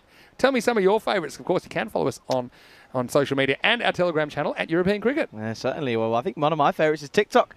Don't know if you're in and around the TikTok area. I created an account, but then later that day I got very busy, and I must admit, I do whatever all other people my age do and watch the best TikTok videos on Instagram when they come up. That old chestnut. I think Rico would be kind of good with the TikTok, I think. Well, I did a little TikTok, didn't I? You do a bit of TikTok? Yeah? Yeah, a little bit of TikTok. You're, oh, yeah. So now, is it time to revisit your day in the life of an ECN commentator? Yes. Would you say? 110%. That certainly got spurred some conversation with those of us. It's always glorified anyway, on social media. No, I'm really, really happy that you're so enthusiastic. Here's Faz Mahmood. He's going to bowl over number 2. Starts with a dot, and that's handy. Hussein, who's already on borrowed time, really should have been run out without facing a ball, but he survived. And Faisal Mahmood, another player that has represented Belgium in international T10 cricket. He hits the pad, but I think it's angling down. And now he's going to be run out. I think this is gone, you know. The bail took a long time to fall. That's the only thing here. And Amir Hussein is the classic went walkabout when he was hit on the pad. But just have a look at this. The ball flicks the stumps. And definitely when it hits, he's out. And yeah, there's no doubt about it. The bail drops and Hussein's blown himself up. Well, there was 2 chances in 1 ball there. And it's going to be a great piece of wicket keeping that's going to finish things off, as it was Fawad Shinwari that hits the stumps direct. So Hussein, well, that's just a duck that had many opportunities in it. Finally, he runs himself out, and it's 23 for 1. Yeah, well, this is interesting here. He survived a couple of close calls, hasn't he? And unfortunately, it's 1 too many. It's not quite like a cat. He doesn't get 9 lives, but he has to go. And it really is a big wicket, really. But again, just goes to show there's plenty left to come as Rahimi. He's making his way out. And well, we spoke about it earlier on live on air that the Spanish squad was obviously, we were speaking about it. It's just officially been announced. Okay. Just been officially Is posted. that because I told everyone and they had to announce it? Possibly. Most likely you are the lead. But Yeah. interestingly enough, Yeah, go on. there's a name on there that wasn't on the list. Okay. Lorne Burns is on the list. Lorne Burns I had as a non-travelling reserve There you on go, my then. list. There you go, So then. that might be what that is about. That's gotta I be that don't then. think we'll see him in the 13 for the first week. So there are a few non-travelling reserves. Lorne Burns in there, and I think there's another name I was going to think of that may be in there. I could always just go to my sheet. But yeah, just a few players, including maybe Charlie Mitrovic might have been a non-travelling reserve.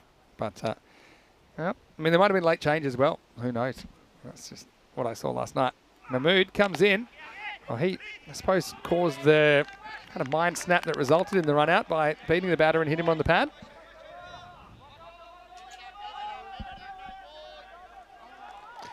And well, continuing here,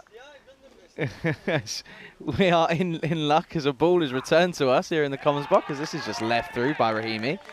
Skipper for, well, not the skipper, but he was a skipper on one of the earlier days. In fact, he's back into it here now, and he's got an opportunity as Faisal Mahmood. The wind up with the leg, and this time it will come off. It's pretty much off the toe end of the bat, but he was getting that front leg going. Take another look at this one. Look at that front leg. And this one goes the distance. It's off the mark with a boundary for Rahimi. Yeah, speaking of Belgian national representatives, Mohamed Rahimi's one that we saw last year as well, and he came up with some really useful contributions, probably more down the order for Belgium, but still, that was a nice looking shot. Get off the mark. No, certainly it is, and well, we've seen him. He can go big. He got 20 odd off of about 6 deliveries a couple of days ago. But no, always good to see that we can. We had a ball returned. Funnily enough, it's not one of our balls. It's a Mechelen Eagles Cricket Club ball. Oh, there you go. Oh, look there. Oh, yeah. So yeah, it was found nearby. Pretty hard. I think we might need it though. Last ball. Yeah, we'll definitely use it. Just straight over the stumps, and well, now I think there might have been a little bit of a strangle there, off the glove or off the pad. I think it's more off the pad than anything else. And so, take us to the end of the second over. The score is 27 for 1. Looking at the first couple of overs, I think they're pretty even. Kind of, what's that, 13.5 and over the first 2. Faisal Mahmood puts in a good over there, only going for 4. And again, we have seen kind of 120 plus, fairly norm for teams batting first. Look at the Eagles at the top of the ladder. They have played more games than anyone else. I mean, Ostend CC could almost catch them, if they were able to come up with 4 wins in a row after 6 games. And so, yeah, it looks wide open really, isn't it? These two at the foot of the ladder, but they are very, very talented cricket teams, and I expect that they will pick up some wins, and makes these games even more important considering that these two teams didn't have the start that they wanted. Yeah, no, for sure. Yeah, absolutely. And I think, well, this is going to be a big moment here. The final over of the power play, just going to show. Could be interesting to see what happens. And you've got the dangerous Mohammed at the other end, isn't he? Yeah, I mean, he is. And, yeah, last over the power play is going to be an important one.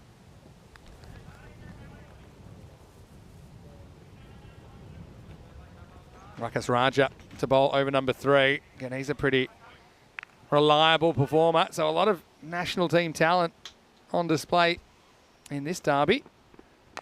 First ball just on length and whacked away, square for 4. Cuatro carreras. And you'd see that the angle basically makes this shot for Abdul Muhammad. Check it out. Yep, definitely just inside the boundary for 4. Charlie's just popped off to have a little bit of lunch. Again, thank you to everyone here at the Mechelen facility for looking after us. Rakas deciding to go around the wicket. At the moment, he's trying to stop Abdul Muhammad, who's raced to 26 off just 8. Oh no, this is a big 5 wides, and just overdoing this one, again the angle in, and it basically starts on leg and it goes a long way down the leg side. There's not too much the keeper Shinwari could do about this one, just swinging and never coming back. So that compounds your problems, doesn't it? Yeah, not ideal at all. Abdul Mohammed is causing a bit of chaos so far while he's been at the crease.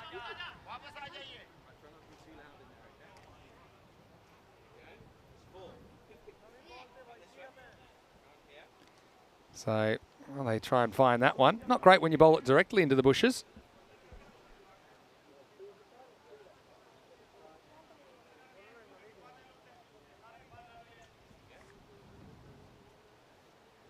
Well, Andres has a very good question in my ear, and he's asking, is it possible to run out of Kookaburra balls? And I think the short answer is yes.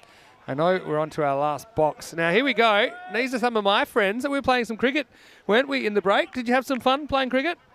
And these guys love their cricket. You can see who they're supporting here as well by the shirts. Looking very, very cool. Austin CC, yet to get a win, but I've got to say, you guys, very, very talented. And I've even got a cricket ball here. And, yeah, look, they can't wait to get their hands on it as well. This was just given back to us, although it does say Mechelen Eagles on it. Is that a problem? All right. Oh, this is gone. So, well, after the 5 wides, we have a comeback straight away, and Syed Shah will take the catch. So, what a comeback from Wakas. His first ball basically went for 9, and then he gets the big wicket of Abdul Mohammed. And you can see they're pretty much straight down the throat of the man in the circle.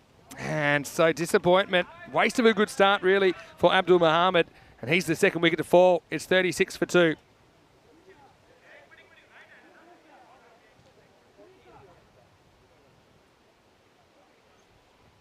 So, yeah, how about that for a change?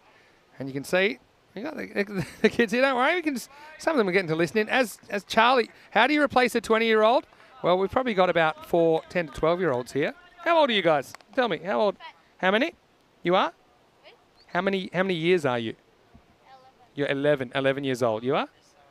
14 and 11 and 13. Well, this is the future of the club, so I'm really happy to have you guys. And are you guys enjoying this kind of cricket? It's very exciting, isn't it? Yeah, I'm enjoying it as well. So, well, Charlie, you've been replaced for now anyway. And again, big thank you to whoever donated this cricket ball. Well, let's see what the next batter can do. Coming in at number 4 is going to be Mohammed Shafkat, who will be behind the stumps. And Omid Rahimi is at the other end. And so, yeah, good start, but they have lost their openers now. Wakas, well, this one's not really off the middle either, but it's going to go for 4. And so, yeah, well, you can hear a bit of applause in the booth. Yeah, I like that. Bit of support for their team. I'm always happy to see the youngsters turning out. And you guys looking great in your Osten CC kits as well. And so, yeah, I'm enjoying this so far. And Charlie's come back, and he's going to be pretty popular. What have we got? We've got the similar kind of get up as yesterday. All right, a little bit spicy, hopefully.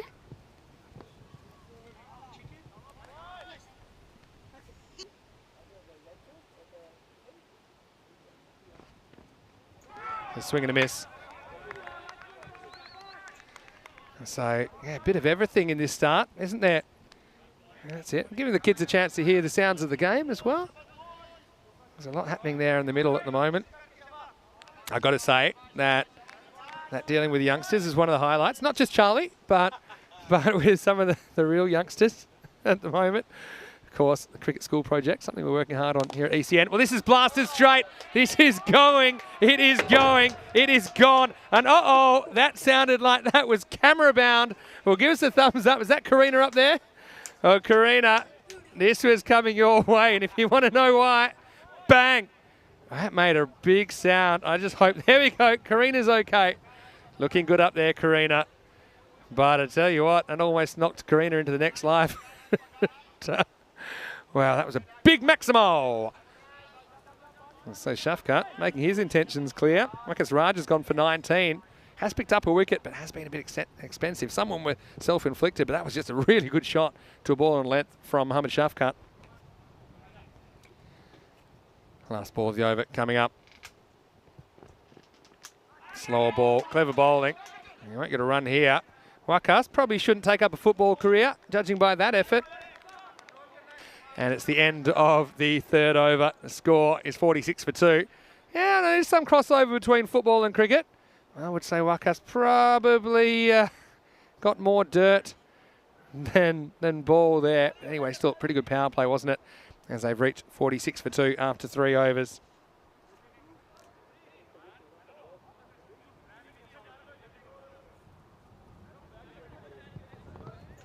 So as we head into the 4th over.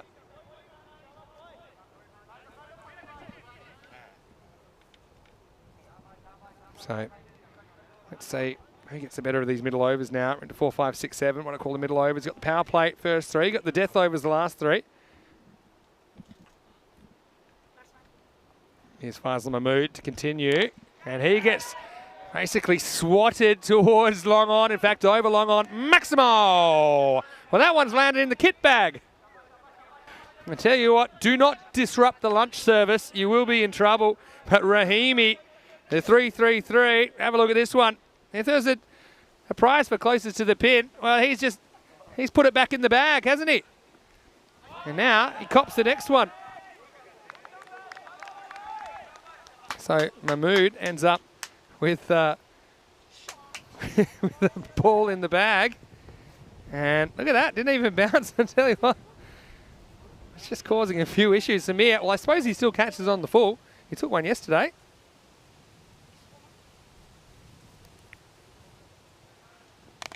Oh, this is too short, and it is going to go out of the ground. Well, slightly mistimed his jump there, didn't he?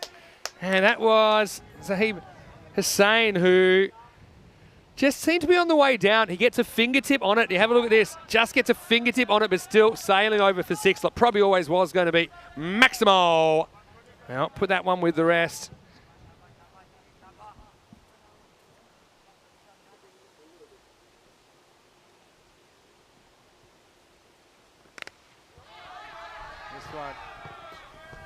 And here comes the next one, and this one's disappearing as well. Put it with the rest. Maximo! Well, they're going to keep coming. And Rahimi loves to go square, and he will once again. So, you can see 64 for 2. Continuing to build. They're on 175 pace at the moment.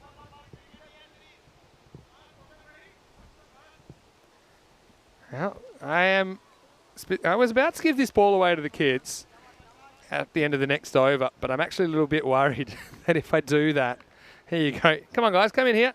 I was a bit worried that if I do, then we might need this ball because we've been losing so many balls at this tournament. I'll come back to that in a second.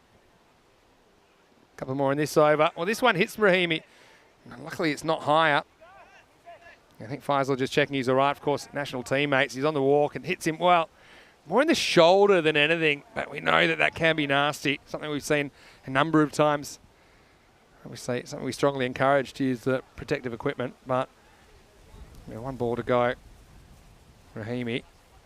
Been more hit than miss so far.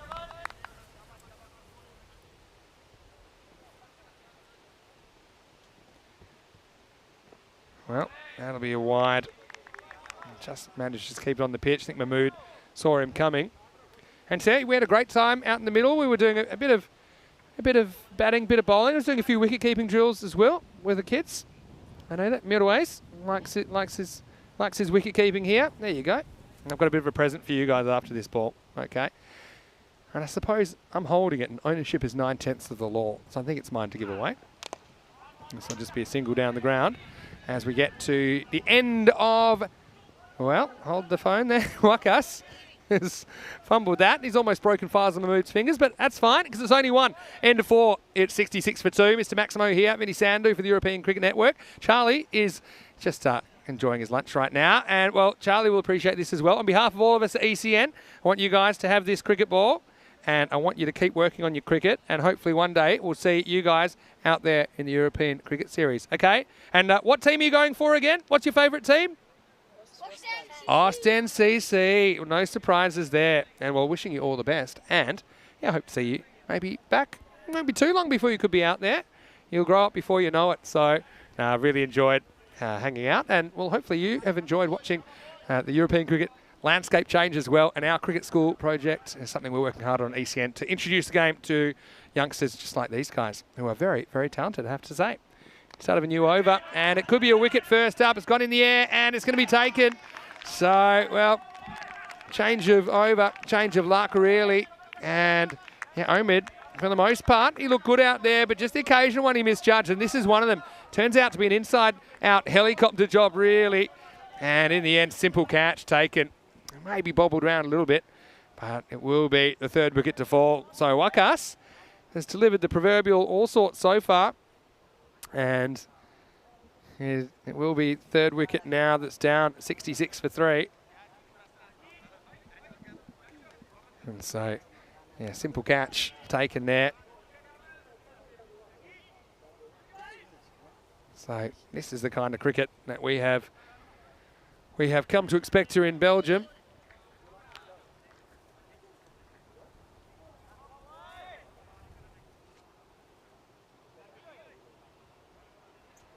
Here comes the captain, Abdul Rahman.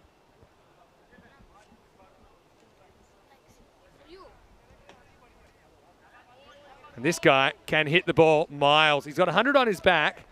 He hit 100 metre 6 last year. Funnily enough, it came after he was hit in an uncomfortable region. But Abdul, he smashes it, doesn't he? Well, he almost goes first ball to a Yorker, then back heels it casually like nothing happened. Look here, does well to keep it out here. Yeah, see, maybe a bit lucky he didn't go from that front pad back onto the stumps, but he had the other one there to protect him. Abdul, we haven't seen the best of him yet, but I tell you what, I've seen this guy hit some giant sixes. In fact, I think the other day he went for a golden pair, so I think it would have been 3 in a row.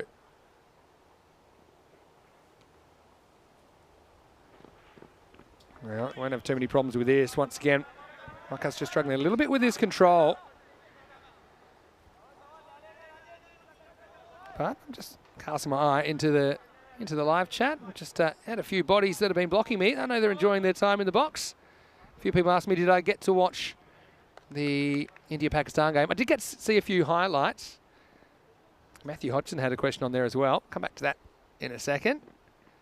Beaten for bounce this time. One question, has anyone ever hit 6 sixes in an over in ECN? Well, it was only done once last year. I think it was done in 2020 a couple of times, but it was Vasikaran that did it on that occasion.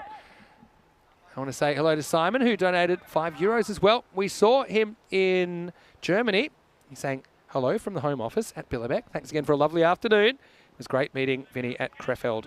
And thank you so much for your generosity. That is a function that we do have built into the chat if you feel like you'd like to. Gone. He swung all around this, and it's 3 ducks in a row for Rahman. Just cannot get a run at the moment. And Wakas, we've seen the good, the bad, and the ugly from him so far. And it is a pretty ugly end for Abdul Rahman, who tries to swing across this one. Stumps Akimbo. And just like that, Wakas has 3 wickets. See, feet going nowhere, really. And he knows he's a better player than that shows. Again, I'm sure it'll come good at some stage, but not just yet. Swats the air in frustration as he becomes yet another wicket to fall, and now 67 for 4. And so, well, disappointment, but it's an opportunity for another player to come out and keep things moving forward. Yeah, so Vasikaran is the man that did it last year, 6 sixes in an over, and Vasikaran, I hear, is a good shout for the German squad. I'm not sure if that's been released officially so far. Hello to Sujit as well. And my pleasure, Matthew, as always. Awoken Nightmare, nice to see you in the chat. Helix with the 3 ducks. Well, that's because there's been 3 ducks for Rahman. Certainly got a smile out of the kids, but I don't think Rahman's smiling at the moment. But I suppose if you're going to not make a score, get out of the way quickly. Pitched up. This is hit hard, but it'll be a 1 bouncer. That's out to Syed Shah.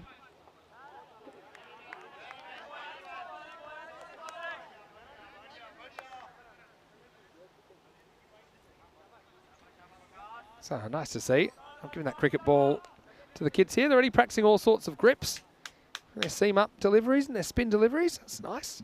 Shafkat, he's still there and he's still a threat. And of course he wants to launch this and he will, but he's going to get lucky. It's into the gap. This could probably go for 4. No, very good stop by Faisal Mahmood, who put his body on the line to keep that one to just the 1, I think, in the end. And so Shafkat will retain the strike. It was a long single, wasn't it? Put his body on the line very well there. Stays inside the field of play. So at the end of the over, 69 for 4. And that's what I love to see as well.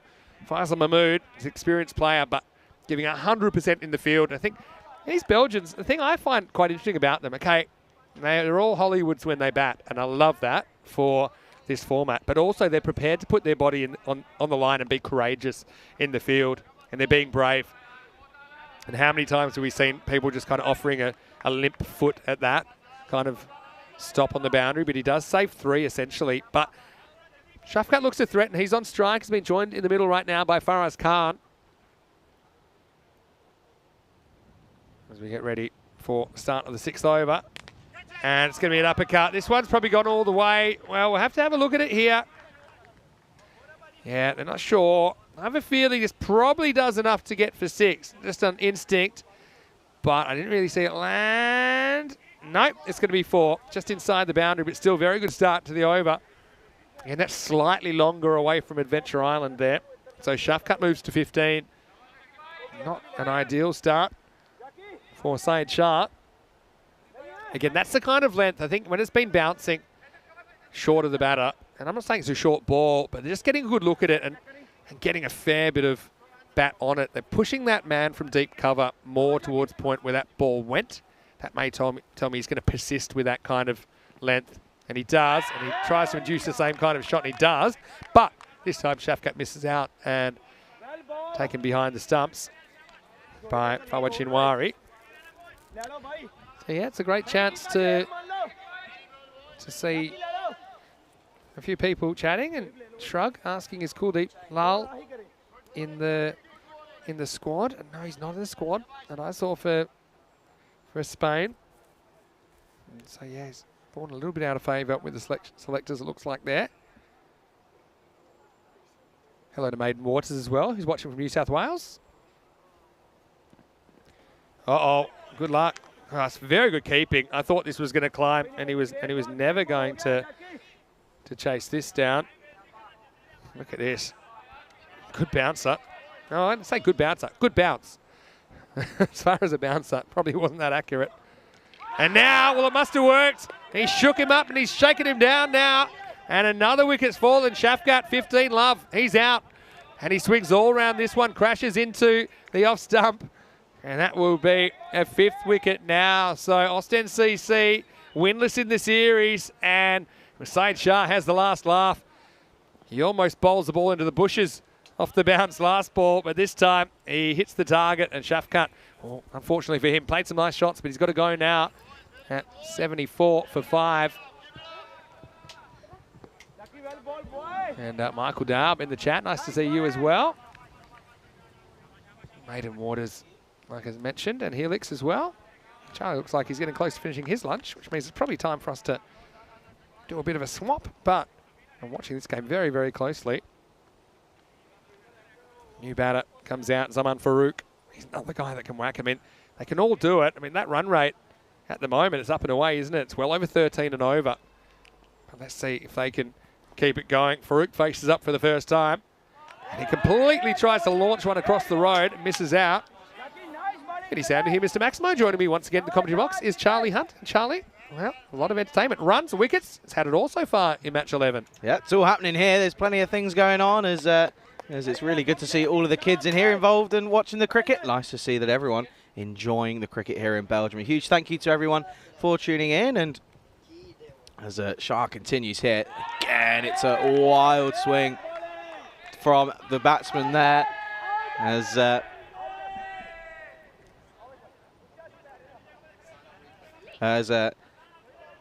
This is an interesting one to take a look at this one here. Well, that one just would have been a little bit close, however, manages to keep that back foot down. But again, a huge thank you for everyone tuning in. If you are watching on YouTube, go ahead, get involved in the live chat. Plenty of cricket coming up on the European Cricket Network, that is for certain. Now, I just finished me lunch. It's very, very lovely. Nice curry. I was able to carry on watching the cricket as well. In for a tight game, and this is on to the leg side and evades the man at square leg. This is going to go a long, long way, and it's going to go all the way. It's another 4 runs. just sort of swivels on this one. Doesn't really time it, more so using the pace of the ball than anything. And it's an end to a really tidy over from Side Shah. 9 off it, but most importantly, getting the wicket. And at the end of the 6th, Ostend CC 78 for 5. And there we go. This is what we're looking at the moment. This is a story. Obviously, Abdul Mohammed once again getting a really good start. Unable to go ahead and push on. 26 off 9 for him. And then Omid Rahimi, 23 off of 11 as well. Then apart from that, obviously there was that duck for Abdul Rahman, his 3rd on the row. There you can see, there's Vinny. He's gone to get some lunch. Obviously donning the very interesting shirt. There's a bit of a loud noise. There he is. There he is. He doesn't know he's being filmed here. Look, there he goes. Now he knows. He's camera shy. No, he's never camera shy. But this continues here. It's Al Kaleem, and Vinny might be called in for action here. He messes up. He eventually gets there, but it's a lovely shot from Khan, and it's going to go all the way. It's another boundary, 4 runs.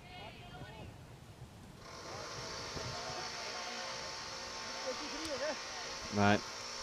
This is looking to be an interesting matchup. I said it earlier before we got into the Ostend derby that I feel like these two teams are really evenly matched. Obviously, Sol Kaleem, he's off the back of a really good first day with the bat, but this is just going to be a single into the offside. They're looking for 2.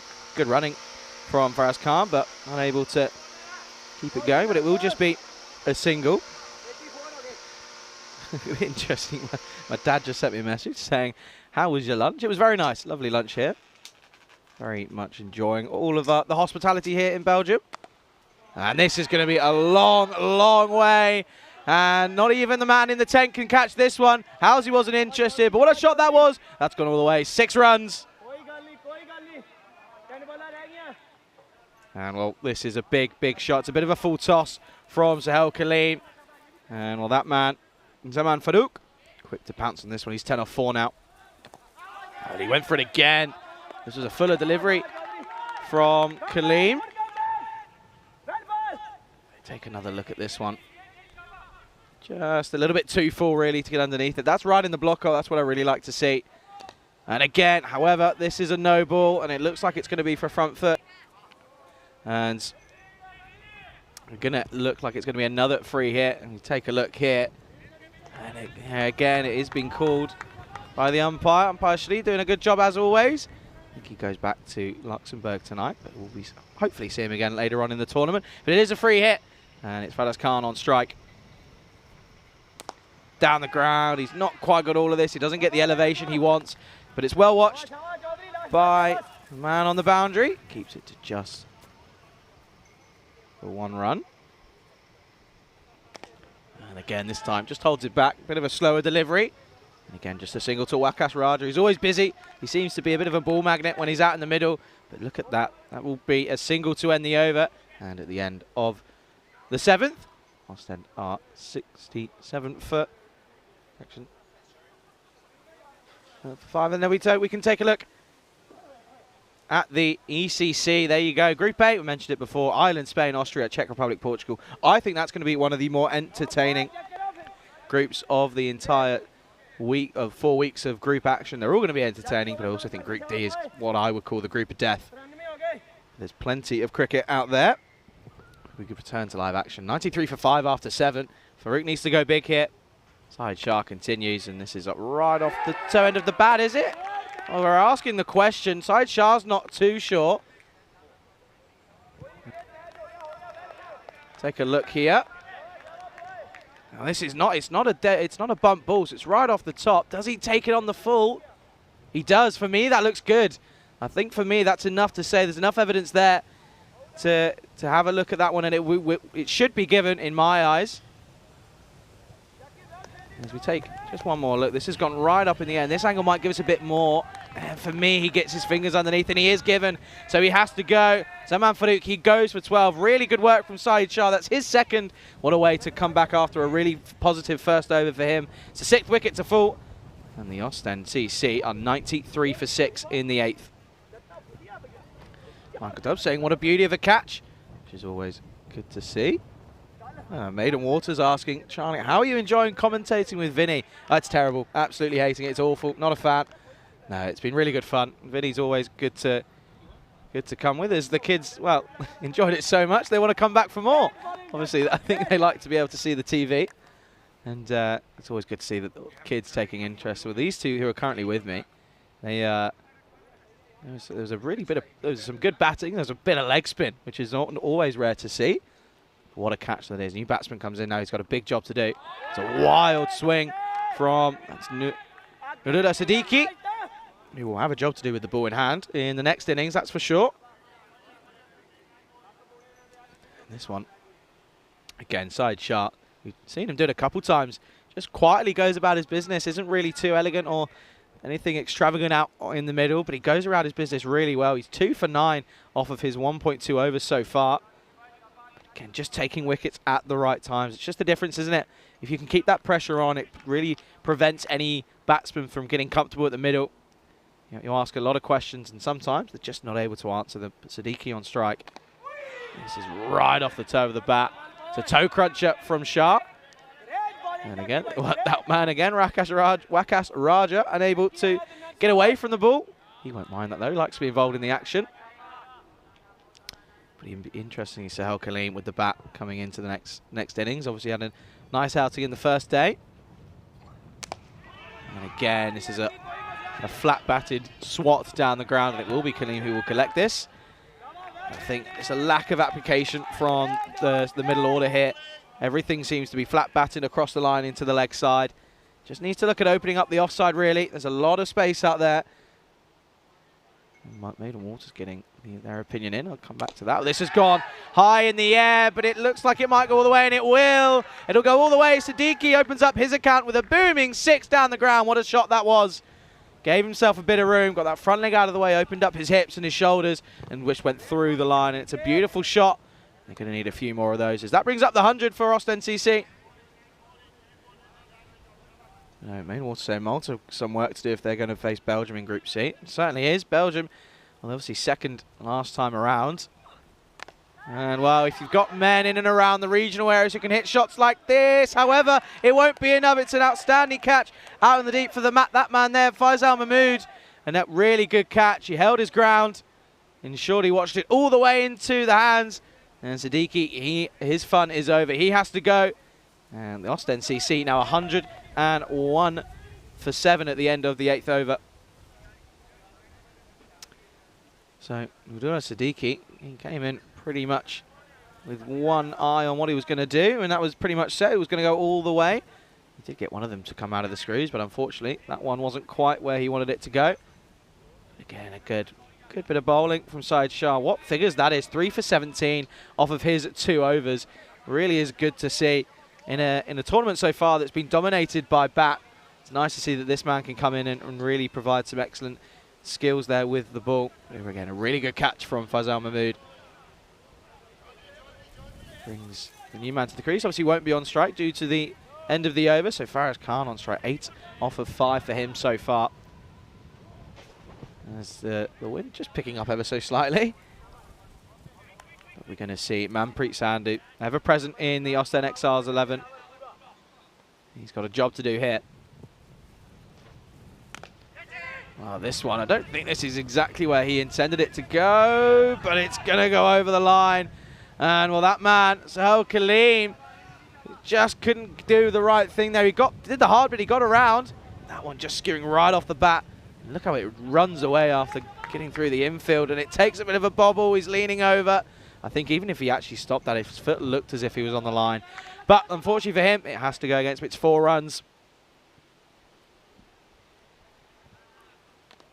It's a really good response from Manpreet Sandhu.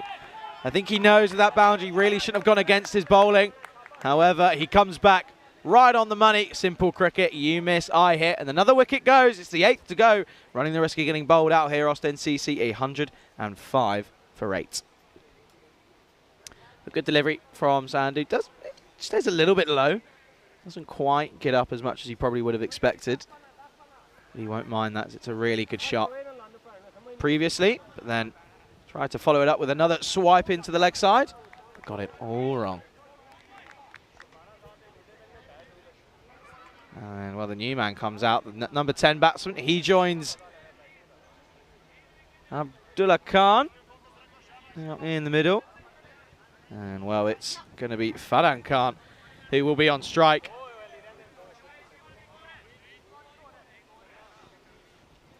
And so, Manpreet Sandhu now has a really big opportunity to take a couple with him. He's already got one. Can he take another? Well, there's an opportunity. It's up in the air.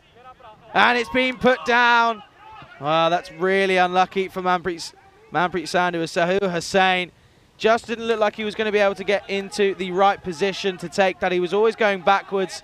As we get to take another look at this one, it was an interesting shot. And unfortunately, he just never got into the right position, did the skipper Hussain. And, well, Khan continues to live another day. Manpreet Sandhu, he's going to feel a little bit hard done by now. This is again into the air, however, he's going to find the man out in the deep. Make sure that he watches that safely all the way into the hands.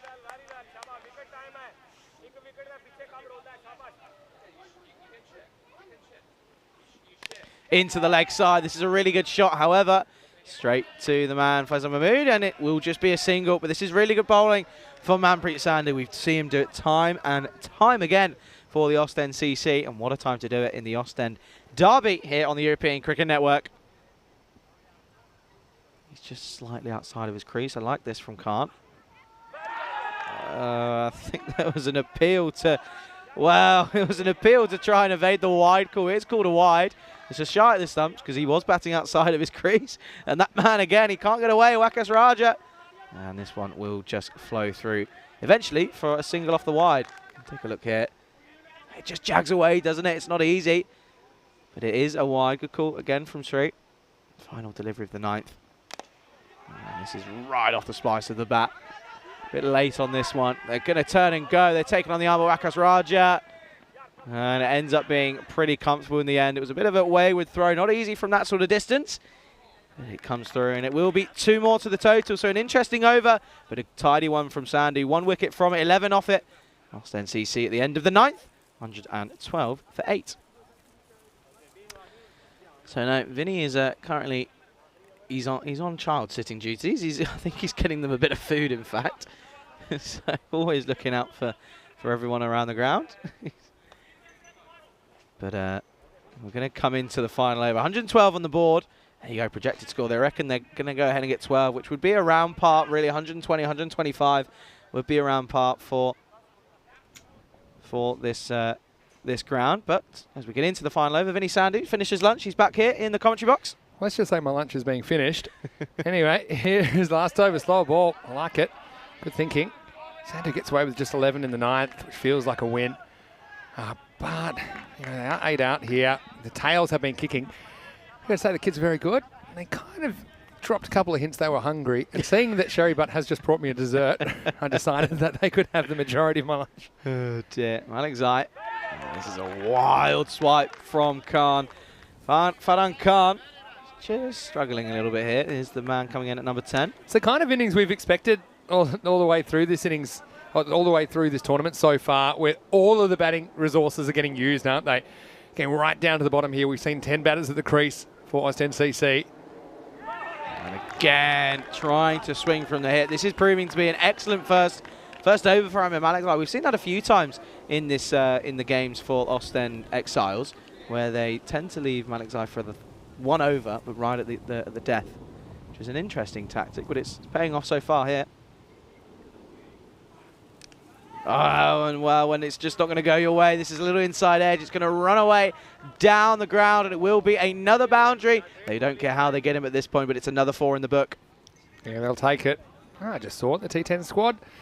Posted by Spain, we talked about. I did see Lorne Burns on there. So maybe, I mean, they are allowed to have a couple of, they can have a squad of 13s provided at the Federation's kind of expense. They can have up to 15, so they can have a couple more if they want.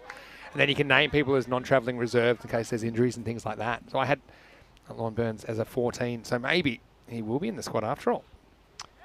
And again, a big wild swing. Just not coming off for him here. But on Cricket Spaniard's Facebook, there's a quote from Corey. Oh, it's quite a long-winded one. Hopefully it's not from one of his rants.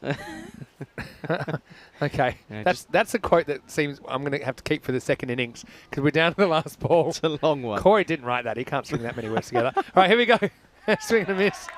And, well, probably going to be run out here because he just takes it and walks. And he's frustrated. They do appeal. Yeah, They that's give it. out. You got to take your stats. And, yeah, is that about enough?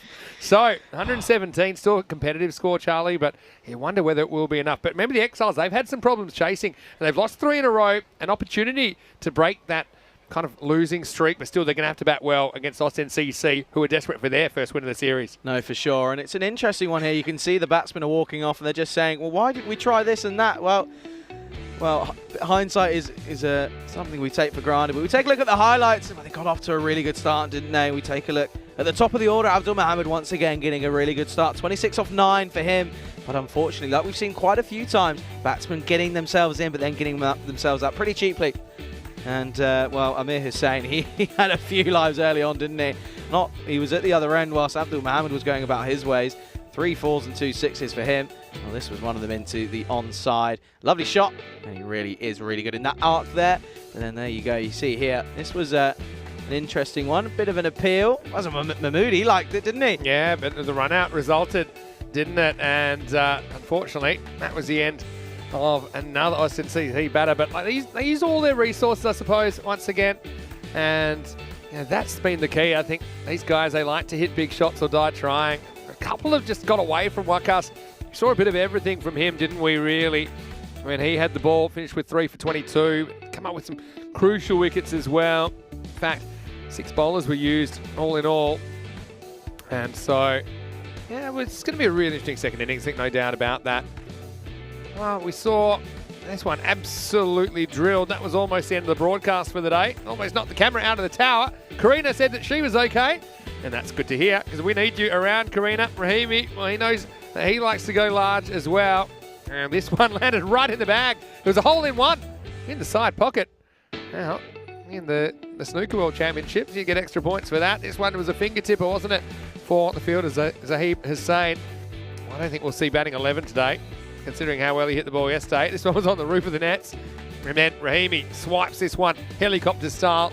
Turned out to be a fairly simple catch, didn't it, for Zadran Fahad. And then, unfortunately for Rahman, his poor run continues with a 3rd consecutive duck in the series. He's yet to score a run. And then when it came down to it, they continued just taking wickets with pretty regular frequency, didn't they? And then see Kaleem didn't have a great day at the office with the ball, did he either? Ended up going for 38 off his 2 overs. Of course, he did score 60 with the bat on Monday morning. Maybe he can get things moving pretty quickly for the Exiles. And this one, yeah, some contention about it, but I thought it was a fairly clear-cut catch that was taken late in the piece.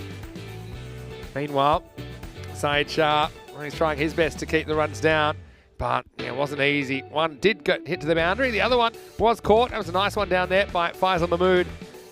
He's got a very safe pair of hands. And late in the piece, we saw a couple that could have gone either way. This one did end up getting to the boundary.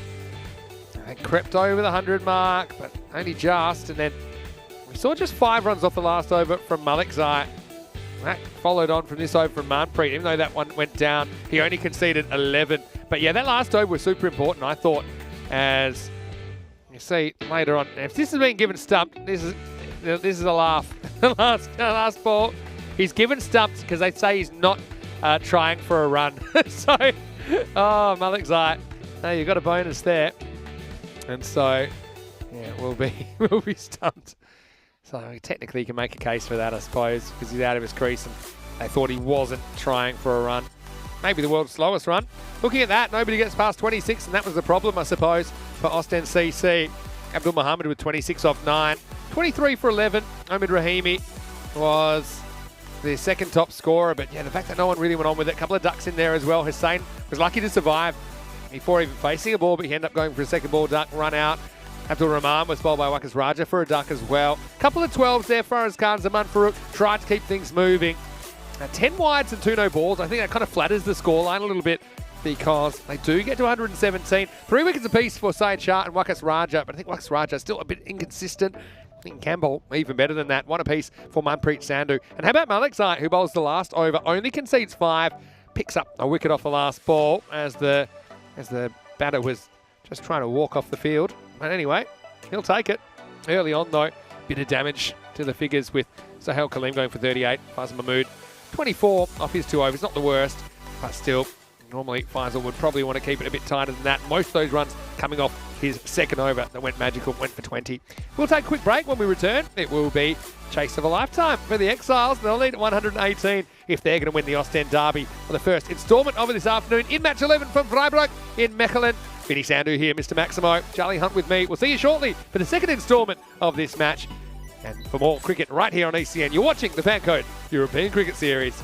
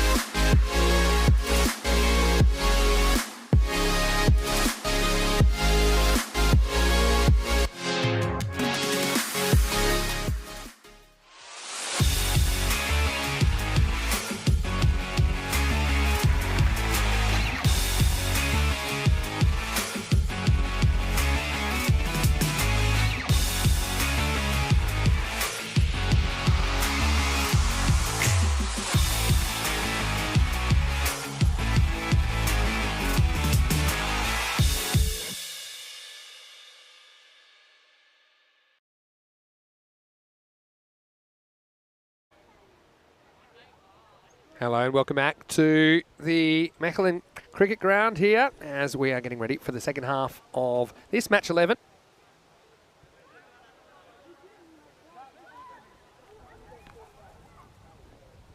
And we are getting ready for the second half. And here it's the Austin Exiles versus Austin CC. 118 will be the target for the Exiles. And it should be pretty exciting. Pretty exciting second half. I sort of paused then because there was just some dispute amongst the kids about who I gave the ball to in the first half. And I'm just trying to explain again that it was to be shared between the kids. So, anyway, all in a day's work. Archie in the chat saying, NASA, can we have back our kookaburras that are in orbit? And there have been a lot of them hit upwards. And it looks to me like we've got Abdul Rahman, the captain. He can't seem to make a run at the moment, so he's going to have a go with the ball, opening the bowling. So going with a bit more of a pace-off option first up.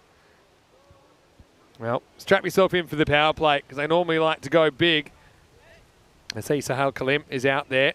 He's not facing up first, though. 118 to win. And this one we called a wide. Good keeping. Pretty good keeping there. First up from Shafkat, who's behind the stumps. Don't know if that caught some of the thigh pad on the way through, but obviously not spotted. Another batter out there is Shinwari. This is the one that's drilled to cover, gets hand on it, flecks it away. And then, yeah, horns in a throw. Everyone in a bit of a mess trying to back this one up. In the end, it's just a single. Shinwari's off the mark. So, yeah, who you got ahead in this one?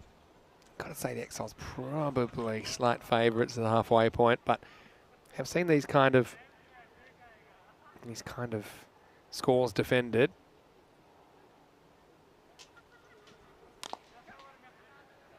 This one's just dragged away.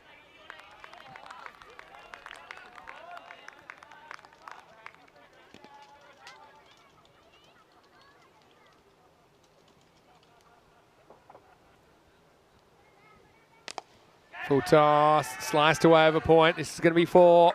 So, yeah, Abdul Rahman. Don't mind the pace-off option, but still got to get it right, don't you? And this one sits up. It's a full toss. In the end, either by luck or design, it's kind of sliced away. The bat turns in the hands and takes it away from that fielder. So, yeah, first boundary of the reply.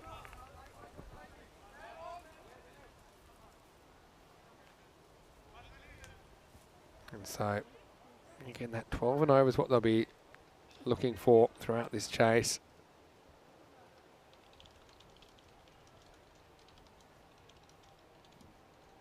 This one's called wide. And probably just grabbed a little bit of the line on the way through. It's a pretty tight call. Check it out here on the replay. Yeah, umpire's call on that one. Does well to get the bat foot back. Just gets it back. Well, if I'm having a twister game at my house, I think that I might pick Sahel Kalim as my teammate.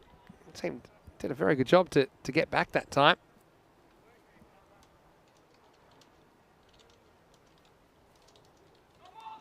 No ball call. As it gets through the field. And that's going to be 4 as well. Wow, it's a foot fielding fail. Well, it's a double foot fail, really, because I think that Rahman the first time doesn't get the foot behind the line. We'll have a look at it on the replay. And yeah, we've seen a few of these from slower bowlers today, which isn't great. And then, speaking of not great, unfortunately, Abdullah Khan couldn't pull that one back either. So free hit coming up. Now you shouldn't be changing the field, but I think they're changing the fielders, which maybe you can do. I actually don't know. I know you're not going to change the field, but as we've seen sometimes, you make a boo-boo. You have to move positions. And well, it's going to be 4 as well, so it doesn't matter where you put them. Kalim is going to get another boundary, and he lit up the stage with 60 on opening morning. Right now, he's getting his team off to a pretty brisk start.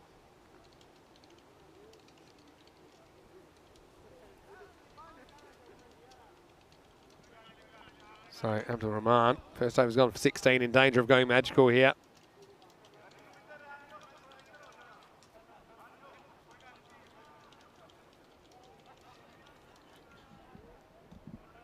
Couple to come in this over.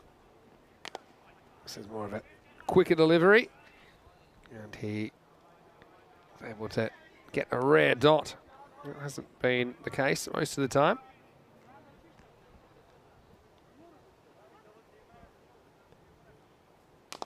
And low full toss, gets plenty of bat on this, and this will sail over the cover boundary. Maximal for Kaleem.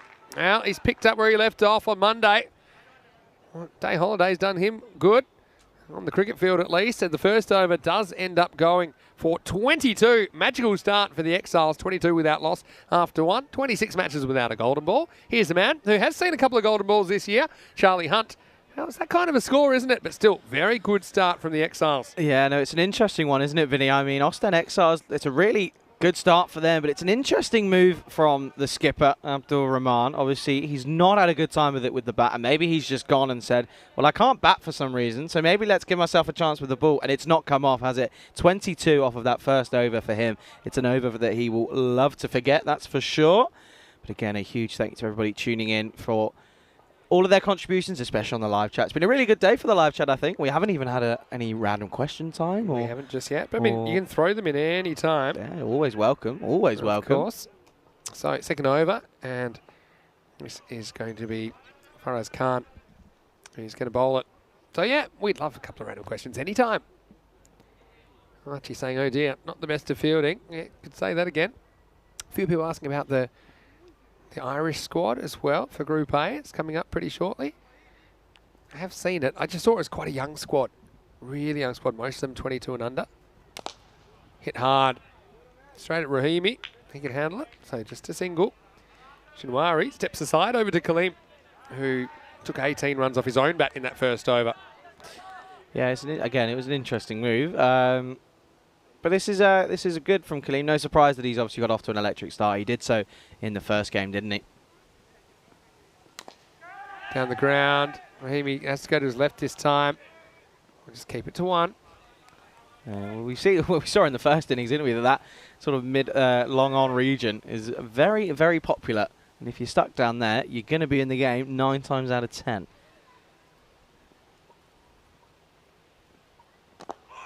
Wow, this one almost sneaks through everything, doesn't it? Just maybe tails in very late, this ball from Faraz Khan. Look at it on the replay.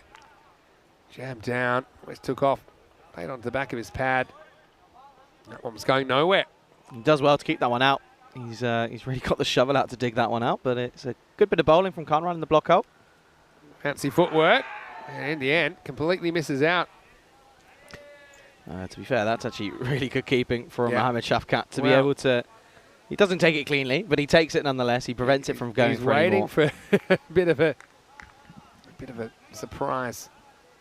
Maybe bat coming up, but never happened. That's good awareness from the batter. I mean, that's one thing. Sometimes we see guys out that way where they seem like they're finished and they just step out of their crease or lift their foot. You shouldn't be doing that as long as the keeper's got the ball. No, for sure. Got to be really aware of that. Thanks to Simon in the chat for his contribution earlier. Nice to see you. Want to know how my Flemish skills are.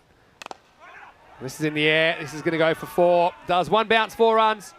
And so the good start continues. You can see, again, it's that low full toss. And in the power play, I mean, you just got to get it over the infield, don't you? And that's exactly what he does. And that results in 4 more runs. The Exiles continuing. Yeah, nothing's going to change. If you can get it through the infield, it's going to race away. All we've got to do is pierce that infield. And, well, that time he went for the elevated option. And it played off nicely. 1 bounce, 4 runs. And what a start this is for the Exiles. Of course, this is the Ostend derby. What a couple of games this really could be.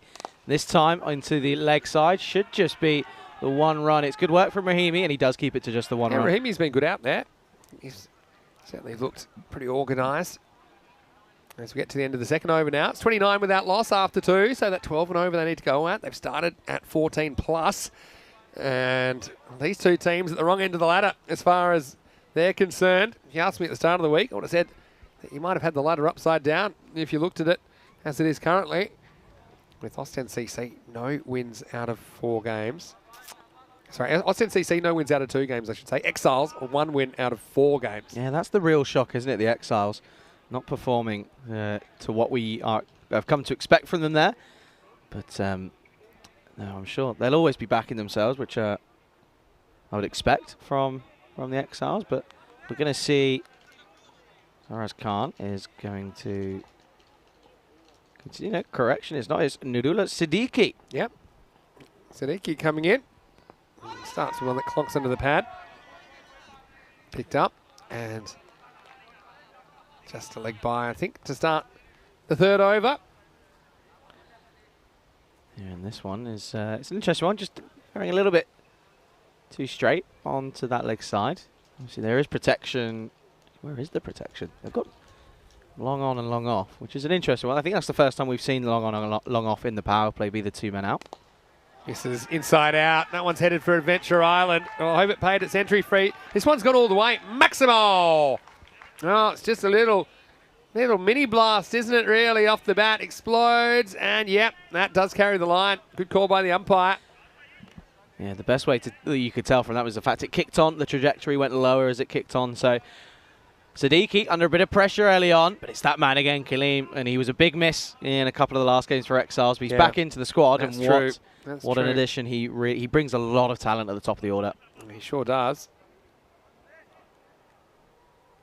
Let's see if Nurullah can come up with the answer here. French cut for 4. Well, that's one way to do it. Kaleem, you need a bit of luck as well if you're gonna build a big innings, and he gets a little bit here. He wasn't in a great position to play that, but still gets lucky, gets 4. I'd love to know what he's doing. Well, you can take a very quick look at the standings there. There you go. Austin CC yet to get points on the board. The only team to do so. But obviously have an opportunity here if they can defend this total of 117. But again, I think the thing for me, as there is a bit of a break in play, is it's interesting to see that all of the teams, especially when batting, I think you mentioned it in the last innings, they always tend to go towards the tail enders as well. And we've seen many, well, how many? We've seen 2 or 3 number 11s come out and absolutely smash it all around the park. Yeah, you're exactly right. This is, I think we might be running out of balls here, Vinny. Yeah, I'm nervous. Well, that one you gave to the kids. Well, if you caught at the start of the innings, I was just held up a second in my introduction to this innings because the kids there was some sort of dispute about who owned that ball. It was one that a Belgian, just passerby, found in their garden. Kindly returned walked to on, us. Didn't he? He just went, excuse me, I think I've got your ball. Yeah, it's not even one of ours. That's the funny thing. Oh, that's the thing, yeah. I think we might need it, though. Still might get used. But anyway, we've got a ball back. Siddiqui is going to be starting again. Driven. And this will just be one out to deep cover, I think. So Yubi out there. That does the fielding. And Siddiqui, this is a better comeback after a bit of it was a lovely shot on the offside, but very unlucky to concede that boundary into the fine leg position.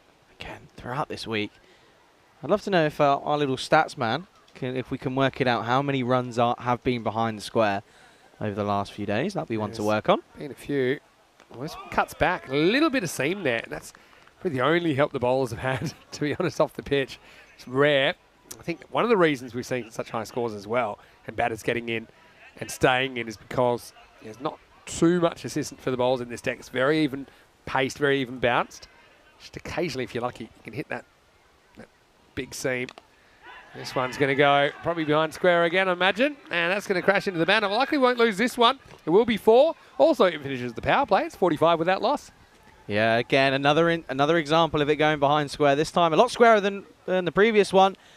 But you just can't, unfortunately, have more than 9 fielders out in the middle. But again, at the end of the power play, 45 on the board. Another good power play that we've seen. But again, there you go. Just a reminder, you take a look at the standings. Osten CC without a win, and the 1 win for the Exile. So someone is going to get 2 more points on the board here. Yeah, they will. And so you can see there the standings, and 12 Stars, they've got the day off today. They'll be watching intently, I'm sure. Antwerp, that was a big story of the morning. They ended the Eagles' winning run at 4. Mechelen, I think they've got the day off tomorrow. So I'll double check that. Yeah, Mechelen, we won't see them tomorrow. We'll see them against Osten CC on Friday morning. So they're 2 games. They're going to be tough. Osten CC, a good cricket team, despite not having the results just yet, but they might be hitting their straps by then. So the Eagles, quite plausible they could find it hard to win again.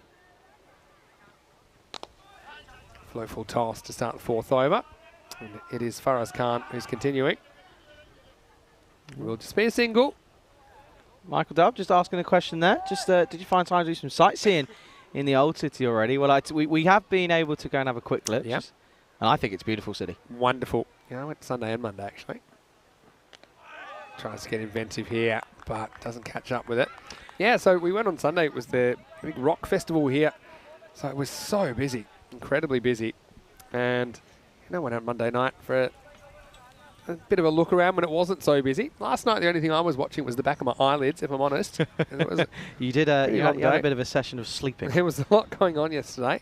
Obviously, we're playing for ECC at the same time, so. I wonder if he gets a bit of bat on this. Wow. This is an interesting one. Well, the keeper's asking for I have a it. feeling he gets back here. Yeah, he's back. The Shafkat barking up the wrong tree here. Good idea, though. Yeah, not a bad idea. I heard a little double noise, but it might have been the bat flicking the pad and then the ball hitting the pad. I think regardless, it was probably heading down the leg side. But interesting one. Yeah, no, those the kids were like, I walked them out of the tent. I said, "What's wrong?" They went, "I was told it's my ball. I don't want to give it away." I was very clear that I was giving it to all. I've got the video evidence that I gave it to all of them. I don't think. It might have been Mirawace I gave it to. Yeah. He's probably the most vocal. Yes. Yeah, 100%. Of the four. He's pulling some faces so on the maybe camera that was as well. a mistake. Well, this is lifted up over the leg side into a gap, and this will be 4. So Shimwari will get another 4. He's just been going at the 100 strike rate up till that point. I mean, no lack of intent from the batter. And far wide, we'll get another boundary. Yeah, it's another good shot. Again, going into that leg side. Shimwari, he's an ever presence up in the top of the order for the Exiles. Yeah, 50 partnership up as well within 4 overs. So you're going at the rate required at the moment. This one square driven, awkward one, but well held out there. Fielding has been brilliant, I think, for the most part here in Belgium. It certainly has. It's not easy on this outfield as well. Obviously, the continental drought throughout Europe, it's just proving it. It's super quick, but it's also there's a few little bumps in the road as well. Last ball coming up. Pretty good one. Up in the block hole. And will take us to the end of the over. So 51 without loss after 4. Pretty decent start for the Exiles, trying to snap their 3-game losing streak. Vinny Sandu here, Mr. Maximo. Alongside me is Charlie Hunt in the commentary box. And we know there's not too long to go now to the ECC. We're talking a lot about it. More and more, I suppose, as we get closer. Frederic Colstar, the official timekeeper. Of course, they'll be a big part of the ECC as well. And it is the only T10 international cricket really that exists in the world right now. And the first ever T10 international was played last year in match 1 between Belgium and Spain. Belgium winning that match on that occasion. So looking forward to seeing all those nations again, 21 of them, Charlie. Yeah, no, for sure. It's going to be an excellent outing of cricket. Of course, it's recognised by the ICC as well, so that's always good to have their backing as well. But no, I'm certainly looking forward to it. Again, obviously, I'll be watching it in my little flat, not much bigger than the cube. I will let you know. You will be enjoying the action, I'm sure. Thoroughly And the good thing is enjoying now, it. Charlie, you've been around. Obviously, you'll see Portugal in week 1. You spent a fair bit of time with those guys. I see that Conrad true. Greenshield should be playing. Yes, I think he's qualified. I think his papers have come through. Time he's playing for Portugal, Yeah, if I'm not mistaken. He's had issues with papers and stuff and getting qualification. Can happen, but which is always the case. Conrad will But be out there. I think Najam Shazad, he'll probably lead the side again. yes, Stoneman's in there as well. Yes, of course. Yeah. I can talk a bit about Portugal squad. How about that? Yeah, it's And been a really good day for Leeds. Why stop now? Yeah, I'm just Whilst you're doing that, a little bit on the new bowler, it is going to be Amir Hussain. Obviously, it did have 3 warnings in the previous game they played, but that's obviously wiped out of the window. Yep. So no need to worry about that. But obviously, if he does bowl 3 no balls again, hopefully he won't. He'll be hoping he doesn't need to be for warned sure. anymore. Well, this first ball has been hit to the fielder. Oh, it's over the fielder, and it's going to be 6. Maximo Kaleem chances his arm and wins. Aman Farouk, the man out there on the boundary. I think his heart was in his mouth when he hits this one. Sahel Kaleem, but does have just enough to go all the way for 6. Yeah, it's a really good shot in the end by Kaleem. I'd love to know what his average is after this game, because I think he's had, this is his 3rd innings, I think, in the tournament. He's gone 60. I think he had a single figure innings. I think he went 60 and 1 on day 1. Yeah, well, So that doesn't help. I think his average is 49.5. This is going to help. This will He's certainly 99 runs in the series, according to me right now. There you go. Full toss. That's been the issue, but it might work from this time. Oh, the outfielder doesn't attempt it. Just backs off and concedes a single. Yeah, didn't quite carry. We've seen that a couple of times, haven't we, down at long off, just putting the brakes on a little bit. So here is the Portugal squad. You ready? Got Najam Shazad in there, Anthony Chambers, Faf Stoneman, Imran Khan, Junaid Khan, of course, opening bowler, Kuldeep Goliath, the keeping option. Mohammad Siraj Nippo as well. Start quickly. Just want to show this one before we go back to that. And keeper, when you're hot, you're hot. And bang, direct hit. Look, he's at so that. cool, Shafqat. calm and collected. He'll tell you that was an accident, but I don't believe him. Has a good look at this, really good look, and he's gone. Yeah, I mean, that was pretty close. It looked like it may be sneaking, but I think it's going to fall into that category of umpires caught when we see it on the replay. Does tail back a little bit. Yeah, I mean, the umpire, as Rico would say, the only man looking stump to stump. The only thing for me is he takes a big step across, doesn't he, as his trigger. He comes right across onto the off stump, which doesn't put himself any favours in. But I think, again, it's one of those. And I think the one thing that sticks out for me, Tyron Peters told me once again, I don't understand why people forget, leg stump is still a stump. Yeah, so that's if it's true. going to click, even if it clips it, I know it's umpire's call. Let me just put that into my Maximo Hawkeye computer. I've got that one just missing, and I'll tell you why. Because of the actual seam movement. I don't know if we still got it one more time, Andres, but it actually moves significantly off the pitch. Okay. This is why I think it's probably going to carry on a miss. It hits him decently, but look, does actually start doing a fair bit, and that's why I think maybe it's just missing, but I'm not conclusive about that. So it's one of those, the umpire decides he thinks it's hitting, and that's the decision we're going with. And I don't think it's necessarily a bad decision. No. It's just one that I think after we looked at it multiple times, I felt probably that was a bit of a lucky one for Hussain. Anyway, will be a wicket, and it's 59 for 1. Brings Wakas Raja to the crease. They're exactly halfway to the target. Yeah, no, just going back, Tyrone Peters. Tyzer, if you're watching, hope you're well, mate. I think he's back in Oz. I think he's back in Australia at the moment with his fiancée. Yeah, Amy? Yeah. Wow, this is how you know they've made it. Because, I noticed they have a new Instagram account. Okay. A joint Instagram account, and it is called Ty and Ames Take the World. Well, that's cute. So that's cute. I don't even follow it. Look at that. Look at them. I mean, that popped up.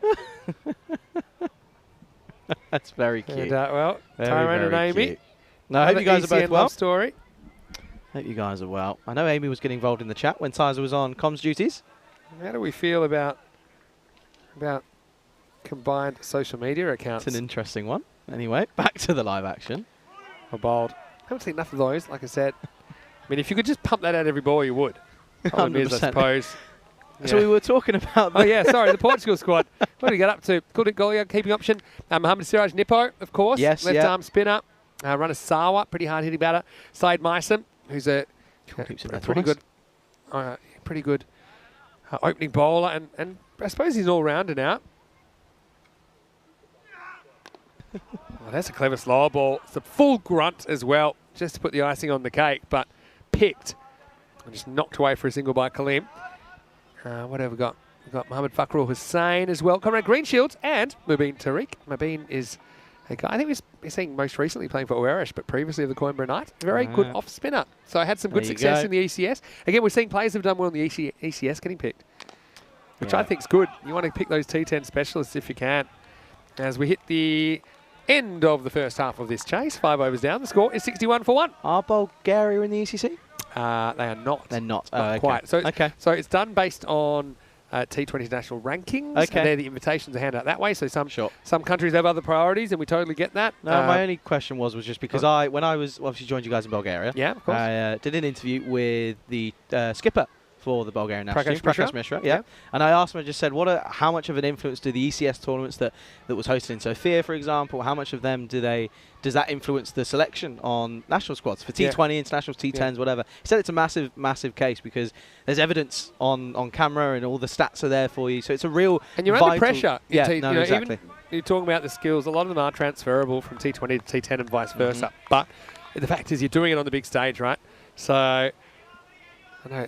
Certainly in Spain, it's kind of changed the landscape a bit of selection as well, because Spain being such a big country and so many cricket teams, it's hard for scouts to get around and look. It's more the Catalonia region than anything, because there's so many teams up there. That's exactly right. Here we go with Abdul Mohammed. He starts with a big filthy wide. Kaleem has found his way to 40. He's over 100 runs in the series now. Matthew Hodgson saying he wish we could see Panda for Portugal. Yes. Panda what up? Panda. He was a pretty strong driver of the ball when he hit it. What sort of driver was he when you're in Portugal? It's a bit wide, I think. Oh, you know what? This is exactly. I don't think you can see here the umpire because the bowler's right in the way. I mean, we'll see better than the umpire. And I feel this is a big wide. Yeah. So see, have a look at the hand of the right hand of Abdul Muhammad. I think it obscures the umpire's vision. Kaleem quietly on 40. Yeah, this one won't be a wide. It will be a bye though. All right. I'll withdraw my question about Pounder's driving, but he likes to bat fast. He likes to drive fast. Would that be a fair comment? Should I not be talking about this? No. All right. That's cheerfully withdrawn, Your Honour. Oh, dear. Here's the next one. Gone. Now, this time he does get closer to the target, and Abdul Muhammad breaks through. And Waqas Raja, who is a dangerous striker of the ball, can't get anything going here in match 11. He goes for just the single. Gets a little pat on the back from Abdul. That's the way it rolls as he becomes the second wicket here. Exiles now 63 for 2. Yeah, it's an interesting one, that, Vinny, is that one. Just a wild swipe, really. You come to expect better things from Waqas Raja. However, he's going to have to go. He only makes the one. It's a bit of a chop on, if anything. I think he gets a bottom edge. But unfortunately, he will have to go. It's a big wicket in the context of this game. Second wicket goes 63 for 2. Michael Daub has a special love for shirt numbers. He says, in this match, I wonder which team has the higher sum. Well, I tell you what, it doesn't matter who it is because it's never going to beat the Mechlin Eagles. Yeah, exactly. Mechlin Eagles, they've got at 7-8-8-1 of Amanullah. But we don't have him playing this game. Well, I can just tell you off the top of my head. You're doing the maths. I've had to add those up. Austin Exiles, 529. You've not just worked that out like that. CC. Austin CC. More, a lot more. Work it quickly. I'm going to say 433. No, way more. No, more than that. Anyway, live action. Just a single down to long Carry on. the 4. Ready? Yeah. Ostend CC, 766. Yeah, I was going to say, that makes more sense. Ostend Exiles, 529. There you go. So Ostend CC boosted by the Rahimi 333. Well, this is in the air, and it's going to stay in the air a long time. Kaleem goes large. Maximo! As long as he's there, it's hard to see them not winning this game, really. And he's had some lucky moments. There's nothing lucky about this. It's a beautifully executed, lofted off drive out of the ground. Doesn't quite time it. It's a little bit off the toe end of the bat, but when you're hitting it as well as Kaleem is, there's no worries about that one. It goes a long, long way. He's one hit away now from that half century. He might get it here, and he will get it here. Smashes into the fence of Adventure Island, and that's another 50 for Kaleem, this time off just 19 balls, and he's set the pace in this chase as he brings it up with his 5th boundary. Also 4 sixes in there, and a very, very good knock from the opener. It's been a really good day for batsmen, isn't it? We obviously saw that century on the first game of the day, Sherry Butt, and now that man, Sahel Kaleem, 50 off of just 19 deliveries. What a day of batting it's been. Yeah, 74 for 2 after 6 overs. Well, Archie's saying that soon the numbers will get so long we'll need a digital display. You know that we have had, sorry, do you know what the biggest number we've seen in ECS cricket is? 1,000? Oh, it's more. Oh, right. So I might even bring it up. I'm telling you how important this is. Vinny sat down. It's more than 1,000 because we've already seen 7-8-8-1 this morning. Oh, so you know, I'm not with it, okay? How did you go? Did you do mathematics at school? Dropped it after GCSEs. Something you gloss I got a C, I ran away, I took it and ran. Okay, fair enough. Anyway, actually, an interesting fact about my studies, I'll tell you after this, obviously. Okay. But he's saying continuing 1 for 9 off his first over. This is a right off the toe end. Should be a single in here, so Kaleem will get back on strike. But I was one of the few that had my A-level, so my last exams at school, was cancelled due to COVID. Ah, is that right? Yeah, so I'm not a COVID baby. That's definitely not what I am. So did you have to sit remotely or anything, or just? No, just got my grades. And they got it. I was very took an lucky. average of your other. Yeah, so it was all worked out on what was going on throughout the year and what sort of I did in projects and stuff like that. So I was really lucky actually. As he's saying again, this time it will go all the way. Similar to what happened the previous delivery, but it's Kaleem. So anything that touches his bat goes all the way, and this is another boundary down to the forward towards fine leg. Yeah, he's looking on at the moment, isn't he? And yet another boundary. There's been plenty of them. But yeah, I know. So I actually didn't do any exams for my A-levels at all. I bet some people would be jealous of that. I was very lucky. I was the one of few. I had a lot of friends that were really disappointed with the grades they got. I was quite lucky. I was struggling towards in A-levels. I wasn't just struggled ever so slightly. But we're here now. The rest is history. This is down the ground. It's an opportunity. And it's taken. It's a really good catch from the man at long off. I think that is going to be Siddiqui who takes the catch. So it's a big, big wicket. Kaleem, he goes. It's another good score for him, though, 54. Yeah, so this is one that Kaleem doesn't quite get. The low full toss does it again. Tries to go through the line. Just shows enough of the ball, doesn't he, to Malik Zai. And he holds on. So that's a third wicket now. Kaleem goes for 54. He's been the main destroyer, but he won't take any further part in this chase. It's 79 for 3. Yeah, this is it's a big wicket. It brings the skipper. Oh, it's actually correction. It's not the skipper in this game. It's is it Faisal Mahmood, I think, coming in now? Yeah, Faisal Mahmood, that's him. Of course, they are being led by their regular skipper, Sahil Hussain. All right, here's the answer to the highest shirt number. And it was... Oh, my word. All the way back in November 2020, and it is 666. 666. It was from Defentis versus Venezia in Italy. That's Mukhtar Singh. Funny thing is, I thought at the time it was because he'd once hit 6 sixes. I think maybe he was hit for 6 sixes in a game. But how you got that on the back, brilliant. I've got no idea. That one hasn't been beaten. 666,666. Well, Faisal's in. He's got 2 of them, 66. And then we've got, well, it's upside down, 99 the keeper. So plenty of 6s and 9s all around. Yeah, 2 right. Quotation marks. Right now, it's Hussain. He's got 2 for 14. This is hit down the ground. He's hit this pretty well, but there's almost...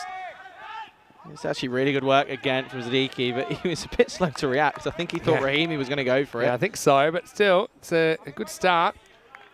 Rahmood, confident start. I mean, he's a very good player as well. Player we have seen play a fair bit of cricket for Belgium in T10 as well.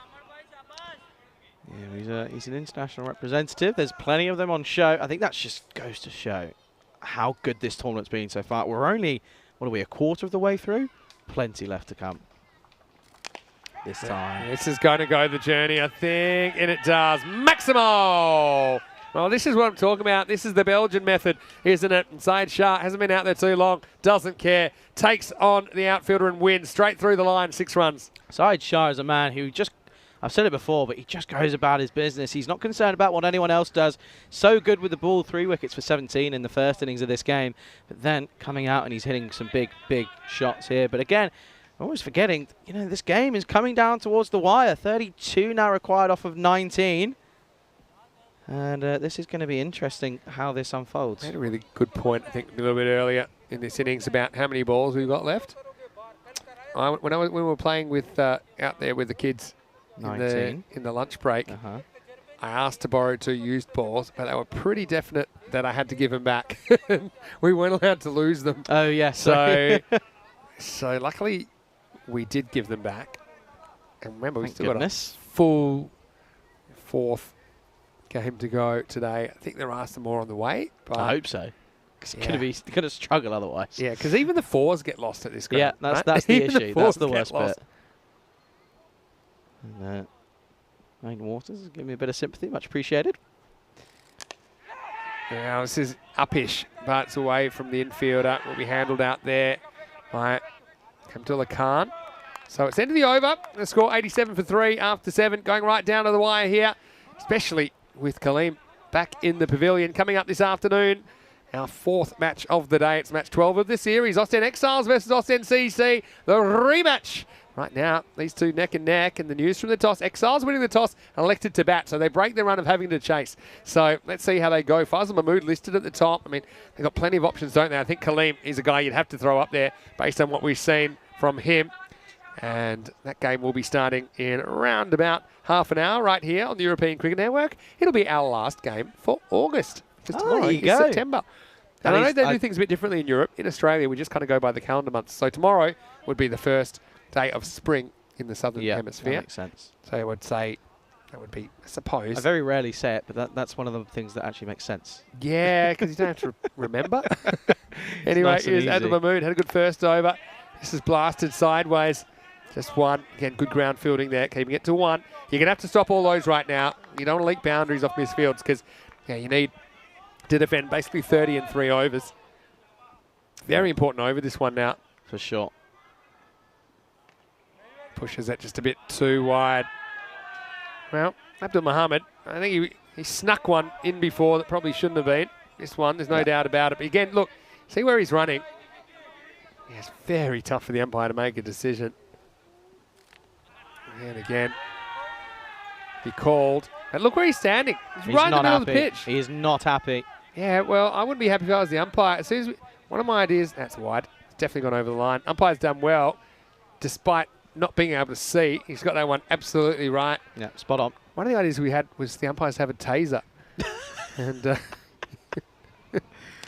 someone reminded me of that. I said it off the cuff a couple of months ago. Was that you that came up with that? Yeah, I think it might have been Keanu, or maybe it was Shrug that reminded me in the chat that goodness. The umpires have one taser. And I think you'll see that stop pretty quickly. The following in front of the umpire. You also get done for assault, but that's all right. Maybe. Maybe you sign your waiver forms. This is into the gap. And it'll be 4, so that's nice. Batting by Shah. Abdul Muhammad, again, more of a quicker ball than anything. It's just a good shot, good cricket shot, good shape. Gets into the gap. The placement was what made that boundary. He's one of the most important men for this Exiles team, both with bat and ball in hand. He's coming at number 5, and he's just going excellently well. 14 off of 6 now. Correction. Maiden Water saying that they need one of those tasers. Yeah. Everything okay, Ben? Blink twice if you need help. It's non-lethal. Sorry, less lethal, I think, I was going to say. Is how they describe it in America. Anyway, in America, it's like a back rub compared to what... I'm not so sure about this. I think it's off the pad. Should have stumped him. Yeah, have a look at this. I love the wicket keeper. That's off the pad. Straight off the pad. And does he cross his feet over? Probably not, actually. See, look, it was worth a swipe. I don't think it's out. No, I think it's flick the pad. Great take. Don't get me wrong. I just love the Shafkat. Shafkat sits there and calls for it himself. Yeah, I don't think you're going to get that one reviewed between you and me. Oh dear. Dot ball is handy. There's another dot. Better come back. Yeah. And I'm not too worried about the pitch. People going about the danger area and stuff. I think that's nonsense, really, on an artificial track like 100%. This. But it is the fact that the umpire needs to be able to do their job. No, for sure. And when it prevents the umpires being able to do what they're here to do, because the umpires get judged on their performance, right? Of course. And if we can see what they can't, it's not really fair to judge them on that. Well, we do have the luxuries of the replays. Yeah. Last ball of the over coming up. Speared into the stumps, slightly mishit, but hit well enough. Maximo! Well, bit of a reliever, isn't it, off the bat of Syed Shah. And this one sails out of the ground. 6 carreras! Hundreds up as well. 101 for 3 after 8. Manos arriba, arbitro! And that's gone all the way. And it's that man, Syed Shah. Well, he's just sicking around, isn't he? And it's come down to, what is it now? 17 off of the final 2 overs. There's been a few things floated to how to stop this, because there is a procedure, but it's more for longer games, like first-class games where people bowl long spells. There's a kind of friendly word, then a first warning, a final official warning, and an over or 2. You're just not going to do this. Meanwhile, you've missed all these deliveries. One of my ideas was something to do with like maybe a couple of warnings, then penalty runs. I think that the most sensible solution was actually by Keanu, who said, we just call no ball. If you run the wrong way off the pitch, then called no ball free hit. I think that's just the right amount of penalty. It's immediate. It means they don't have to decide on a wicket or a wide. And I think it'll stop it pretty quickly. So Keanu full of good ideas. Fumble in the field. So they need 17 now off 12 balls. Becomes the biggest over of the match now. 16 off of 11 now. But yeah, no, well, you always say, you might as well trademark it, Vinny. It all happens here in the 9th. And it is the 9th over, and I just have a feeling something big's going to happen here. Oh, this is miles in the air, but it's catchable. Good luck. Oh, 3 fielders converge on this, and Rahimi's going to take a wonderful catch. Bermuda Triangle situation avoided. Omid Rahimi, well, he called that one, and it was either him or Abdullah Khan that had to take it. Definitely easier for the outfielder coming in, but certainly not easy. And that potentially is a match-winning catch. It keeps them in the contest at least. And that ball was so high, as it is. Syed Shah goes for 20. The score, 102 for 4. Cool as a cucumber. There's a meme that I'm not sure if some people have seen, but it's a Spider-Man meme. Have you seen it? Where there's 3 of them all around, and they sort of point at each other. Well, I thought you were going to do it, but you're me and I'm you. They're all pointing, saying which one's the real Spider-Man, right? That's the one. Yeah, that's what. Look, freeze frame it right there. That's what it is. Look. That's the rare but equilateral Bermuda Triangle. for you geometrists out there. And Rahimi took it like it was nothing really. Anyway, so yeah, game on. Here comes Malikzai. Yeah, Michael saying in the chat that one bit of Mechelen information for us is that in 2017, the mayor, Bart Summers, was awarded the 2016 World Mayor Prize as recognition for his outstanding achievements in welcoming refugees during recent years. As we see, big swing and a miss. Might have flicked something on the way through, but Amin's annoyed at himself. Yeah, during welcoming refugees during recent years and for the long-term integration of immigrants from different cultures, religions and social backgrounds. And yeah, you're seeing the benefits of that here. It's very multicultural here. And the fact that it's brought more cricket to the region, I think, is just a bonus. So that's a really nice fact. Thank you very much for that, Michael. There you go. Wind swinger again. Alexar will get off the mark here. This is a tidy over so far from Siddiqui. He's really proving to be a crucial element of the Ostend CC's lineup here. Well, we've got some more information from the production truck. Andres is feeling the golden ball. He had it ready to go. 8 to come. That's shot though. That's going to be 6. Well, that might kill it a little bit because Faisal Mahmood's still there and he's a class performer. Again, this length just backs away. Not an easy shot at all, but he muscles that one out of the ground. Maximo! Potentially the 6. That will make a difference in this chase. Well, we heard from the production crew last game. They were feeling a golden ball, weren't they? The exact same delivery. There was a 6 and it took the game almost away from the defending team. And I think Andreas might have just called it there. It's now 9 required off 7. A dot ball is needed here. They're jinxing the games now, aren't they? It's not us. It's not us. They've got golden ball fever in the truck. Thank you again to Spring Productions, to Andres, and to Karina as well. We almost lost Karina earlier. We did. The ball almost knocked her out of the tower. I know how that feels. He's all right. Here we go. Huge ball. Biggest ball in the match, I think. 9 off 7. Clunks it. Probably won. Probably wants the strike here. He's not going to try anything more. So Mahmood will take strike as we head to the last. 8 runs required in the Ostend Derby. It's the Exiles needing them. And the score at the end of 9 is 110 for 4. Yeah, well, this could be a very interesting matchup here. And there you go, the Golden Ball tie-breaker rules. In the event of a tie, the match is decided by Golden Ball.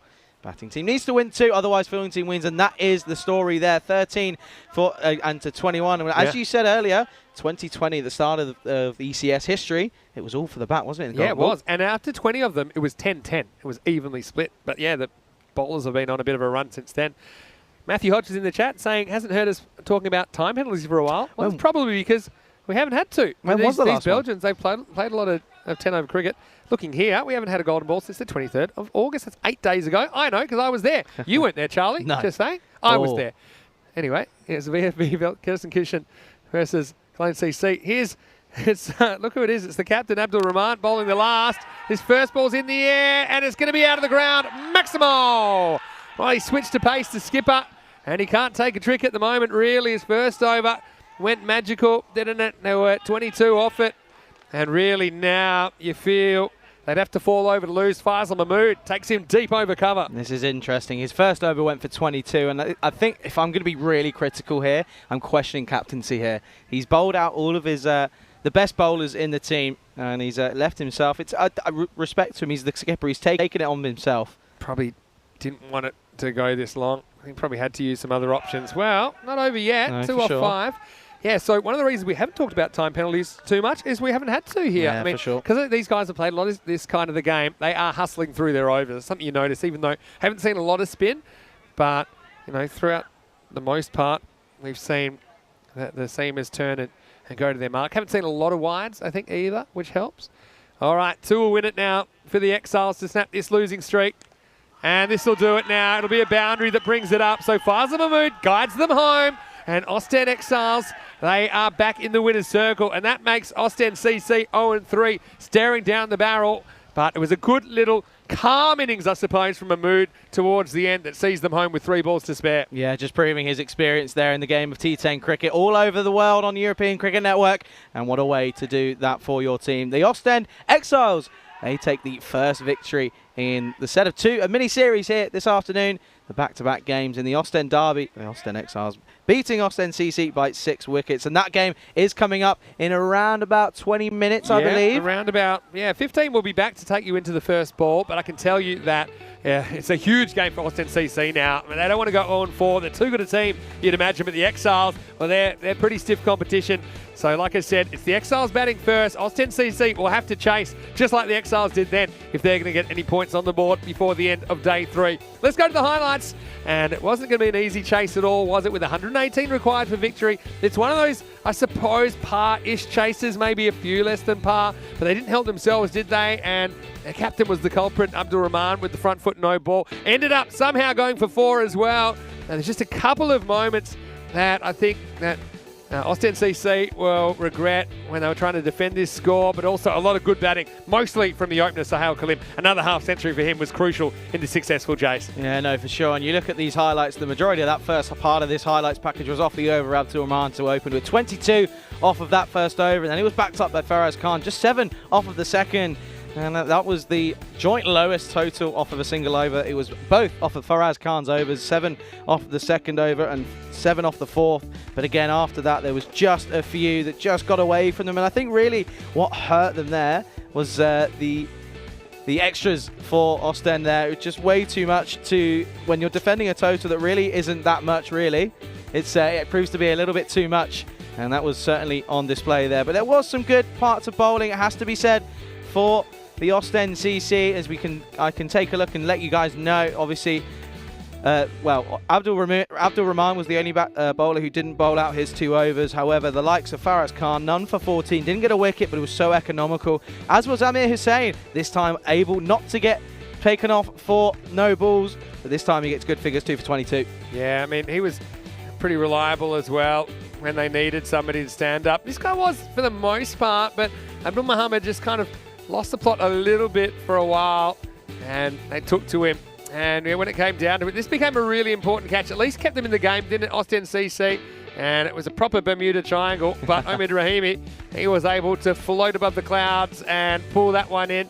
But they needed a hero, and Faisal Mahmood came in a tricky little situation to try and finish things off. He got the 6 off the first ball, the last. That got them close. Then this little nudge got them across the line. Yeah, no, it was really good to see. And credit to the Ostend Exiles, they've done really well, and there's a successful chase. I think that's the 4th one we've had in this tournament now. So just goes to show things slowly balancing out in terms of batting first being the advantage. But we take a look at the scorecard, and well, that's the story, isn't it? That man again, Sahel Kalim, when he's out of the team, he is a big, big miss. 54 off of 21 deliveries for him. 6 fours and 4 sixes at a successful strike rate of 257. But there's the stats for the bowlers, and it's really the one bowler that let them down. It's not easy to do out there, and sometimes it just doesn't go your way. But the skipper, Abdul Rahman, he'll be unfortunate. He won't want to look back at those stats. But do remember, these 2 teams will meet again. We'll be back in around about 10 minutes or so. Don't go anywhere as you're watching the FanCode European Cricket Series here on Belgium on the European Cricket Network.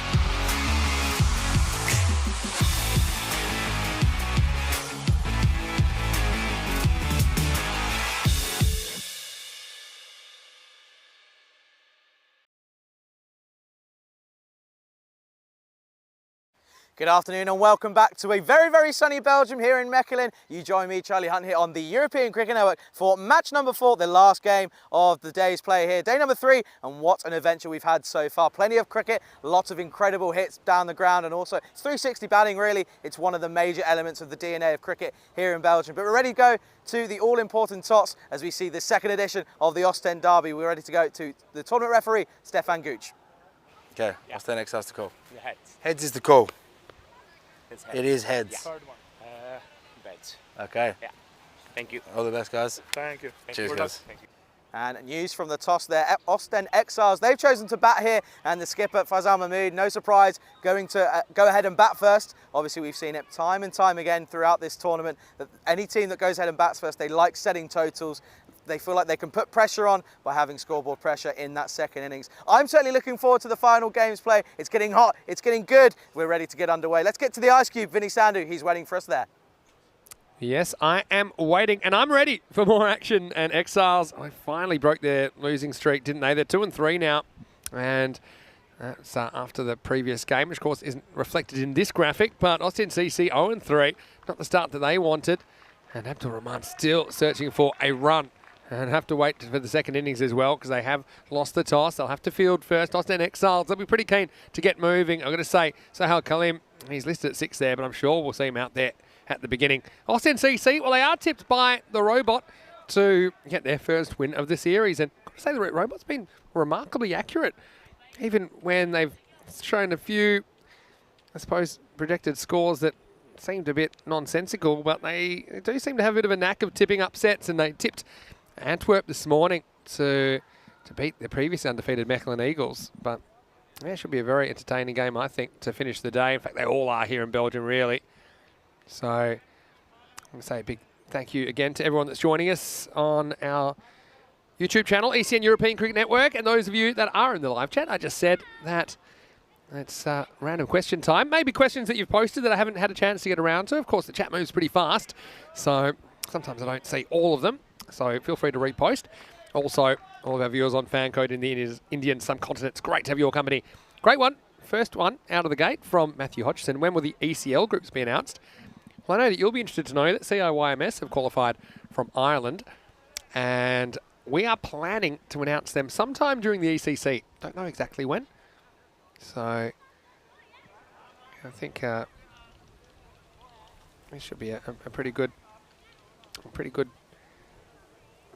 tournament, no doubt, with 30 of the best clubs from all around Europe. Right now, we're getting ready to get started, and Shahid Mohammed has come into the lineup, and he is going to get going straight away. Archie saying Exiles to bat. He's expecting a high score to chase. Yeah, so hopefully during the ECC, to answer your question. Of course, we still don't have all of the clubs kind of written in, but we know the countries, of course, that they will be coming from.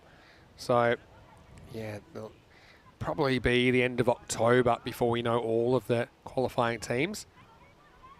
But yeah, Ariana Keefe from Sweden, I know that they'll be there. Independence from Guernsey are there as well. And Brno, bit of an upset in the Czech Republic. Right now, let's get on the board with match 12. And large bit of inseam there from Shahid Mohammed. Got to tell you, I think Mohammed Shafkat's a pretty good keeper. It does really well to deal with this. One of the more difficult takes, straight over the leg stump. We see that go for 4 byes probably more often than not. Shrugs asking any news on Jersey's ECL representative. Well, it's not filled in on my sheet just yet. So, can't tell you too much more, unfortunately. But I know in Jersey, chatting to the Farmers guys, it's based on a mixture of the 10, 20 and 40 over competitions. So, I think it's a bit of a point system that goes on. A bit like the Women's Ashes, for example. Darmstadt CC will represent Germany. Roma CC will represent Italy, we know that. Pacaquer will return, but there will be another Spanish qualifier. We'll probably know them 1st of November. I think they'll have a qualifying kind of mini tournament to determine the other representative. The Bulgarian will represent Bulgaria once again. Svanholm will represent Denmark once again. So a few returning teams and a few new ones as well. Well, this is up, and he hasn't quite timed this. Rahimi's steaming in, but he won't get there. They think about 2. They're going to go, and this will be close with a good throw. But unfortunately, He just couldn't get it back to the bowler in time. So Shinwari gets lucky. And to be honest, so does Kaleem at the other end. You see, this one was just totally mistimed. In fact, he's lucky it gets mishit so badly. Rahimi can't come in. So more random questions coming up. Yeah, Shrug saying, Farmers lost the T10 final but had international players missing. Yeah, that's assuming they do it the same way as last year, Shrug. Down the leg side. I think this will be wide, unless it's flicked something on the way through. Didn't have a great look. Might be leg bias. Yeah, it is leg bias, so it wasn't the keeper's pad. It was the batter's pad. It flicks on the way through. Michael Darb has a real random question. Do my yellow shirts attract more insects than shirts of other colours? Hashtag very random questions. Simon says, from his experience as a football ref, yes. Pins his ears back on this, Kaleem. Just get a single. So no real damage so far. Shahid Mohammed has been a pretty good in for Austin CC. And well, I can't really give you too much information on which colours that attract more bugs. Maybe the yellow, mistake it for flowers maybe. Goes straight down the ground, handled, hits, he's gone, misses. That was an opportunity, wasn't it, to get rid of Shinwari. Well, it takes 10 to the first over, 6 for no loss, but let's have a look at this. This ran out opportunity. It was a good pick up, and I think Shinwari knows he's in trouble. And, yep, if that hits, he's a step short. But they do survive the first over. And here's a man that's surviving his first couple of days in the commentary box. I suppose we're at the end of day 3 now. There's Charlie Hunt. And Charlie, excited as anyone, I'm sure, as there's only 12 days to go until the second ever Dream 11 European Cricket Championship, the only T10 international cricket tournament in the entire world. Yeah, really looking forward to that. It's going to be an excellent display of serious talent all around Europe, all in one place in Khartoum. It really is going to be exciting, but we're going to see, we'll continue here, and what a way to start the second over. Beautiful shot from Shinwari. This one goes all the way through. It's a 4 runs through the covers. Jeez, it's a good shot, isn't it? Just gives himself a tiny bit of room. And see that cover to mid-off gap. Just straight through the middle of that. And Shinwari, who survived the last ball, the first over, would have been out with a direct hit. Absolutely smacks that one away in the boundary to start the second. Yeah, Faraz Khan into the attack. Not the start they would have wanted, but he's got an opportunity to build on this one now. Loving these random questions. Also, we normally go into a bit of food chat. I've got to admit, didn't have a lot last night. As I said, I was staring at the back of my eyelids for most of the night. But I did have some very nice local ham and cheese and some, it's actually French wine. Oh. We're kind of close to France here. Well. French wine. Each their own. Wow, this time lofted, and well, we're going to have to take another look at this one. But my initial instinct is I think he's done okay. There's just a question as to whether he's touched his foot on the line. As long as that starts, is that inside? Yep, that's good. That's a good stop. Really good work by the captain, Abdul Rahman. Nice to see him turning over a new leaf. Probably didn't have the greatest game earlier, but that's the thing about this format. You can always come back and kind of make amends. I think we're okay. We're all set to get going again. All good. Good stop. Can't continue here, so that would just be 2 runs, and he gets the wicket. And this time, Shinwari trying to play across the line. He's been going for it a few times here, but can't. He gets the breakthrough. First wicket falls for the Exiles, 10 for 1. Yeah, has the last laugh, doesn't he, Faraz? He plays all around this, really. Shinwari was living dangerously. And then you see how that last stop was so important, right? Because it means that it is Shinwari on strike, and he's not able to deal with this one. And that's the first wicket down here in the last match of the day. It's 12 for 1. 12 for 1, not 10 for 1. But there was just a question. I had a question, which is always nice. Go on. Shrug asking what my golf handicap was. It's currently at 14. Yeah. But I think when I was 14, 15, I got to low as 9, 8. So when you're that age, is that off like the men's tees or what? Yes. Yeah. So, I was off the men's tees, so you're 9 off the I was, off the honestly, stick? I used to play, I think 4 or 5 times a week. Wow. Yeah, it used to be my main and sport. that's without cheating? Yeah, without cheating. Yeah. Just wondering. Yeah, There it's you without go. cheating. Can't say I ever got that low. I think I once shot an 82, and that was probably the highlight of my career. And I once got an eagle, and it was after we spent so long looking for the ball. I don't know if someone was pranking for me. It was in the hole. That was because it was one of those blind ones. You know, you like shoot okay, uphill. so the dog leg and then lefts and up the hill. it was the last place that I was looking as well. But Okay. that's probably my claim to fame. Probably more of a mini golfer though. Oh, do you know, I reckon that would be a good little crew night out. Have you actually. seen professional putt? No. I saw it. That's a thing? Yeah. You're joking. I'm looking it up right now. So if you look up ESPN the Yacht Show, ESPN. There's they, the yeah. they Okay. have shuffleboard. Think of random sports. That's an old person on professional a shuffleboard. on a cruise What ship. else have they got? Dodgeball is an obvious one. Oh, that's great film. This time into the leg side, and this will be one bounce, 4 runs. Wakas Raja into the attack early on, a little bit earlier than he would have wanted, but this goes all the way. It's a lovely shot, 4 runs. Yeah, really nice shot. Angles in, just goes with it, doesn't he? That was an unattended part of the boundary. Still in the power play here, don't forget, for another over and a bit.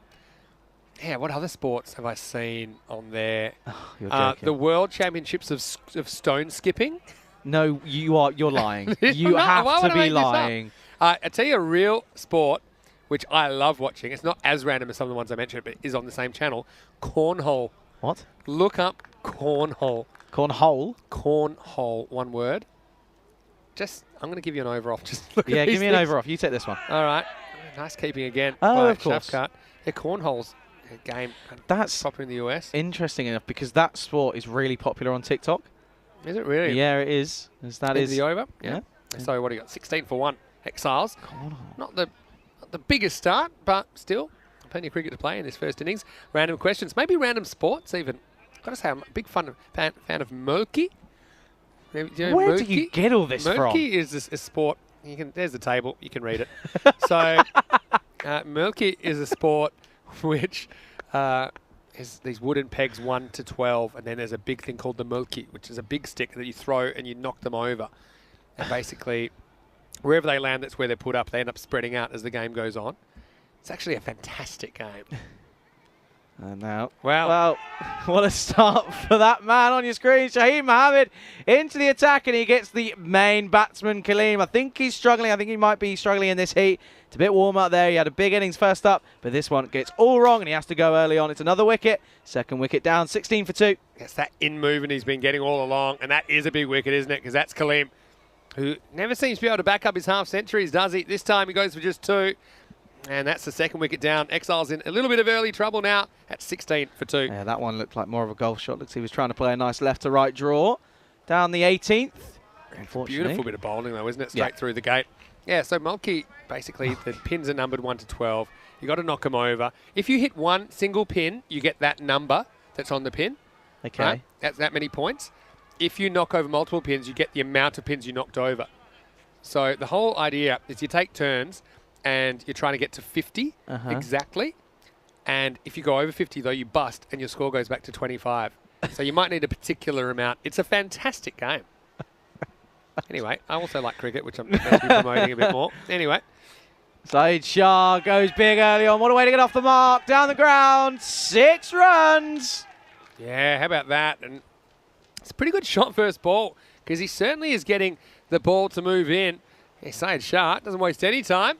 Off to the races with 6. Yeah, Saeed Shah. He went well in the previous game. Got a few runs. 20 off of 10. 2 sixes to his name. He's already got 1. He's going to look to go for a few more. If he can stay in, he's got a big opportunity. He's got, 7.4 overs now. 22 for 2 off 2.2. 2-2-2-2-2. It's a proper Richie Beno special, isn't it, really, there? Shrug's got a good one. Pig racing. All right, this sounds made up, but I bet it's not. It's too obscure. All right, so Shrug says the weirdest sport he's ever seen is pig racing. Bunch of pigs with teddy bear jockeys strapped to their backs running around a track chasing vegetables on a string like greyhounds chase their hair. Wow, that is something. I mean, we used to do mouse racing a lot. This is a good one. Have you ever seen the Cooper's Hill cheese rolling? Oh, yeah. Well, wait for that. This has gone high. Could be another wicket. And it is. Well, the cheese may roll down the hill, but the wickets are tumbling. It's another wicket to go. Exile struggling. 22 for 3. Saeed Shah has to go. Yeah, 6 and out situation again. Look at that in movement. And, yeah, probably just catches the top edge more than anything. Pretty nice catch. Running around to his right. That's Nurullah Siddiqui. So, yeah, another wicket goes down in the power play now, 22 for 3. Right. Is that the Gloucestershire, Yes. Gloucestershire cheese roll? Yes. Yeah, on Netflix there was a There's a documentary about Oh, that. okay. That was really, really interesting. Those people are crazy. There's a really good YouTube video. It's by a creator called Zach and Jay, the Zach and Jay Show. If you search them up on YouTube, they went ahead and they actually took part in the video. And it's just a weird concept. The video's insane. It really explains it all. It's really interesting. The thing is, you need to be able to roll and get up and roll and get up. Yes, There's a bit of a it's- technique yeah. to it. People that are good at it. What's another one? They also, in that one, they had, that Netflix series had a bunch of these. I can't remember. I think it's called We Are the Champions. And so the first one was actually on that, the Gloucester cheese rolling. The second one was on the World Cup of chili eating. Now that's a good watch. I reckon we should get Corey The involved in that, World shouldn't we? Cup of chili eating. Andrus, cover your ears, because I know in the booth you don't want to hear about it. Well, this is down the ground. It's another opportunity. And it's been put down. Oh, that's a shame for Khan. It could have been a hat-trick opportunity, but it gets put down. Manpreet Sandhu, he survives. Well, he just lets it get a bit low on him, and he was settled, so I don't mind that. He was still, and really kind of just tries to cradle this in, but yeah, just pops out. So that would have been a hat-trick opportunity. Still, he has taken 2 wickets in the over. Could have been 3. Last ball coming up now. Shahid Muhammad's been very good here early on. Great second over from Maharadan. Well, Rakesh Raja, he's had enough. He said, I'm not letting you take over my team. Into the spectators. And it's a lovely shot. 6 runs. Gold digger. Yeah, I've got to say, it's a great jumper. You got this on the replay. Let it run, Andrus. 1, 2, 3. Give me money. Oh, hello. Oh, he missed it. Bit of vocals. Well, that's 2 the famous- musicians don't in wanna here. Outdo the copyright. 29 for 3 after 3. Right. Good finish to the power play, though. 6, 10, Yep. and 13. So, the For 3 sure. wickets, though, that's kind of scattered things a little bit. So here's an interesting list, okay? Go on. The world, well, some of the strangest sports. Obviously, that cheese rolling one. Yeah. Camel jumping in Yemen. No So, idea. is it people jumping over camels? I'm assuming. Or Oh, is no, it, I'm assuming. or is I it don't know. camels jumping things? I don't know. I'll give it a Google. I assume it's like show jumping. like Probably. with horses. Toe wrestling. Toe wrestling. Okay. If you have a foot, you have an incline into the feet. That's an interesting one. Imagine Chess boxing. being told you are a natural toe wrestler. You How got do the toes My for it. question is, how do you find out you're good at these sports? I'd be worrying about fungus issues. Satiki into the attack. It's another opportunity it won't quite carry. And this will just be a single. Brings Wakas Raja back on strike. Yeah. Strug's got one here, the Haxie Hood. Maybe you can look up that as well. I'm going to give it a Google. Steve wants to see the Olympic snail marathon. I like your list that you're going through, though. Keep them coming. Keep that one open. Oh, my Lord. All right, I'm on here. This is right off the end of the bat, but it will be one. Looks like I'm going to read this as well. What? Okay. I think I have heard of it before. I've heard Wow. of something similar. Okay, that's a long game. Yeah. So is it a It's a game or it's just an event? It's an event. Really It's not an really a event held sport. in North Lincolnshire in England on the 6th Okay. of January. Haxie Hood. Look that one up. Yeah. Short and well, almost takes his head off here, basically. Great delivery. Siddiqui goes upstairs, and that's the old look-away swipe. That's unfortunately, Manpreet Anyway, doesn't get any of it. Haxie Hurd, large football scrum, pushes a leather tube to, I love this, this is so English, pushes a leather tube to one of 4 pubs, where it remains until the following year's game. I would say It's an probably most of the people interesting that one. pushed it would remain there for a better part of a year as well. And now Siddiqui back into the attack. This is just a single Got down the any other ground. strange ones? I'll give you a strange one. This is from the Netflix series called We Are the Champions. There's also one called, I can choose so many here. There's one fantasy hairstyling. that's a sport. With respect, Vinny, I don't think you'll be very good on that. This is, it's a half a pig. Some bald people doing the hairstyling. It's not the models, it's the actual the hairdressers. You might be doing- all right on that, doing but I don't bizarre know. things if with you'd be it. very There's also dog dancing. Was one of them. Right. Okay. Okay. Yeah, I'm so concerned about the world we live in. dog dancing was pretty good. Oh, And that's dear. like it's people dancing with their dogs as well. That do a routine. Something out of like a Disney film. This is just pushed into the into the offside to the skipper Rahman. Will just be a single, so that will bring us to the end of the over, and it gets us an opportunity to say a very quick welcome. What a day we've had here in Belgium, isn't it, Vinny? It's been really, really exciting. Wouldn't expect anything less. And maybe we should just have 44 weeks of ECS in, I wouldn't say in no. Belgium, because I tell you what, it would be exciting. We'd see plenty of Maximos. But yeah, big thank you to all of you guys out there for staying with us. It is fourth game of the day, so we like to have a bit of fun. We're talking about random sports. You never know which way the fourth game will go. So random questions, most welcome. Talking about some of the strangest sports we've heard of. So yeah, get in the chat, ECN European Cricket Network. Don't forget, if you haven't already, like the video and subscribe to the channel. Tell your family, tell your friends about ECN. And we are ticking over another 1,000 subscribers all the time. We are growing, and of course, it's like our Christmas coming up, really, because we've got Cartomania coming for 5 weeks, starting the 12th of September. So great time to get involved. Cartomania. Well, still a bit of cricket left here, though, isn't there, here in Belgium? Yeah, We've still no got doubt a week about and it. a half to go, as we're going to see the man come into the attack, Amir Hussain. Oh, there's that one as well. Okay. You've got a few up. Yeah, that's a good time You've to got lose time your run. now. Yeah, so fantasy hairstyle I mentioned.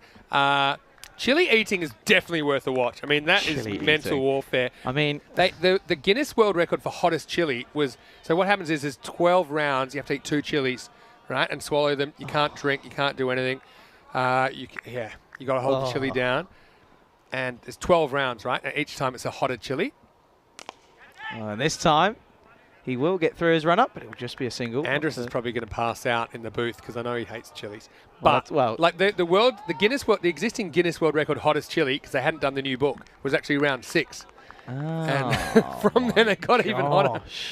Carolina Reaper. Yeah. So that was something.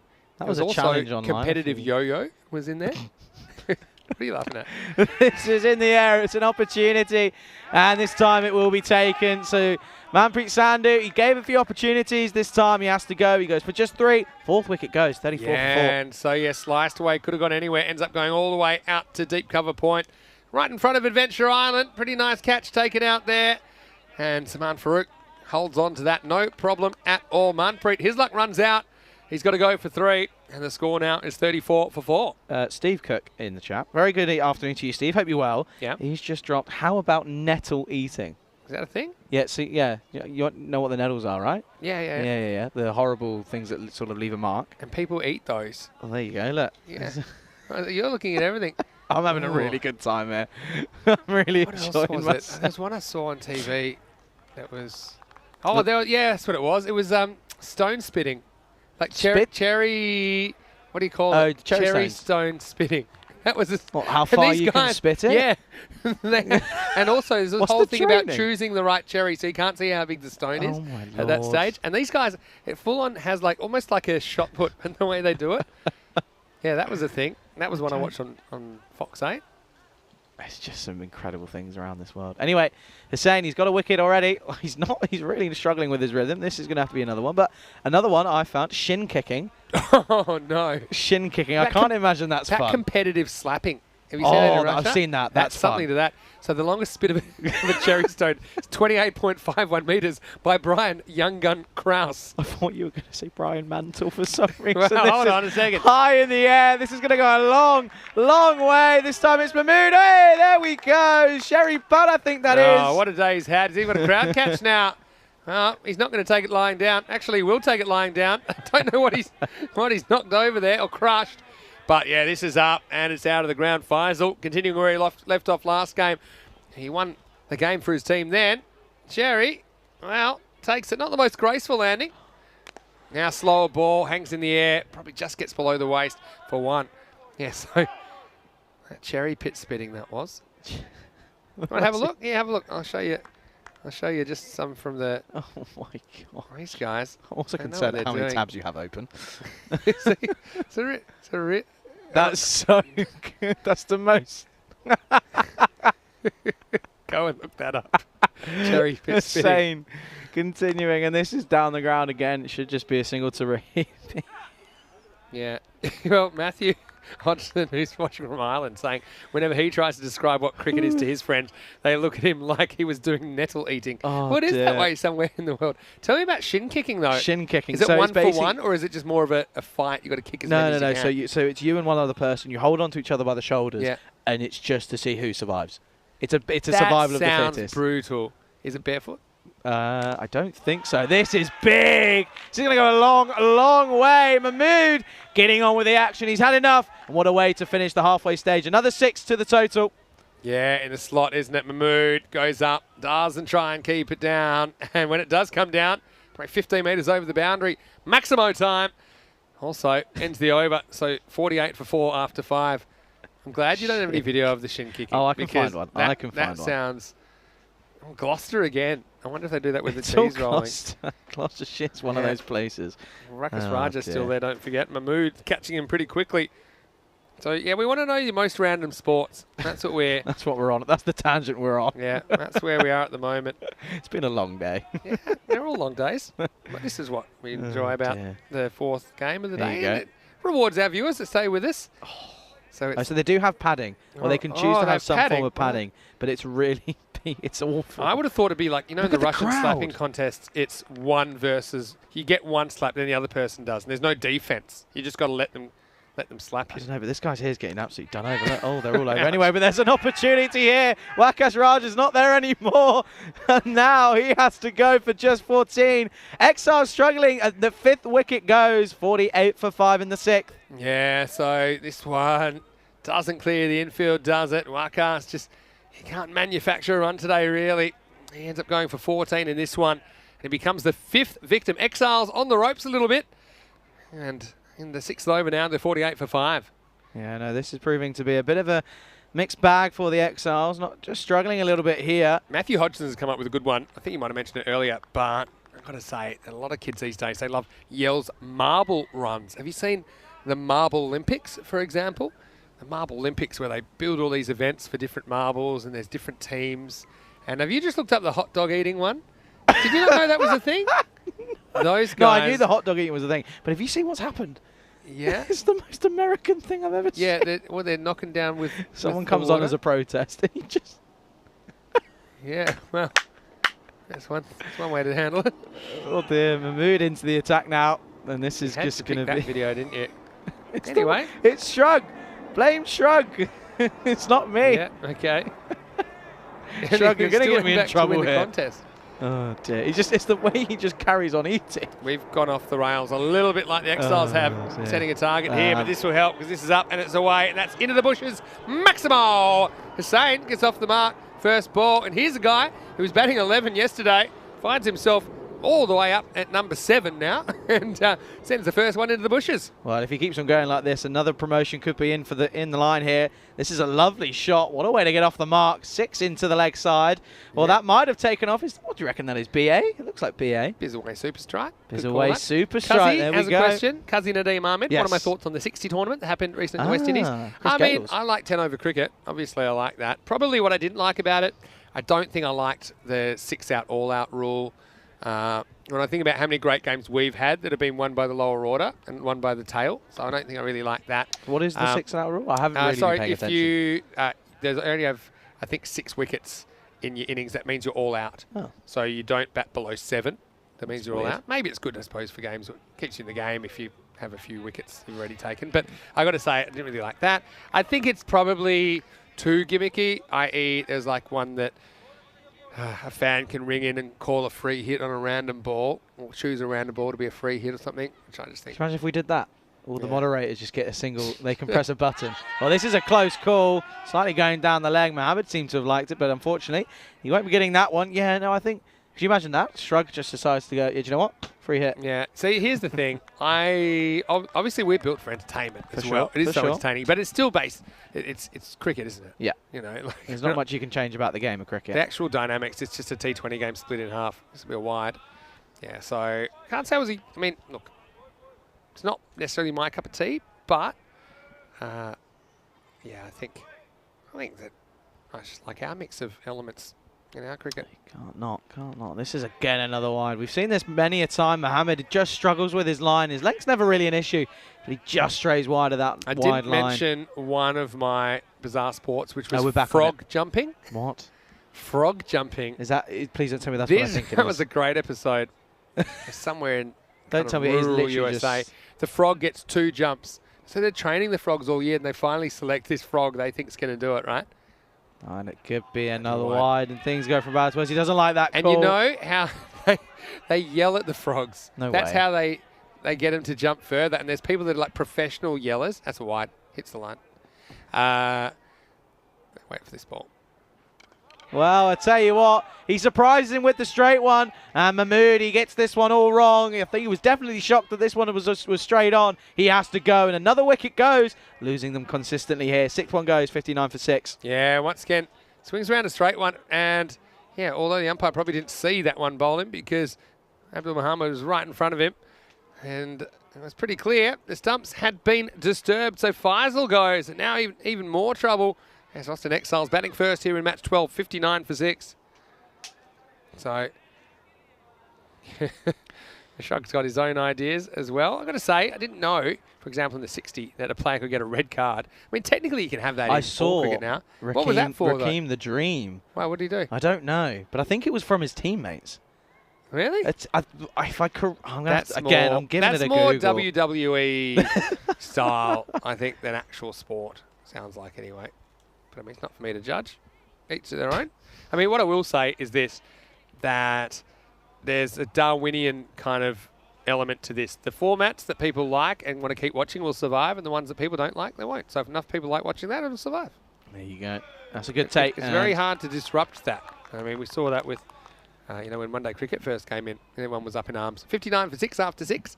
Yeah, same with 2020. People like it, they'll watch. 100, a lot of people have opinions about that, but if people like it, they'll watch it. True. Yeah, no, very true. So I can't. Yeah. So Raheem Cornwall in the 60 was sent off by his own team. I'm going to read a little bit more into this. Okay. But for wasting he was sent off by his after they copped a red card for slow over rates. Oh, okay. So it's not It's not really like a red card for doing something bad. I think the rules were if you hadn't bowled your overs, one fielder can't field, so you lose a fielder. And they got rid of Raheem. But that's a bit more. It sounded like he did something wrong himself. And it's no surprise that Cornwall, though does cover a lot of ground when he's standing still, has been given his marching orders. Anyway, back to the cricket. Yeah, okay. 59 for 6. It wasn't so much, I think, that he was wasting time. So they were behind their over rate. Yeah, And you know how in the like 100 they have the extra fielder in the circle? Yes. And I actually would prefer you lose a fielder. Lose a fielder. I think that's better because sometimes fielder in circle is an advantage. Sadiki into the attack and not the start that he would have wanted. This is going to run away. And it's going to be another 4. Hussein giving chase. Even though it's gone, he still gives chase. It's another 4 runs. Yeah, that'll be 4. Again, not a great ball. Full toss drifting into the pads and put away for 4. I like the catchphrase, though, red card from his teammates. Imagine if the umpire just gives you a red card and then you have to go and give it to the fielder. As you have one person that you choose. That you you have bit Survivor, isn't it? Matthew Hodgson's saying, have I ever visited Ireland? I have. Mainly Dublin when I was there. Stayed in Blanchardstown. Visited the Guinness factory. Had a good time there, actually. Went to Croke Park and watched a hurling game. Well, this is watched Kilkenny versus Dublin in that. Talk about Guinness. Yeah. Last night, I had my first ever Guinness. Did you really? Yeah. Never had Guinness. Well, I worked in a bar for 4 years. Never had Guinness. Can pour one of the best pints of Guinness you'll ever see. Is that right? Just never tried it. Not for me. Yeah. So, what did you think then? Not for me. No, not a fan. Not a fan. Drink it quickly. No, I didn't drink it crinkly, but This would have been wide, I reckon, because it was miles over his head. But he doesn't care. He wants to call it wide, but it won't be because he's got the bat on it. And this one has gone miles. Well, that has gone for 4. And there'll be some clarification here. But the thing is, look, if that's the first of the over, it just counts as a one for the over. If it was the second one above the shoulder, it would be a no ball. But yeah, that's the thing. We're going to have a break in play here because that ball has gone deep into the bushes. Yeah. But yeah, look, there he is. There he is. I don't think. Let me know when you get home safe. He's in a different time zone. He's onto something, though. He's off. He's gone. Oh, the snakes have got him. He'll never get him back now. Oh, he survived. Yeah. Wow. I think maybe we should start giving. That's got to be extra. That's going to be runs taken off. I was going to say we should start giving an extra run for a boundary, so that could be 5. But you get a deposit, so if you find the ball, you save, you get 1 run back, so it's only 4. So I think that could be. Kazim picked it up. He said, "Was that at a confused umpire?" It was. It wasn't a wide. It was just the 4 runs. But Sadiki under pressure here. Wow, this has gone high in the air. There's no one back. It could go all the way, and it will. It's gone another maximum here. Malik Zait races along to 10. Yeah, this one doesn't hit from over his head. Probably knows it's got to be pitched up. Clears the front leg and sends it away. Yeah, so this is actually an actual thing. Can't believe I didn't bring this up earlier. but we're talking to one of the umpires, three-collar, who's put in a good 3 days I here. know exactly what you're talking about now. Yeah, wait for this ball from Siddiqui. Squares him up a little bit. And we'll scramble through for a single. No one So backing out. this is a genuine thing. He said he was sore from, and he's a very experienced umpire, but he had sore arms from signalling 4s and 6s over the first couple of days, to the point that I think the umpires might need a physio, because he said he always signals 4s with left arm, and he's had to try and switch now just because it was happening so much. Speaking of which, here's another one. So let's see those arms moving. Signal it, signal it. It is cuatro carreras. Also, it finishes the 7th over. Austin Exiles, despite losing 6 wickets, still putting a score on the board, 79 for 6. And there's that beautiful signal. Getting plenty of movement. That's a good one, that is. Charlie, if you Yes. enjoyed today, and I know you have, you'll enjoy what? what's coming tomorrow. Oh, go on Austin then. Exiles, well, they get to play first up tomorrow as well, starting with match 13 against 12 Stars CC. And that will be the first half of the day. Antwerp versus Ostend CC in the afternoon. That becomes pretty important as well. I mean, Ostend CC, they may grab a win here, but still they find themselves at the wrong end of the ladder. And Antwerp had a pretty good day, getting 1 win out of their 2 matches today, beating the previously undefeated Mechelen Eagles. Join us, day 4 is on the way tomorrow morning, 6:30 a.m. GMT, which is 8:30 in Central Europe and noon in India. Yeah, Matthew Hodgson just asking a question, saying, what was the lowest score here this week? I can tell you. It was the first day, second game, match number 2. Austin Exiles was 69 for 8 off of their 10 overs. That's the lowest score. They lost 94 to 69, right? They did indeed. They did indeed. And so Austin Exiles had some troubles chasing on that occasion. They did chase down a target in the first game here of 118. Here is Abdul Mohammed in over number 8. And he gets the breakthrough. Nice and full. And Malik Zai will. His fun comes to an end. And he misses a straight one. It's another wicket. 7 down here in the 8th over. 79 for 7. Yeah. So again, full straight. I mean, it's not rocket surgery, is it? That's where you want to be at this point in the innings. Well done by Abdul Mohammed. Gets the wicket. He's got 3 wickets now, you know. 3 for 11. Pretty good figures. Yeah, well. Be hunting a sneaky 5 for here. Could be. I mean, if he bowls a few wides, he gets more chances to have another go at the batsman. He's bowled a few wides. Yeah, he has. But I think that's his, not in a horrible way, but that is his sort of, what's the word? Variation. Yeah. Is the straight one. That's right. Steve Cook saying in all the years he worked in pubs, it was never able to draw a shamrock No, in a pint still of Guinness. can't do it. But that's something that I know the people working these pubs, sometimes they started pouring the Guinness well before they opened. Oh, really? Just so they'd have time to settle. We had people in the olden days. It doesn't take that long. I was told 40 seconds. Yeah, but I think, you know, they would do so many of them in a row, so they would try and, they don't have 40 seconds okay. to burn. I see what you They'd mean. go, Yeah, like, yeah. you know, No, maybe- so not a fan of Guinness, but baby Guinness. Have you had a baby Guinness? what's a baby Guinness? It's a type of shot. Can we talk about this? Yeah, food chat. It's food chat. It's fine. Well, hang on. We might have to wait. This is up in the air. Well, he was getting his hands out as if he was going to take an absolute screamer, but he wasn't quite able to get round. Was Shaheen Mohammed, and unfortunately, he looks like he might have done a bit of damage as well, but he survives another day. Yeah, doesn't get off his feet here, just tries to take it running. You see, it was a bit of the cricket zombie about this, as he just had the arms hung out in front. That could have been a 4th wicket for Abdul Mohammed, but has to stay with just the 3 at the moment. Okay, so what's in a baby Guinness? Baby Guinness. I might have to wait a little bit longer. Yeah, you work in a bar, did you? I did, yeah. I did 3.5 seasons. That's just Okay. back to the bowler. Yeah, no, I did 3.5 seasons on a bar in the Maga Club. Little shout out to it. The Last Drop. I know a couple of them like to watch. Yeah, okay.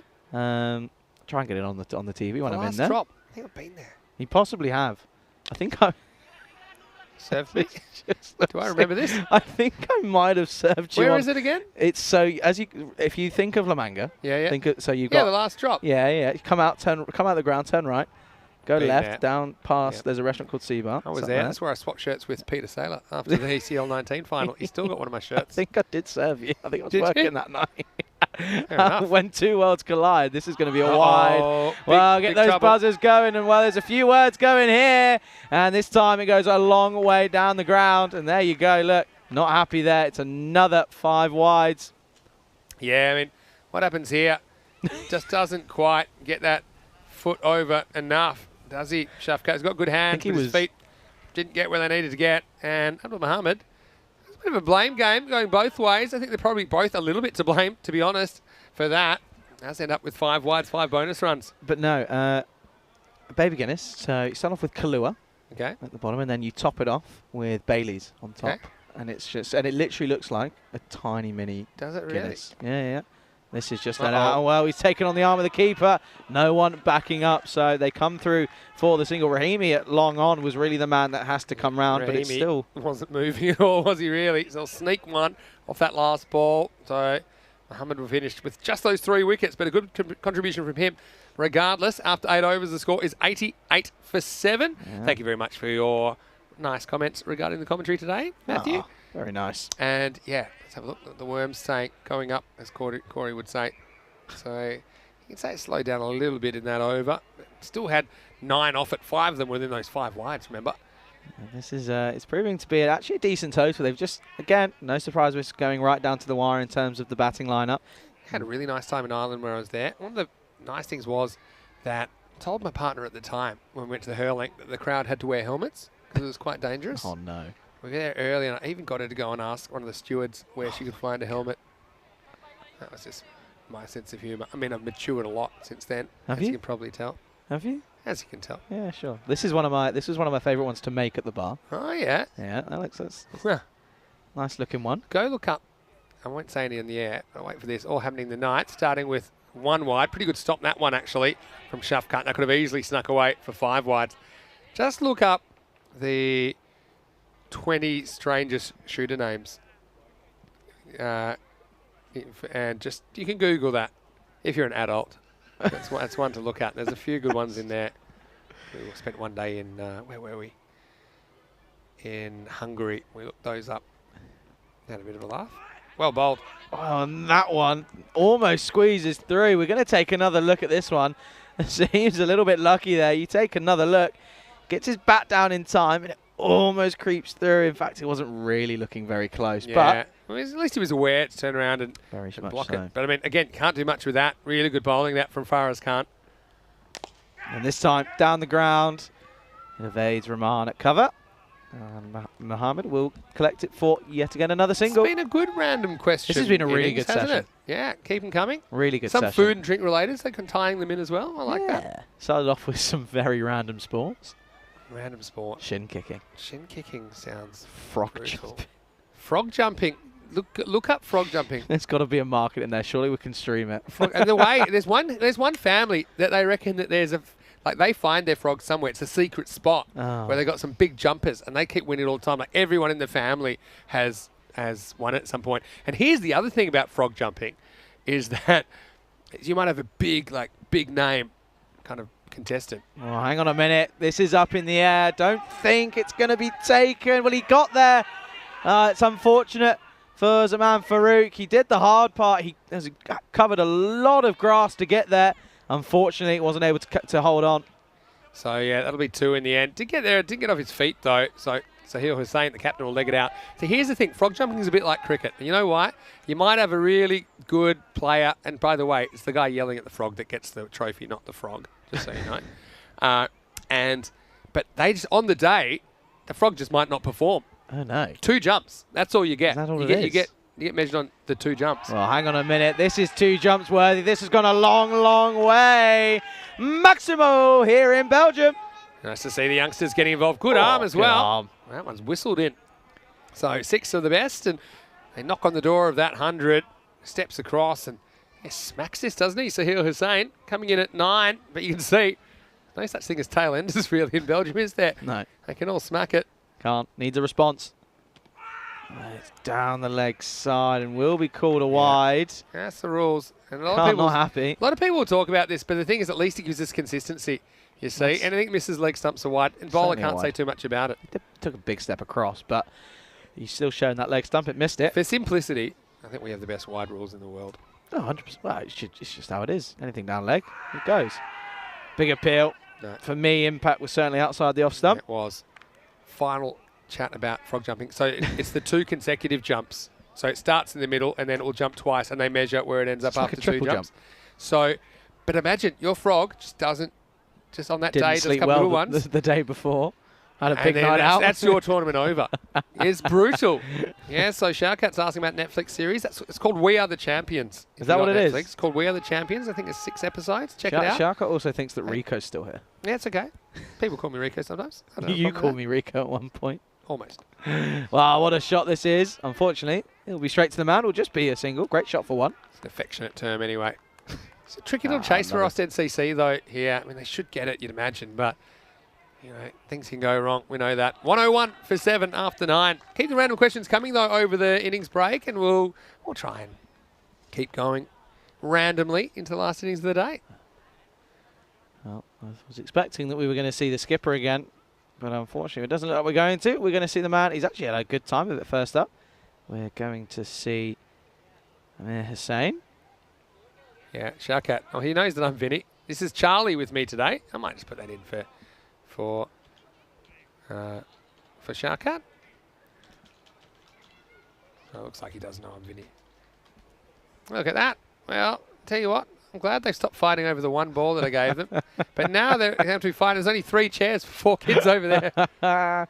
Well, how many times has Hussain done this now? This has got to be about the 3rd or 4th time. Yeah, not great for time, but I mean, they've been pretty good on time, these guys. Look at that. There we Well, go. he's trying to give him space. Look, he's That's nice. That's teamwork, isn't it? That's all right. Look, they're sharing.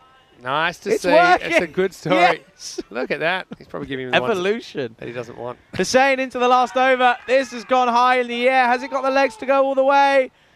And it will eventually be 4 runs into the bushes. And I hope you're not scared of the dark, because that's going to be fun to get out of there. But this is a big shot here in the last over. Yeah, well, he gets a double whammy here. It doesn't stop the boundary and almost gets clotheslined by the bush as well. You see as he runs in here.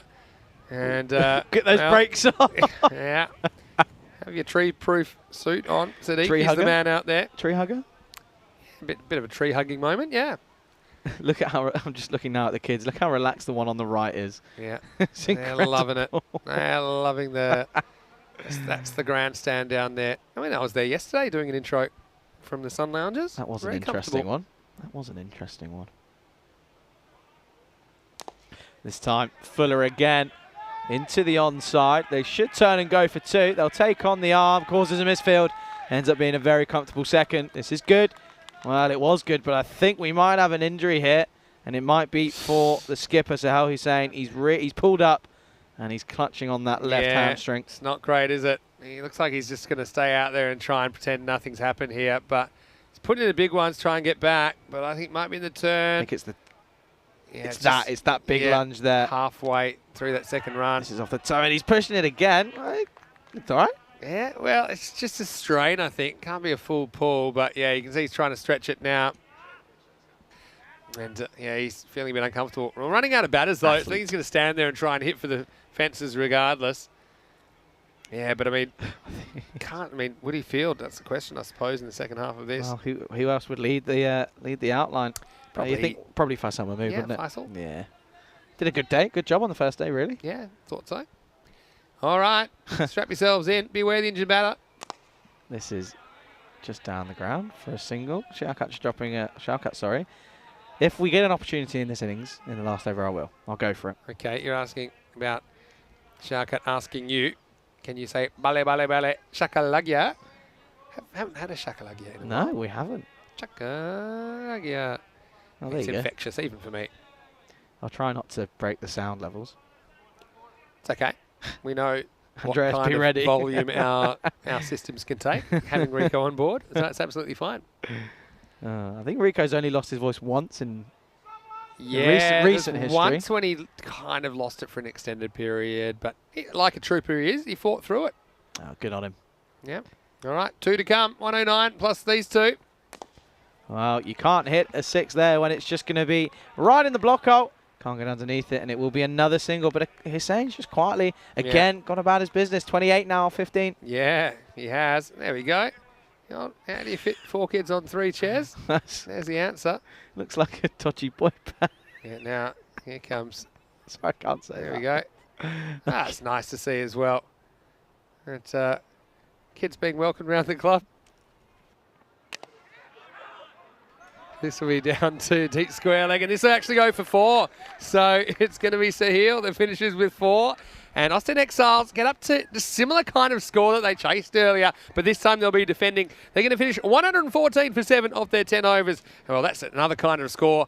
I think, Charlie, it's probably advantage Austin CC, but really anyone's game at the halfway point of match 12. No, for sure, and it's interesting, isn't it? Austin CC are still looking to try and get a victory on the board, and well, what an opportunity they have here. They will be set 115 for victory. We take a look at the start of the highlights, and well, at the top of the order in this game. It was an interesting start, wasn't it?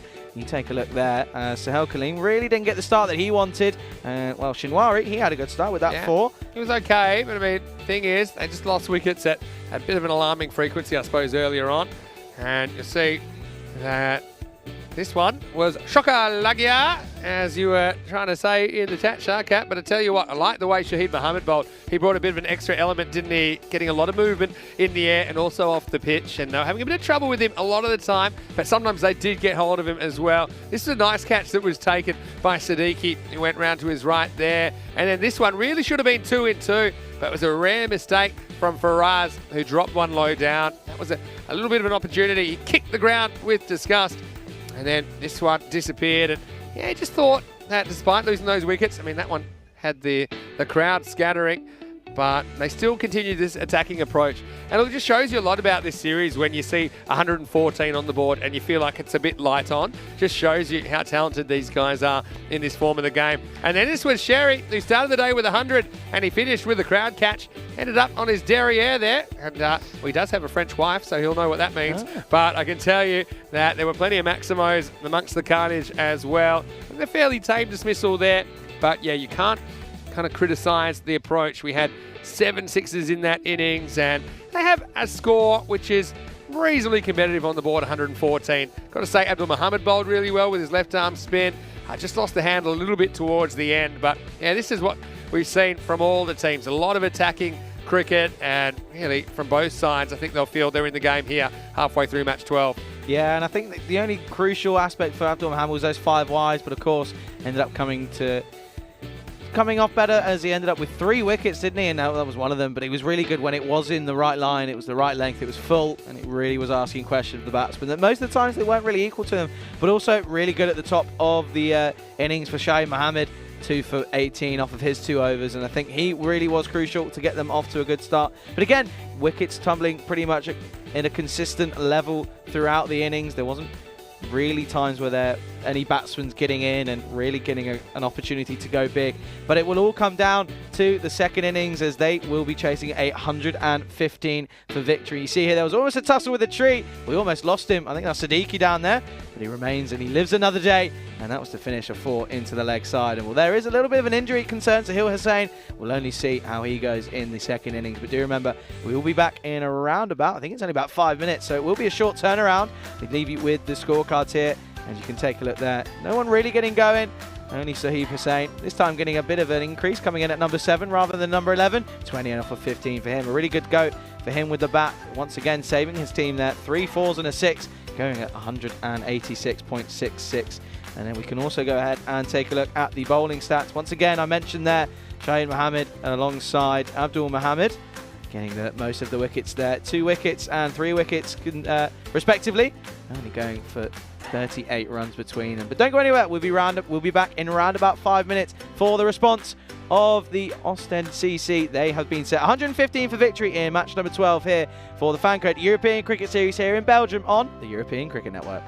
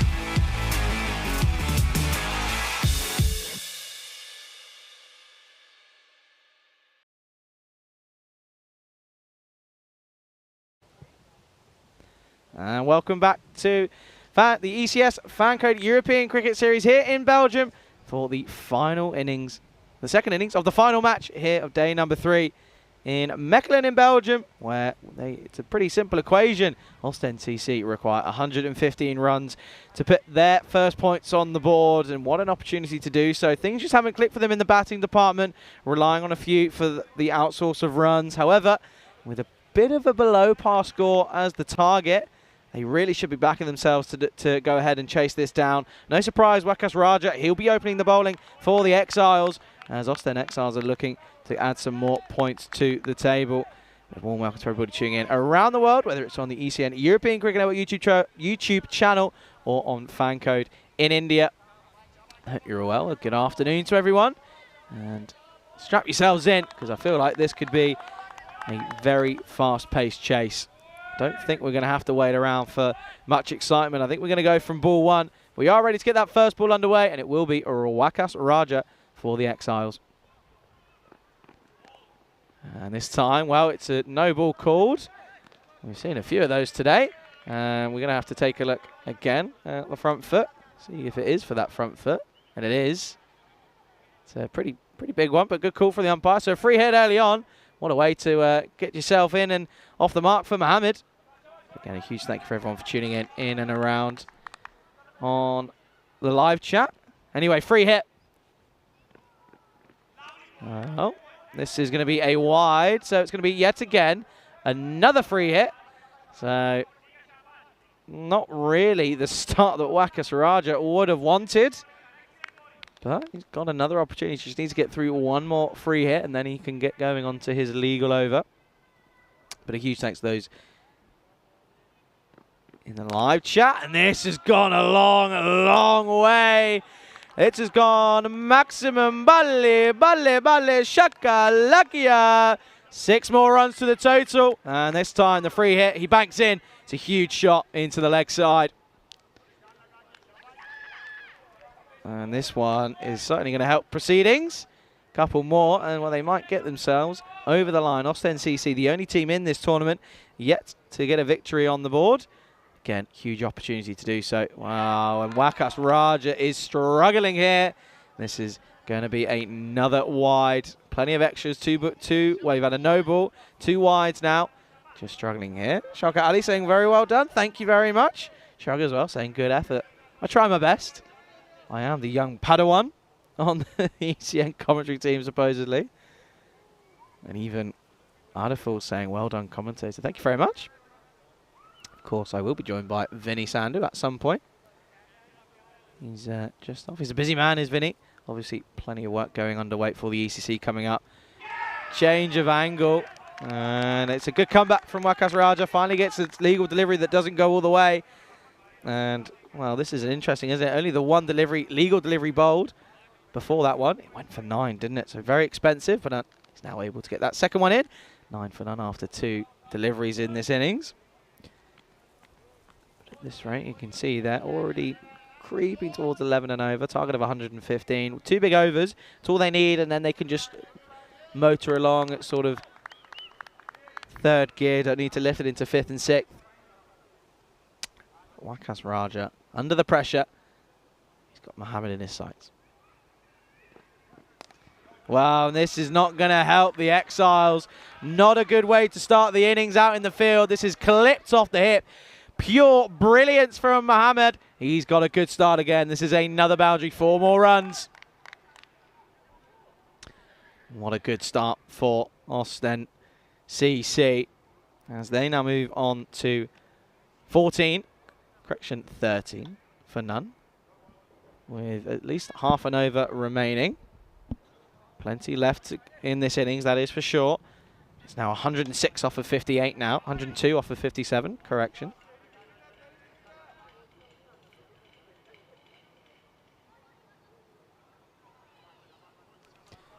Again, Wakas Raja struggling with the ball here. We've very rarely seen this with him. He's been pretty decent in all areas, had a couple of misfields, but not too many. And this one, well, I think there was a sound, but it looked like it was pad. It wasn't. So no sound there. Well, that is interesting, actually. It was nowhere near the pad, was it? So there did sound like there was a bit of a nick. It was an interesting one. We take a look here, see if there was any possible contact on its way through. That's an interesting one, but anyway, live to live action, and well, no need to check where this is going. This is going a long, long way. It goes over the boundary. Samir Nayak, he's there. This has gone a long way. 6 more runs.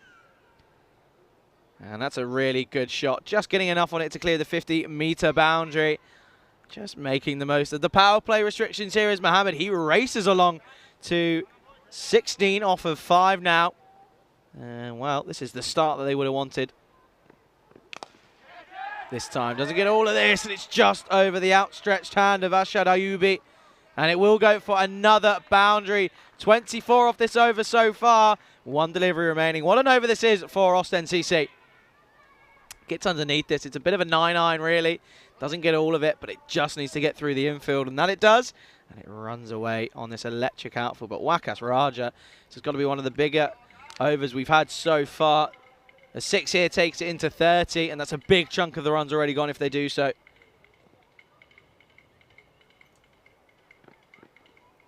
That's a slower delivery. Mohammed doesn't pick this too early on it. Finishes strongly with a dot ball, but it's a big over.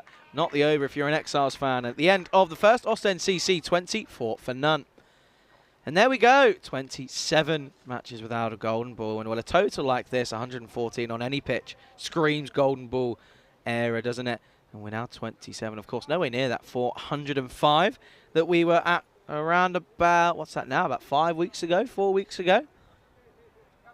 I was the fortunate one who was able to bring you the golden ball that broke it. Lisbon Capitals, they defeated Gorka 11. It ran away to fine leg. There's a man diving but couldn't quite get there. Shrug has a question. Do keep your questions coming in. We had a lot of fun in the previous innings, so keep them coming. Shrug says, thinking of random sports from earlier on, have you played football golf? I actually haven't, which is interesting. I love football, love golf, but no, haven't quite had any chances of playing some football golf. Would love to, though. Would be interesting. We're going to see Faisal Mahmood is going to take the second over. And it's a good opportunity to welcome back Vinny Sandhu into the commentary box. Yeah, thanks, Charlie. Good to be back. Yeah, here's Faisal. Starts with a good straight delivery. They were thinking of a single, but Mohammed turns around. Yeah, so foot golf's one thing. You know, in New Zealand, they had this kind of, I have to look up what it's called. It was kind of like rugby golf, and you had to hit this, it's like an oval-shaped golf ball through these uprights, like rugby golf. That is weird. I'm going to have to find this. And again, another delivery. This is the start to the second over that the Exiles needed. A big over, 24 off the first. They haven't conceded a run in the first 2 deliveries in the second over here. I think it's called golf cross. Golf cross. Called golf cross. So you can find that. And it's like, it's a mix between rugby and golf. I've just got a car come up, but this is in the air. Oh, and he puts the brakes on as everything's happening. As the misses out on this one completely. This is a golf cross ball. Okay. Yeah, it looks like a rugby ball, but it's got the dimples of a golf ball. Okay. Interesting. Well, I've put it into Google, and I've just got nothing. The golf cross. there's a car called that. The VW. Yeah, see, look, you got to hit into that net like that. Okay, interesting. So that for me is okay. You wouldn't have to. That's quite a cool one. Yeah, see that one here? Yeah. Is that in the end? Oh, okay. Yeah, that's pretty cool. Faisal Mahmood continuing.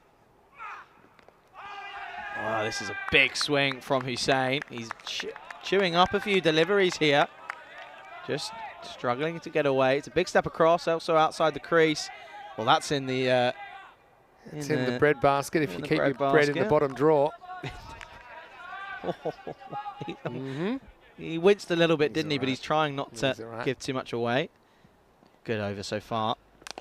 This has gone a long way. It's high, it's long, it's handsome. It's 6 runs to Hussein. Yeah, good shot. Goes inside out.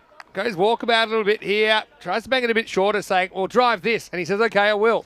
And goes over, long off for 6. Nice shot. Good batting. Get your seatbelts on. We're going for a drive. Lovely shot from Hussein. But again, even still in the context of the game, he can get a dot ball here. 6 off the second over would be a real real benefit for the Exiles. Defending a low total, 115 on the board. Again, we saw on the first day, low totals can cause some issues. The mood to finish off is over now. This is up in the air. And he goes one better. He doesn't finish with a dot ball. He finishes with a wicket. And it's the first one to go. Hussein trying to go for one more, but it's one too many. The first wicket falls. And it also brings to the end of the second over. Ostend CC 30 for 1. Yeah, classic kind of 6 and out situation, isn't it, for Amir Hussein? Just falls off that shot a little bit. When you open up your stance like that, which is essentially it's what you're doing when you move your front foot that direction, then you can get it slightly wrong to that ball outside of stump. So ends up just skewing it behind point. Simple catch taken there. And so we do have wicket breaks the opening partnership. And the score is 30 for 1 after 2 overs. Looking at the table, you can see 3 teams tied on 4 points. If the Exiles could do this, they would just move into second place. Ostend CC, well, they certainly don't want to go 0-4 because that will be 2 clear games behind the competition. And that's having played 4 games. So that's the situation. It'll be that there'll be 2 clear games behind 12 Stars and Antwerp. Ostend Exiles, if they win this one, will go up into 6. So, yeah, huge game for Ostend CC. Here's a guy that can move the needle pretty quickly, and that's Omid Rahimi, who's coming out in his number 3 position. Yeah, it's interesting. Malikzai for the Exiles. Got 19 on his back. Malikzai is coming into the attack. Yeah, he only got the 1 over in the previous game. It was the final over of the innings, but he's given an opportunity here in the third. He's here to close out the power play, but you've got a dangerous Abdul Mohammed, 20 off of 7 in his sights. Bowled well, didn't he? So looking to really drive this home, get some points on the board for Ostend CC. This is respected. They've probably gone on to hit the top of middle stump, and this has just turned into the leg side for just a single. Got any more interesting sports? Yeah, keep them coming. Yeah, keep them coming. Probably got. Ultimate Frisbee's one. That's quite competitive. Yeah, very. I know my brother likes. We used to have a video game for that. Oh, really? A video game? It was on the Nintendo Wii. Right. There you go. The There's more you also know. sports that are pretty big in some parts of the world, like mainstream sports that you don't hear about in any other countries. True.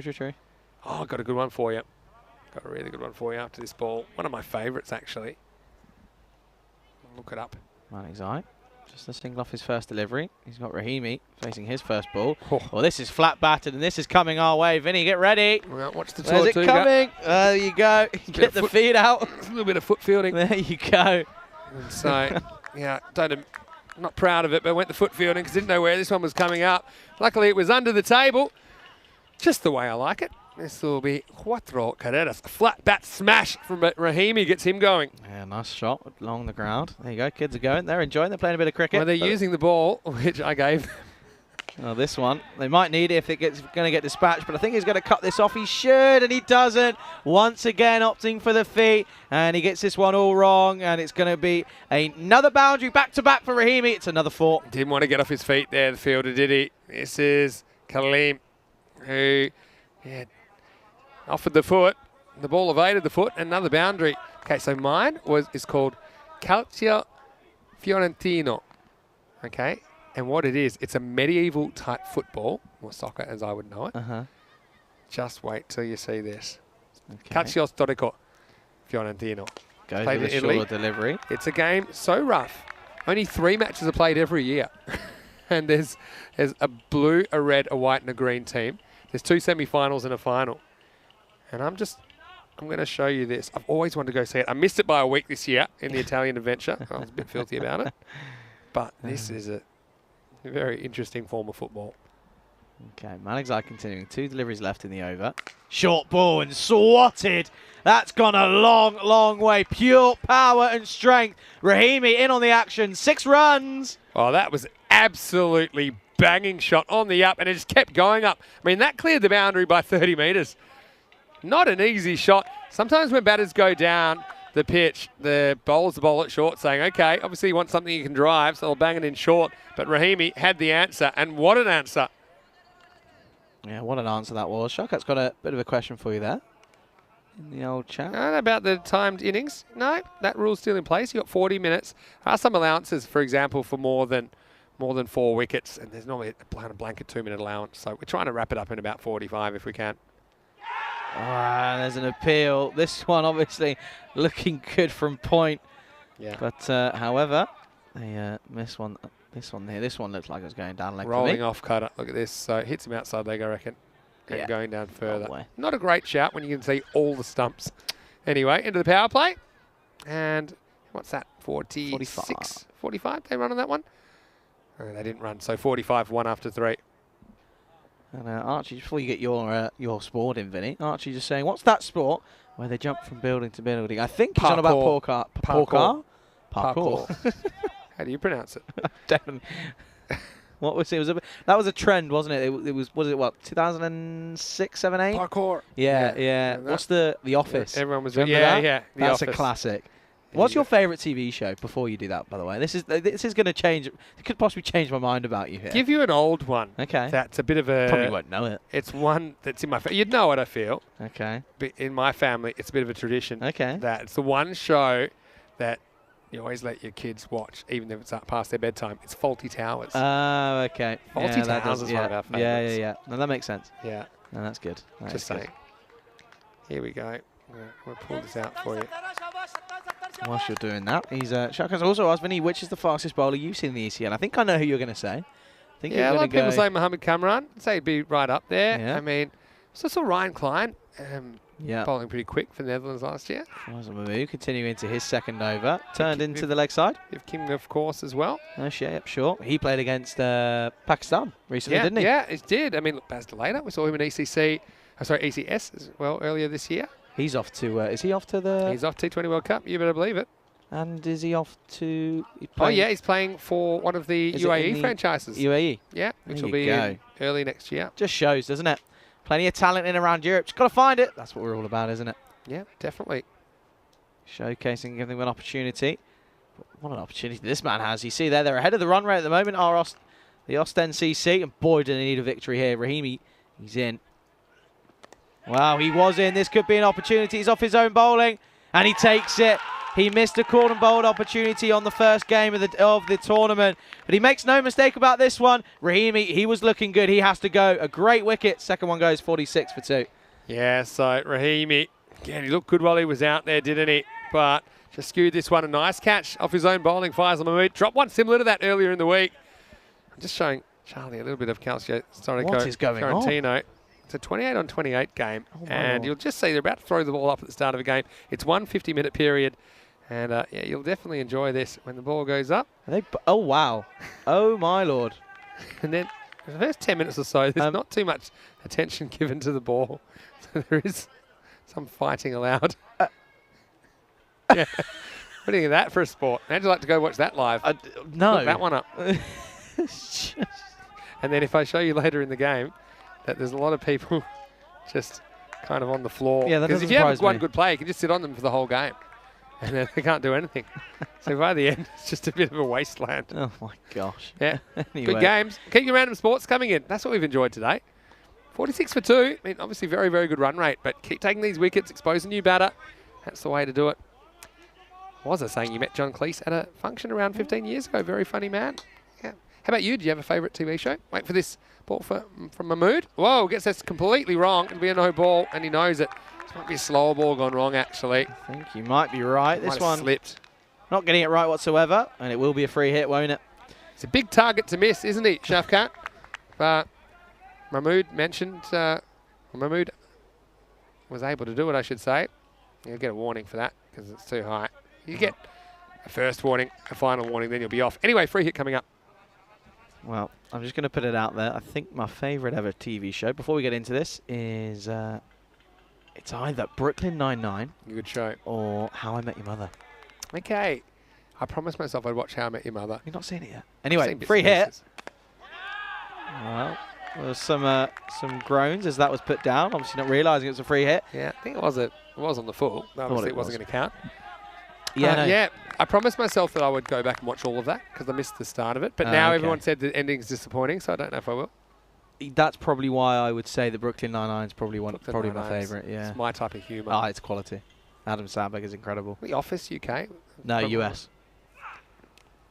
This time, inside edge. He was thinking of a single. Mohammed on his hinges says no. Yeah, Gotta no, say, the Office US has grown on me the more I've seen of it lately. It kind of goes different places. They are quite different shows in the end, aren't they? Yeah, no, completely different. Yeah. 100%. No, I. They kind of start in the same kind of place, Yeah, and then they have diverge a from lot each like other. we did last innings. They go on a tangent. Yeah, they go a bit on a tangent. I think Steve Carell is very funny. Oh, 100%. 100%. Yeah. So anyway, maybe let's know your favourite sports. Fazan Mahmood continuing.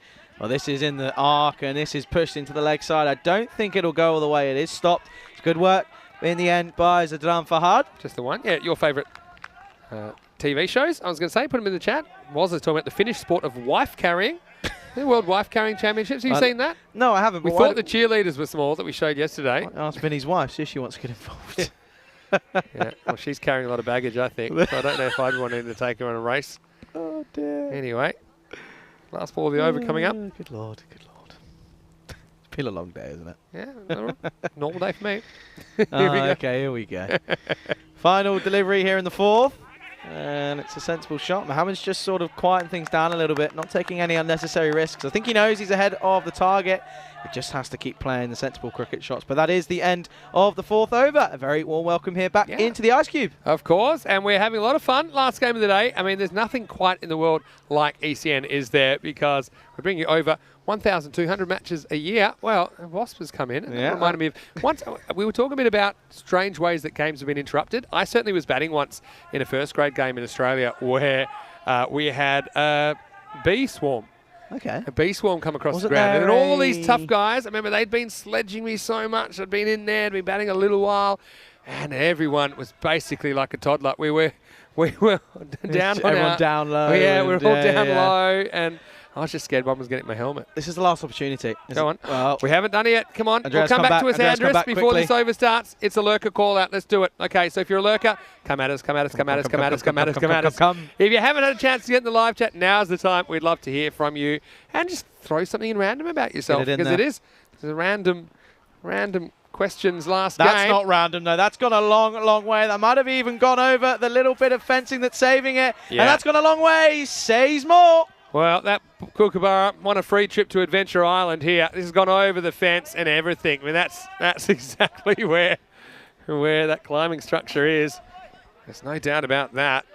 Abdul Mohammed hits that one out of the ground with a flourish. Yeah, that's going to certainly... New balls, please. And I'm a little bit worried about that. Uh-oh. Good leave. Very good leave. It will be a wide. Side shot into the attack. Yeah, Wazza's put in haggis hurling, which I didn't know was a sport. I know there's Highland guess games. what it is. Like the caber toss. Never heard of that. Caber toss is just throwing a big log. Oh, nice. It's a fun. Fun times. It's a Scottish haggis hurling, thing, yeah. It's involved the hurling of a haggis as far as possible. He's got him. Wasn't too sure as to whether or not that was on the pad, but it's missed everything, and it goes all the way through. It's a big wicket. It's that man, Saeed Shah. He gets Mohammed. He has to go 56 for 3. Yeah, and the Exiles don't think they're out of this just yet. And you can see, you got to keep taking these wickets. So Saeed Shah goes round the wicket to the left-hander. He's been hitting them well. But this one, yeah, just clunks off the pad, doesn't it? Crashes into the off stump. And he is fired up about that. And why not? The Exiles, they believe they can go back into this contest. And right now, they are working their way back in now, 56 for 3. Yeah, this is going to be an interesting move now. I think that looks like it's the skipper, Abdul Rahman. Is he on 3? He is coming off 3 consecutive ducks. I'm going to say he had a first baller, and I think maybe a third baller. I think so. So that was when we had the kids in the box. But I tell you what, once he starts going, just wait. I mean, he can hit it miles. And like I say, in the Netherlands, he hit one of the biggest sixes I think we've ever seen. So comes in with his team. Just had a bit of a crossroads here. 3 wickets down. The rate started at 11.5 required. It's down to about 10.4. So they've made some inroads. Side Shah getting dispatched into the leg side. What a comeback. His tail is going to be up now. Rahman in his sights. And he's off the mark. There we go. There we go. Well, that'll bring a sense of relief. A lot of applause coming from everywhere. And I think it gives his team a bit of a little bit of acknowledgement. 1 down. And plenty more to go, hopefully, His for team Abdul in the Rahman. 10 up on their feet as if he just scored a century. That's brilliant. Side shark continuing here. And this one, bit of a bottom edge of Shafkat. Yeah, Exiles. Don't forget, they're the reigning champion club of Belgium that represented the country in the ECL earlier this year. So they'll fancy themselves to defend this 114. For sure. Shafkat chewing a few deliveries there. 1 off 5. Yeah, true. Came in at Cam Wackett as well, we know that. Came in at number 4. The So, keeper, of course. Neil Holmes says that's Still Game and Phoenix Nights, both great TV shows. I know. Phoenix yeah, Nights, My yeah. mother loves Still Game. So it's a very good show. Wow, this is a full toss, and it has been called a no ball as well. So things going from bad to worse for Shah. Another bit of bowling that gets dispatched, flicked off the hip of Shafkat, and he goes all the way 6 runs. Yeah, I think that's a good call as well. Seemed too high to me. And oh well. We've lost him again. Again. It didn't take A bit more effort going into finding these balls at the moment. There we go. Oi. It's done very well there. In style as well. It's not an easy one to find, I bet. I'd love to know how many we've lost already. Yeah. We are down to lot. the skeleton. We are down to, when I say, can I borrow a ball to have a hit with the kids, they're like, please make sure it comes Let back. me have the cricket ball. Free hit off the splice of the bat. Should just be a single. Shafkat will just come back for the 1. It wasn't, has a good Archie point. wants it. Imagine the mess and smell after a couple of days of competition Oh. of haggis hurling. Must admit, I don't think I've ever had haggis, despite being half Scottish. Are Scotch you? eggs, love them. You're half Scottish. I'm half Scottish, yeah. Mother My or mum was father? born in just north of Glasgow. Oh. Oh. End of the 5th over, halfway through the chase, 65 for 3. Yeah, and so I do hold a British passport, dual That's not worth nationality. much nowadays. But, yeah, I remember being pressed to get it, because I do get it on account of my mother being born there. Okay. They said it's the most valuable passport you can get in the world. That was pre-Brexit. Yeah, It's made not things a now. bit more complicated for a lot of people. I I'm know sure, there's not just a me. few of the crew members, often when travelling, it's if someone arrives at the same airport before How about them. England and Spain? What are they doing at the moment? Does Spain have some special arrangements that they're planning to make to kind of free travel up between the two nations? I or? know the first thing they did was they changed it to be where if you bought a new house, 500,000 euros you Yep. spent, you got a golden visa. Yeah, So okay. I think you could have like 300 days or something like that. Okay, yeah. But the limit at the moment is 90 days if you're not a resident. Yeah. So 90 days in every 90 days. 180-day period, right? Yes, Yeah, yeah. exactly. So that's what it is at the moment. I'm lucky, got my residency sorted. Yeah. I think most people that were already living there were granted residency if you show you had been living there, The right? only issue was there was a big backlog. So those who were waiting as COVID happened had to wait for another year and a half or so. But anyway, we're going to see Kalim into the attack. And he starts not quite the way he would have wanted. This is going to go all the way. 6 more runs. Big shot down the ground. Yeah, it takes him on straight away, doesn't wait, Shafkat. These two both like to muscle the ball. And they're not trying to do these in singles, I'll give you the tip. This one was escorted out of the ground. It's a slot delivery, though, from Kalim. It's a loosener right in the arc of Shafkat. He can get enough bat underneath this. And he goes a long way. But he needs a few more of those. What are they now?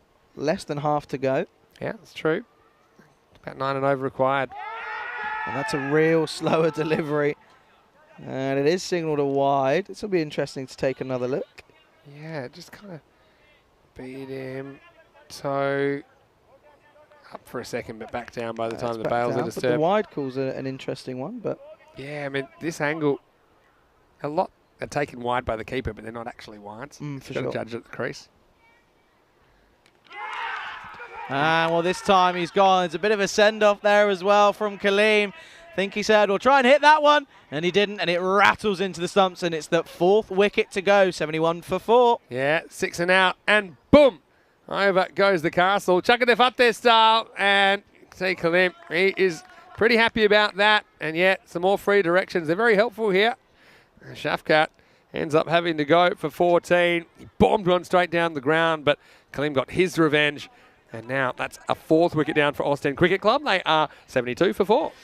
This is just, I'm just getting an interesting feeling about this one. I know that run rate's now below 10. You're tingling. I'm tingling. All right. We had last game of the day, golden ball last week, so could happen. Was asking, have I worn a kilt? Have I ever? I don't wear a kilt ordinarily. I think I have in the past. Maybe a one-off. My grandfather actually moved to Australia way back in like 1960. I'm going to say 1962 Okay. 1963. So to me, he has a Scottish accent still. But if he went to Scotland, they think he has an Australian accent. So Okay. like, it's not Right, as I thick. see what you mean. I quite like trying to understand what Scottish people are saying sometimes. This is time it would be a full toss. And I genuinely like their accent because it's so different. I often wonder, people that are learning English and then they go to Scotland. Oh, Like, and I just think, wow, what are they thinking? They They're have saying, no this chance. isn't in the book. They're looking at the book. They're looking at the dictionary going, That's what? not there. What That's is not that? there. What are these people saying? No chance. I mean, a lot of England's like that as well, to be honest. It's a no ball and things aren't going their way. Rahman, this is the first maximum for him in the tournament. All the way in the bushes, he's not even bothering with this one. No, that's not going anywhere. I mean, no ball call was early, and I think it was for a front foot because the standing umpire calls it. See if we can pick it here from Kalim. See, I mean, it was called straight away. So it was either for the foot or it was for fielding indiscretion. But yeah, that ball, like I say, that was miles away in the trees. So just taking the pressure off now, aren't they? Yeah, that equation now pretty simple. And this is going to go a long, long way. And Rahman, well, he's finally got himself in. And this time, it's looking like he's trying to take the game himself. It's another 6 runs. Well, I mean, the first 6 kind of glossed over it because of the no ball call. But that was miles over the boundary. And this guy is so strong. We saw it when we've seen him before. He's an experienced cricketer. And that first one away has got him going. That's a good adjustment. That one was darted in from Killeen. And he was able to just keep this one out. It's a good dot ball. See you later, Shaukat Ali. Yeah, Shaukat's off. He's been really Been very good in the chat. We have enjoyed your company, Everyone's been great Shaukat. today. Hopefully we see you again tomorrow. Yeah, for sure. For sure. Killeen again. Yeah, well, this will end up being just a single. I think this is a bump ball, but it's one of those ones that's interesting. Let's have a look if we can pick it here. No, that was a catch. It's a catch. Yeah. It's a dropped opportunity. Yeah, it's a drop catch, but we're not an easy one. We're 6 overs down now, 87 for 4. 28 required off the last 4 overs of the day. This is interesting. I know it's just over a runner ball, but you never know.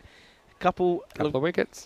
If you took a hat trick, you'd be right back in the game. Well, it's not just that. I think any time there's more runs required than balls remaining, there's a chance. Yeah, for you sure. know, you're only ever a couple of wickets or a string of dots away from being back in the contest. So you can see 2 for 10.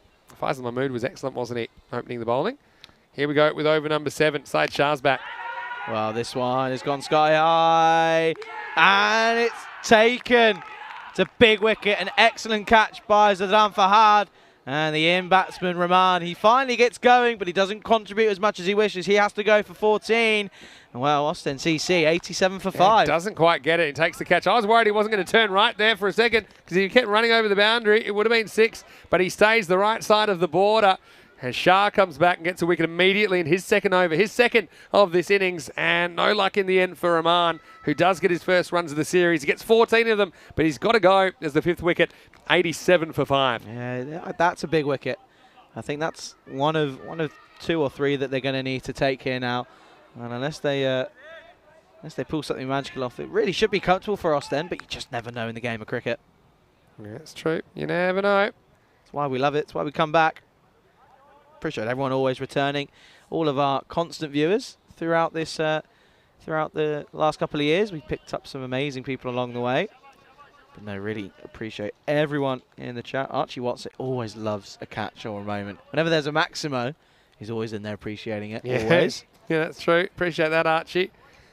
Yeah, so here comes Faraz Khan into the bottom half now. Just under 4 overs remaining. Still some work to do for Austin CC. Yeah. Well, that's half of an appeal, but it should just be a dot ball and is. But this is looking like it's just going to be a possible twist in the tail here. Saeed Shah, if he's having anything to say about it, he wants to get involved, and he is saying... Out of the way, Faisal. That's not going to help, is it? Someone tell him. Diana's over there, just tell him. One for the over, though. That's going to be a wide ball. Slow ball gone wrong, really, I think, there from Saeed Shah. No, 100%. Gets this one wrong. So it's, what's that, 27 off of 22 now? Interesting time now for Austin CC. Do they try and play rash shots? That's the question. Wow, they're certainly going to try to. That's Khan. Should be cut off. I think he's done okay. As Sahel Kaleem. And it will just be a single. Pretty good. Bit of tightrope walking here for Kaleem. Look at this. Yeah, he's fine. I tell you what, lucky the line's there, because I reckon earlier in the week we had to go straight line when there was no line between the flags. That probably was going to be 4. Right now, it won't be. This time gets a touch on this one.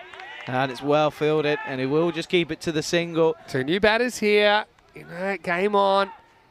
If you can prevent them getting that 1 boundary and over, which seems to be a given, then you can easily work your way back into this game. Game is not over. Interesting enough, the kids that were playing cricket, they know this is tight. They're watching now. Yeah. Keeping a tight eye on this one. Might have to ask him that ball back. Short into the leg side. Straight to Wakas Raja. This time he will keep it cleanly. And it will just be another one. Well, ones aren't enough. Yeah, ones are a friend for the fielding side. I mean, the gap is 5. Keep an eye on the gap. Is +5 at the moment. 24 minus 19.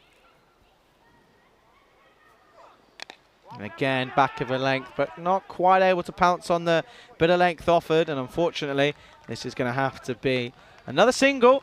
But if you're an Austin CC fan, it's not what you need, is it? Into the over. So it's 92 for 5 after 7. Coming up tomorrow, we have more cricket coming your way. And the Exiles, they'll be back on the rack tomorrow against 12 Star CC. He should be pretty fresh after their day off. That'll be the morning session in matches 13 and 14. Don't forget, match 13 always throws something up. Match 15 and 16 in the afternoon, it's Antwerp, who had a reasonable morning. This morning against the Eagles, they're taking on Ostend CC. So we'll, of course, see both these sides playing right now. We'll see them tomorrow against different opponents. Join us from 6:30 a.m. GMT, 8:30 in Central Europe, and noon in India for day 4 of this FanCode European Cricket Series, Belgium. Yes, I was talking about the gap between runs and balls remaining. So 23 off 18 plus 5. If you can just concede a 1, that doesn't change at all. So the longer you can go maintaining that gap, you get down to maybe 11 off 6. Just gets a bit tougher. But, you know, seems hard to stop boundaries, doesn't it? Seems really hard. Even good shots go to the boundary. Little edges tend to go to the boundary. But if you can, then you're right back in this game. They need someone to bowl a real doozy of an over here, the Exiles, and they've turned to Wakas Raja to bowl the 8th. Yeah, this is an interesting move. Wakas Raja's had an interesting time with the ball over the last couple of days. Struggled early on. He's just a little bit inconsistent at times today, but when he's been good, he's been really good. He's 24 for his first over, but this will just be a single. Good Such work. good fielding. By Syed Shah. There's not a lot that man can't do at the moment. Yeah, that's really good fielding. Not easy when it's coming at you at that rate of knots. He's willing to put his body on the line, try and block this. He does very well. Maintains that gap at 5. Stand CC hunting their first win. Wow, this has gone high. It's an opportunity. Will he get there? And it's been put down. And he did the hard work. He really tried to give himself as much opportunity to hold on to this one, but he doesn't quite do it, does he? Had a lot of work to do there, Manpreet. Ran in, got there. I think a lot of his teammates thought he catches it because the ball ends up behind, popping out the back door. Will just be a single. Tough one, but one that was dropped, I suppose. That one missing the off stump by a whisker. And, well, that's an interesting stat there, isn't it? 80 for 7 at this stage were the Exiles. 94 for 5 after 7.3. Archie's saying to make a boundary rope, how much rope is needed? Well, it's basically the circumference of the field. So if the radius is 50 metres, then the diameter is 100, so it would be probably 314 metres of rope, 3.14. There you go. This is down the ground, hits as well. It will be Syed Shah again and does collect it. And it's again another single. Remember that one from school or not? To get the circumference of a circle? circle? You, maths isn't my strong point. It's pi times diameter. So Great. Diameter would be one side of the circle to the other. Great. Which for us would be 100 metres. And so it would be 314.15 metres. 1.6. A bit closer. Anyway. Wakas Raja Rolling continuing. Along. Good over this. Well, this might help. This is going to split the field, and it will. So that's going to help proceedings. That's just going to be a boundary for the Ostend CC, and that is crucial for their pursuit of the first points. Yeah, well said. No, it's not. It's close enough. Wakas, he evaded getting hit to the boundary so far this over. It's been a pretty good one. But, yeah, for this time, just goes into the gap. It's gone 1-1.14. Yeah. Still keeping in the game. Be interesting. They just got to take it to the last here somehow, the Exiles. Last ball, the over coming up. Need a dot ball. Wow, it's better than a dot ball. He gets the wicket, And Khan, he has to go. He's furious with himself. He knows that new batsman coming in at this stage in the game is not ideal for the team. This one right into the top of the off stump. It doesn't get much better than that. Yeah, and just got carried away with his own hype, didn't he, Faraz? This is just a ball hitting the top of the off stump. And once again, your friendly traffic controller is there to show you which way to go. Tell you what, if we suspended everyone for send-offs, we might be playing teams playing pretty short. Anyway, after 8 overs, the score is 99 for 6 as we go to the 9th over. And right now, they need 16 off the last 2. Everyone's a bit impressed by your maths there. Yeah. Pi r squared for the area. Yeah, I know that. Yeah. So what's the radius squared? So the area in meters, if it's a 50-meter circle, or 50-meter circle with a field, it'd be 2,500 times pi. So what's that, about 7750 square meters? I think I'll take your word for Is it. that close? Yeah, sure. Looking it up as well. That's just a guess. Area of a circle. Oh dear. The radius This is is not 50 what I meters. signed up for. I 70, left this alone about 4 years ago. 7,900, 7,853. Yes, not far off. I left this alone 4 years ago for a reason, Vinny. Anyway. Scary thing for me, do you know I finished high school 25 years I ago? wasn't born. Yeah, that is scary, isn't it? Anyway, Malik Zai into bowl the 9th. Let's go, it all happens in the 9th. Into the leg side. He's hit this well. Rakesh Raja needs to come round and cut it off, and he doesn't. And we've seen it once more. He always seems to run past the ball without collecting it. He slips here. It's unfortunate, but it's 4 runs. Yeah, look at this bit of fielding. He does just run past it, doesn't he? And you see, got down, but yeah, that one hurts, doesn't it? What's that now? 12 off of 11 required. This is, from here on in, it needs to be a maiden. It needs to be 5 dot balls on the trot. That's really what they need. A odd single here and there. No boundaries is what the Exiles need. Well, that won't be a boundary. That will just be a single. So that's it's not terrible. But again, if you can keep this in the double figures for the final over, Exiles are still within a shout. Farouk is on to 9. Brings Siddiqui on strike. Yet to face a delivery. I think this is good. This is who they need on strike. He is obviously more than capable. Everyone here in Belgium is capable of hitting a long ball. However, hasn't faced many deliveries, but he's in now. And if he can get a boundary early on, it might just seal the fate. It's a wild swing. There's appeals from certain areas of the ground, but I don't think that's going to quite come off. But importantly, it's a dot ball from Siddiqui. So, yeah, dot balls, gold dust at this stage, aren't they? Got to take it to the last. This is going to be interesting. 1 boundary is all it is. It's all it needs to be. Siddiqui needs to get man on ball here. Oh, that's even better. That's a great take. Very good stop. Bit of mayo on it, but that's all right. Nice keeping by Fawad Shinwari. Quick anticipation is required and a big side step. Gets him in a good position to cut that off. But yeah, you don't want to be giving them away for free at this stage. 10 off 9 now. Alexander needs to pull something out of the bag here. This is up in the air, and it's going to go a long, long way. And that boundary almost seals the fate for Ostend CC. And, well, I'm going to say it. I think they're going to bring up their first points of the tournament. Yeah, I think so. Have to fall over to lose now. Just took it on Siddiqui. That's how you get off the mark in ECS cricket. In Belgium, anyway. And so, yeah, mention that. Get off, hit a 6 first ball. It was his second ball. We'll forgive him for that. Just a boundary required now for Ostend CC. Wow, and this is hit well. It should just be a single. It is to Manpreet Sandhu. Yeah. And it's just the 1 run. So if you survive to the last, I think you just got to gamble, bring all the fielders in, hope you can get some dot balls. Hard to see it happening, but seen crazier things. Yeah. The derby this afternoon, highly entertaining. It's been really entertaining all day. Remember, we started the day with our 4th century of the year. Seems like a long time ago, that one does now. Anyway, Malik Zai, 3 runs for victory.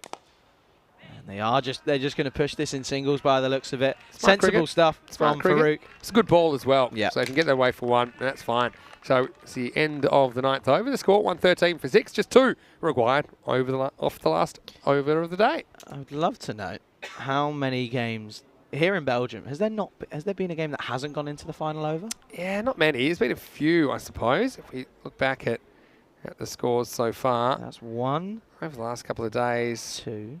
Go to my notes here. I mean, we have quite a few that haven't been that close, I suppose. The first couple were a bit like that. Yeah. 2 games. 2 games out of 12 that have gone into the final. Yeah. Final over of the entire innings, that is. The thing is, even if the games aren't particularly close, they're still highly entertaining. Yeah, here. for sure. Which For is the sure. sort of cricket we're seeing. 2 to win now. 6 balls remain.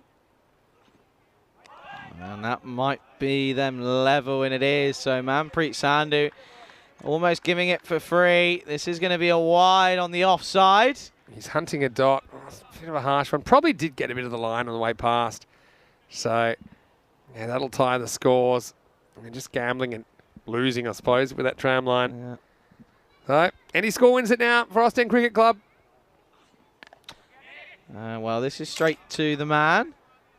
It's not a single. Bishal saying this ground pretty hard to defend. Well, it is. Having said that, we've seen some low-scoring games. We've seen bowlers that have been able to execute their plans and vary their offerings with accuracy. They've had some success. We've seen some good fielding as well. Again, any score wins it. High in the air. Can he get round to take it? I don't think he's going to get there. He won't. So that will be the game.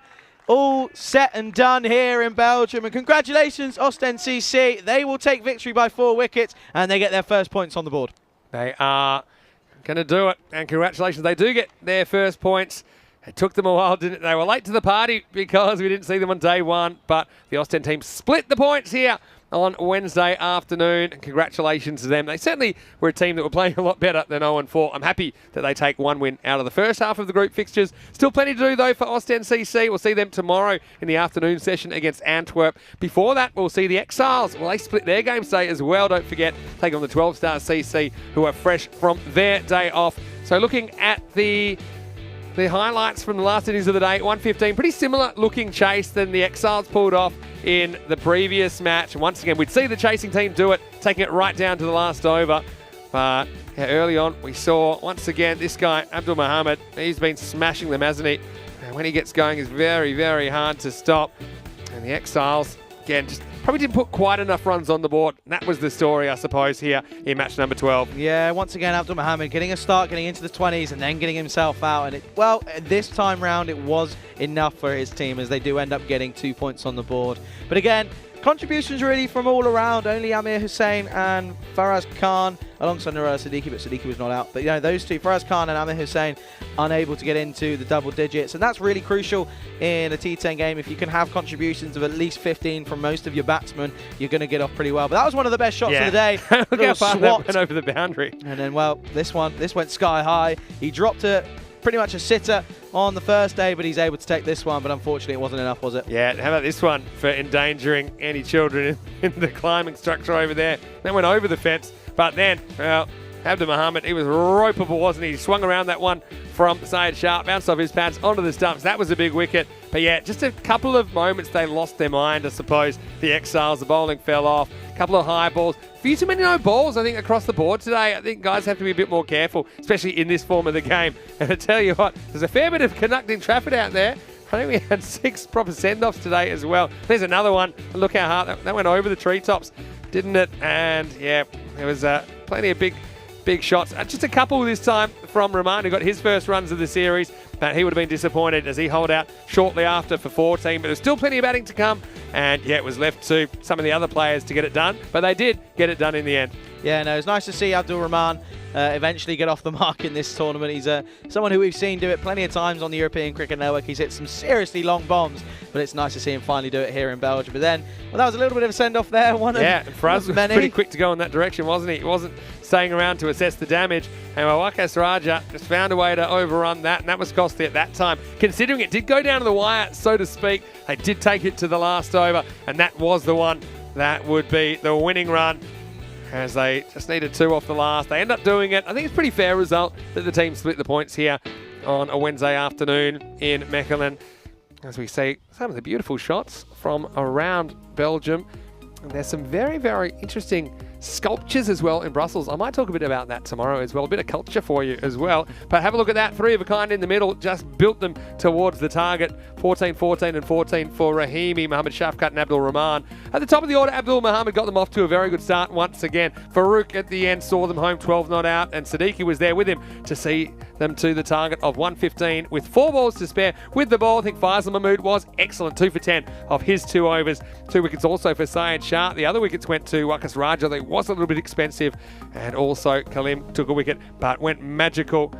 So yeah, a little bit disappointing, I think, for the Austin Exiles. They had an opportunity, I think, to defend that score, even if it was probably 10 below par, but still they can have something, I suppose, to their name with 2 points out of day 3. There's the confirmation of the match result here from Freiburg. In match 12, it's 115 off 9.2 for Austin CC, defeating the Exiles 114. Let's have a look at, of course, what's coming up tomorrow as we welcome you into the Ice Cube. And yeah, Andrews, maybe we can just quickly show everyone what we've got coming up tomorrow here on the European Cricket Network. Once again, in case you missed it, we do have both Ostend teams who will be taking part again. Exiles in the morning versus 12 Stars, Antwerp in the afternoon versus Ostend CC. Join us from 6:30am GMT, which is 8:30 in Central Europe, and noon in India.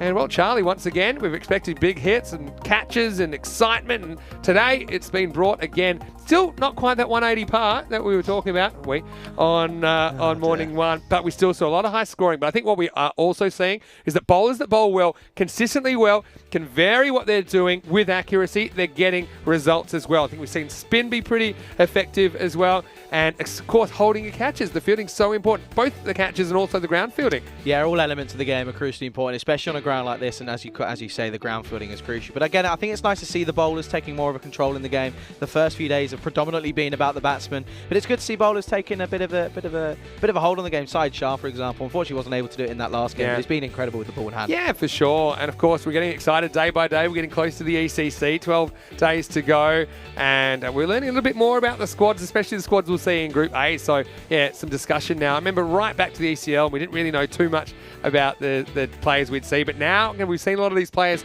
quite a few anyway on ECN. Some we don't know that much about, that we haven't seen, but still it's really nice to talk about those kind of things. We talked about the Spain, the Portuguese squads as well today. I know Ireland have a pretty young squad, but yeah, really looking forward to that. So the countdown is on to the European Cricket Championship. It is indeed. I'm certainly looking forward to it. Unfortunately, I won't be there, but certainly looking forward to tuning in and really paying attention to the best cricketers in and around Europe, all in one place. Should be great. Well, thank you again for a fantastic day in the Ice Cube. We had a bit of fun in the last game as well with some of our random questions. Random sports as well came up. So thanks to everyone who joined us in the live chat. We really appreciate it. Thanks for your company. It is a community that's thriving. Please tell your friends, tell your family, tell your workmates, tell your teammates about the European Cricket Network. And don't forget to thumbs up this video. Subscribe to our channel if you haven't already, so we can show more people the magic of European cricket. Social media as well at European Cricket's a great place to go. There's going to be some great highlights, no doubt, from today as well. We saw only our 4th century of the year. Sherry Butt, congratulations once again. And the funny thing, Sherry brought us a treat. So, well, we should be giving him something. But he brought us some of those wonderful pastries, Belgian pastries, which I've already knocked one off already. So watch out for that. So congratulations once again. We've seen everyone get a little something out of the game. We had 4 different winners in the 4 games, which just shows you that this competition is super even. Finally, we just want to say a quick thanks to our team at Spring Productions and Andres and Andres, and to Karina as well. Thank you so much. And all our crew behind the scenes at Spring Media, everyone in the office as well, working really hard at the moment, trying to bring the ECC together, which is going to be such a huge festival of cricket. We're really looking forward to it. All the blue crew here, Mita and all of our crew here, thanks so much. And we even had a visit from Rob Kemming. Sir Rob Kemming today. We did indeed. Who came down with his wife from the Netherlands to say hi and just to spectate the game. So again, big thank you to everyone. We will leave you with some highlights of the day, but for now, Vinny Sandu here, Mr. Maximo, on behalf of myself and Charlie Hunt, hope you have a safe evening. I hope you look after yourself and hope you're in good shape when you join us for day 4. It's coming tomorrow. More big hits, thrills and spills right here in the FanCode European Cricket Series Belgium. But for now, it's hasta mañana. See you later, everyone. Thank you.